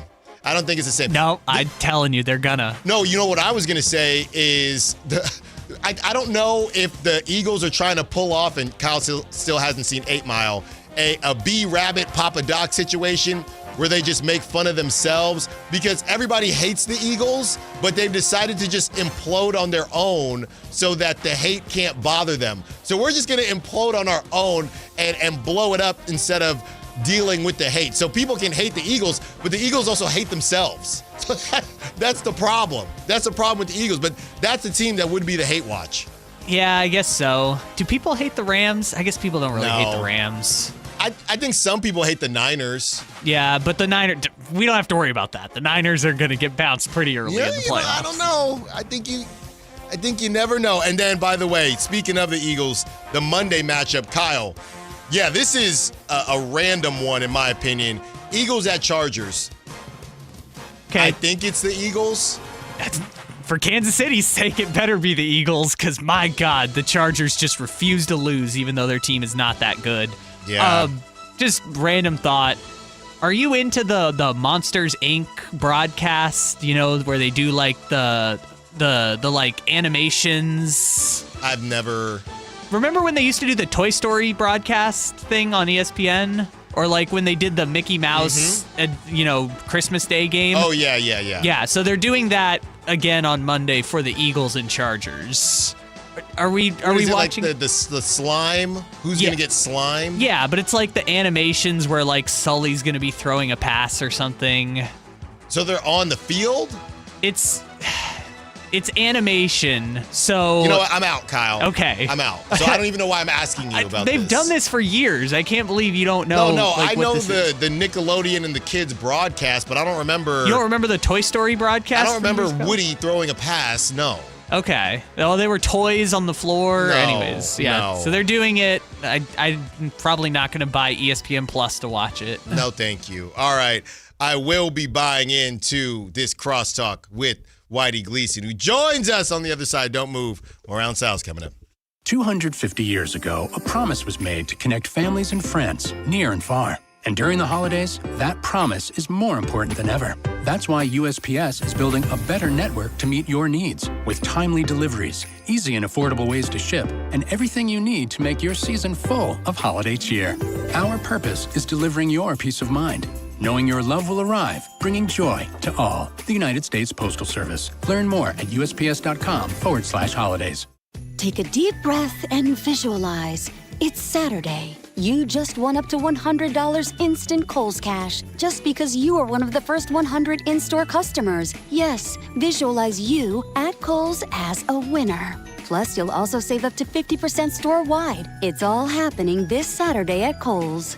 No purchase necessary while supplies last on 12/6/25. One card per household. Select styles. Some exclusions apply. Offers end December 6th. See store or Kohls.com for details. Call Maverick Electrical to claim your free furnace tune-up or electrical safety check with a donation. This month, donate 5 canned foods to Maverick Electric's holiday food drive and get a free furnace tune-up or electrical safety check. They'll collect your cans at the appointment and make sure your heat stays comfy and your lights stay steady, so the only thing whistling is the kettle, not your ductwork. Visit callamaverick.com to schedule your free tune-up today. What would a Maverick do? Because you're a Maverick too. Limited appointments, some restrictions apply. Give to get with no gimmicks. $5,000. That's the average amount of money people in the U.S. are now spending on gas in a year. $5,000. That's crazy. If you drive, you have to download Upside, the free app that gives you cash back every time you get gas. That's right. You can earn real cash back with Upside just by buying the gas you're already buying. You can literally start earning cash back today. I use Upside every time I fill up, and I've already made around $200-$300. You're putting gas in your car anyway. Why not get real cash back? If you like free money, download Upside. I'm saving the cash I earn from using Upside to help pay for a vacation later this year. Download the free Upside app now to earn cash back every time you buy gas. Use promo code POWER to get an extra 25 cents per gallon on your first tank. You can cash out anytime right to your bank, PayPal, or a gift card for Amazon and other brands. Just download the free Upside app and use promo code POWER for a 25 cents per gallon bonus on your first tank. That's code POWER for a 25 cents per gallon bonus. Bonneville International Radio Station contests are open to participants at least 18 years of age and older that are residents of California and who reside in one of the 6 counties that make up the Sacramento metro area, unless otherwise specified. Employees or agents of the station, Bonneville International Corporation, other area radio stations, or any entity associated with the contest are not eligible to win, unless the station otherwise specifies in its own discretion. Persons who have won in the last 30 days from a station contest or event may not be eligible. For a copy of the general contest rules, visit khdk.com. Carmichael Dave here for American Energy Heating and Air. They're now upgrading what they do to include plumbing. They're bringing that same expertise and experience to the plumbing space. So they're no longer just heat and air. They're now your American Energy home pros. You hear me talk about them all the time as your second opinion partner. Now you can still get second opinions on any HVAC service or replacement. And now you can get a second opinion on any of your plumbing services. They'll come out to your house for free and give you that second opinion. And right now, they got a free furnace special with a full system installation up to $2,500 in rebates. All for a company that's been serving the greater Sacramento area since 1981. A+ Better Business Bureau. 916-520-9990. That's 916-520-9990 or AmericanEnergyAir.com. Jingle Singers, take it away. Call 916-520-9990 now. The clock is ticking. This holiday season, give the gift they'll really love. A new Honda from Northern California's best Honda dealer, Stockton Honda. Happy Honda Days are happening right now. Score big with low payments, top trade-in value, and a huge selection of new Hondas, all at Stockton Honda. Anytime, anywhere, it's all here. StocktonHonda.com. based on the results of the study recognized on June 18, 2025, USA Today's list of California's top car dealers 2025. Hello, I'm Frank Cock with Retirement Security Centers with a weekly economic update. Markets initially moved higher as investors looked past weaker than expected private payroll data and pressure in the technology sector, with broader indexes also posting modest advances. A handful of major tech and semiconductor names slipped after reports of shifting sales expectations in the artificial intelligence space, though some of these concerns may have slightly eased. Still, several AI-linked stocks finished lower, reflecting a market that's beginning to separate early hype from long-term execution. Analysts say we're entering the early stages of a transformational period for technology and automation, but the question is how much leverage companies are taking in to fuel that innovation and whether those investments might begin to show results. For investors, this week has been another reminder. Even in a market driven by big themes like AI, daily moves still come down to earnings strength, balance sheet discipline, and the ability to deliver real results in a shifting economic landscape. How might this affect you or your family? Please go to frankontheradio.com to schedule an appointment, watch videos, and receive market updates. I'm ready to help you start your journey so you can define your future. Securities and investment advisory services offered through Mosaic Wealth, member FINRA SIPC. Mosaic Wealth is separately owned, and other entities and or marketing names, products, or services referenced here are independent of Mosaic Wealth. Listen to the 49ers Red Zone Report daily, brought to you by Mountain Mike's Pizza, the official pizza of the 49ers. Mountain Mike's Pizza, pizza the way it ought to be.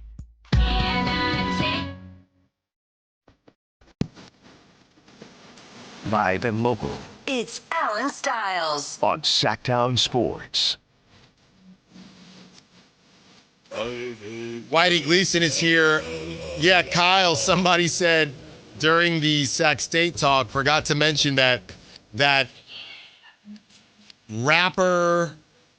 Oh, Tusi has committed to Clemson. No, Syracuse. Oh, Syracuse. That's right. They said Clemson. Yeah, it was orange. You were close to 09. Syracuse. When he's been working out at NC State, but he has committed, and it's so funny, I guess, because he's got money. He's committed to be a walk-on at Syracuse. Yeah, didn't we? We talked about that earlier this week, right? I thought we did, but Fran Brown, don't do it, brother. Just don't. Don't do it.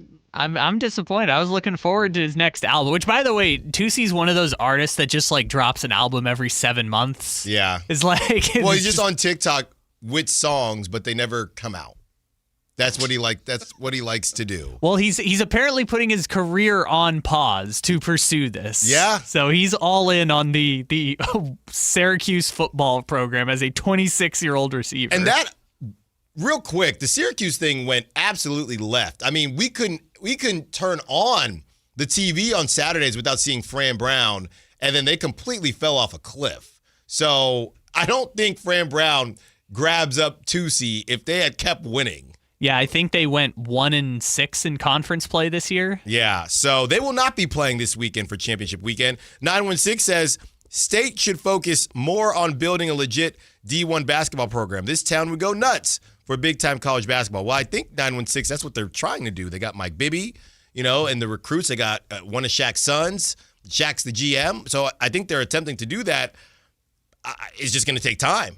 This stuff just takes time. By the way, when Shaq's son departs, I believe Shaq will not be the general manager anymore. I think that's probably a safe bet. But he's here now, and he's going to be a DJ at Cal Expo, where the Sac State football team will not be playing this year. This year. This year specifically. This year. Jake thought I meant ever. So this year. Whitey Gleason. Well, maybe you're just early to the news. Don't start. Listen, I owe a lot of money to Schmallen this week. Yeah, you do. I had Keegan. Oh, my gosh. That didn't work out. Do you hate his kids? I had Dak in the under last night on yards. Yeah, what was it, 340 yards, something like that? At least. I thought he'd be under duress, and he was. And I had the game on, didn't watch the whole thing. And every time I looked, he got sacked again. Yeah. I think I did pretty well on this, and I checked the yards. Yeah. Nope. Lost CeeDee Lamb, but Flournoy goes off for 115, something like that. You know what's starting to creep up now, Whitey? Dak's starting to run a little bit again. Those QB rushing yards. I know I'm probably not supposed to say this. I'm a big Dak fan. I think he's phenomenal. Really? Yes. He is such a gifted thrower of the football. Well, they lost. I know. I hardly blame him. Really? If they hadn't traded Micah Parsons, who knows? They might be in playoff position. And Quinn Williams has been decent. Yeah. I think it was during the Thanksgiving game, and they flashed the graphic that was like, and with that pass, Dak has passed Tony Romo for the most passing yards in Cowboys history. And I was like, that just can't be true. How has Dak been around so long? Just wait for the text to come in. It's a different game now. It's a different game. It is. Specifically He's still those way better Cowboy than Tony offense. Romo, though. Yeah. But Tony got him further in the playoffs. I know. That's the thing with the Cowboys, and they're the ones that set the standard. You got to win a Super Bowl. You're not a Cowboy quarterback that could be compared with the greats till you win it all. Yeah, and it was a catch by Dez. Doesn't matter now. That's right. But it was a catch. I agree with you, by the way. That was Thank you, 11 Jerry. years ago. Well, and here's the thing. We did this whole situation with the Cowboys. They beat the Eagles. They beat the Chiefs. And they had put themselves – this is what the Cowboys do. They put themselves in the hole, play really well because there's no expectations. Then when they get said expectations, they all over themselves. And now they're in the process. And they're not done, but that's what they do. I also think they're a reflection of the current state of the NFL, which is if you're pretty good, you're going to win some games. Yeah, and I think that's why this playoff run is going to be a lot of fun because I have no clue. Yeah. I saw the Rams are the betting favorite, but, just throw a name out there and you never know what could happen. 49ers. I would, plus 2,500. Do you think they have a legitimate shot of being the 1 seed? I saw if the Rams and Seahawks lose this weekend, they would be the 2 seed, but that's just not going to happen. But they could get up to 5 seed realistically. I forgot who has to lose, but they could get to the 5 seed. Do I think they could get to the 1 seed? I mean, Whitey, I don't know who they're going to lose. If Daniel Jones, this is a huge game for the Colts. I believe they have the Jaguars.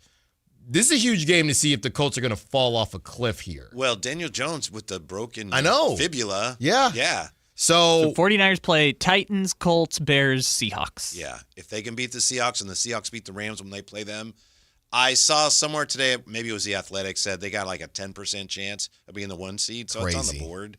Crazy. It's definitely in play, which is stunning. Yeah. It's their only shot because they ain't going on the road to beat the Rams or the Eagles. So the Eagles have imploded. They're not. They're done with the 1 seed.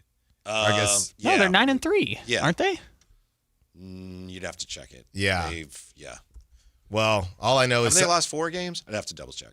Well, all I know is A.J. Brown is happy because he's getting catches. They're 8-4. Yeah. 8-4. Rams 9-3. Bears 9-3. Packers 8-3-1, but they play each other this weekend. The Packers win this weekend, they're going to be a top 2 seed. I don't care. They're not doing anything. Jordan Love. Not great.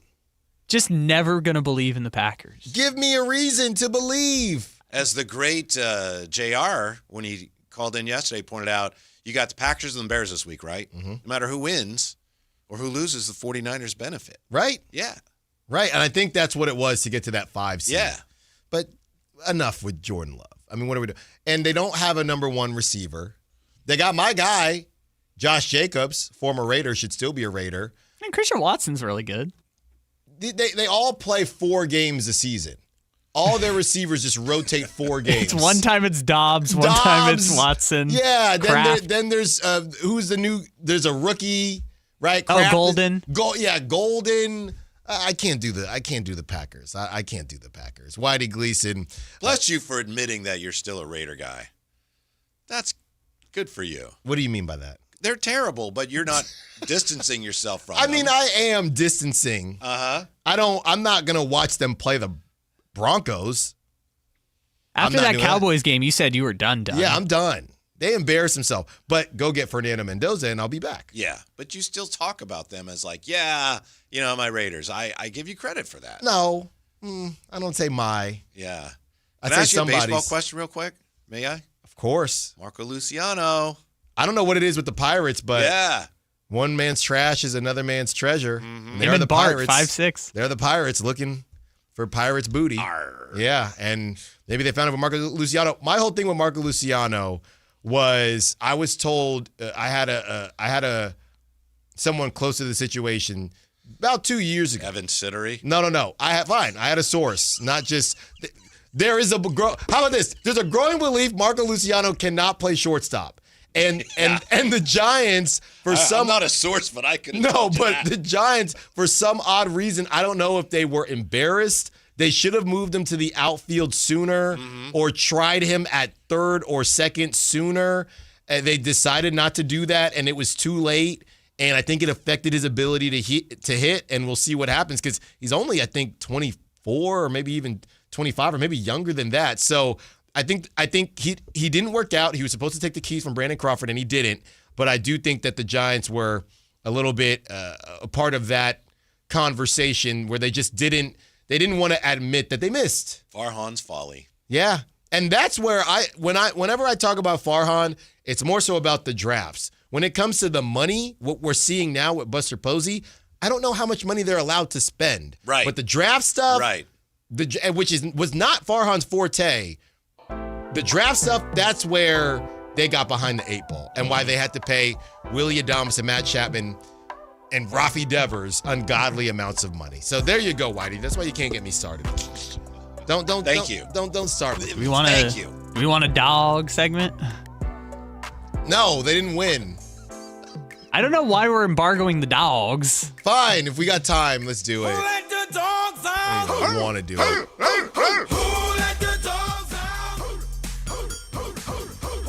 I'll start Jaime Jaquez Jr. I'll start Davion Mitchell. All right, Khalil Ware.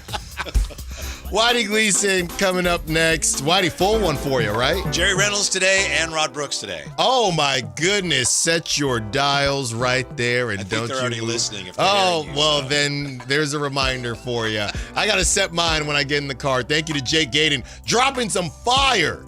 Jake Gaden did. Thank you to Kyle Ledbetter. As always, thank you all the callers, texters, Sack Chatters. I'm going to tell you this much. Monday, we are approaching December 15th. Kyle and I have been workshopping this upcoming week a ton, and we have a lot for you this upcoming week. So as excited as I am to get to the weekend, Monday is going to be a lot of fun, and there's no better way to warm you up than Whitey Gleason coming up next. Thanks. Secure the bag, light the beat. What do you mean? Don't forget my podcast. Frankie in the oatmeal bag. Beam Man signing off. Don't forget my podcast. Gotta go. This is the story of the one. As a safety manager at a manufacturing plant, he does everything he can to keep his coworkers safe. From finding ways to reduce risks, to keeping safety supplies in stock. I just think we need to, see other people. Are you trading me in? No. A trade-in is what I'm getting from Kitchen Mart. A trade-in? Right now, Kitchen Mart's offering a $750 credit when you trade in your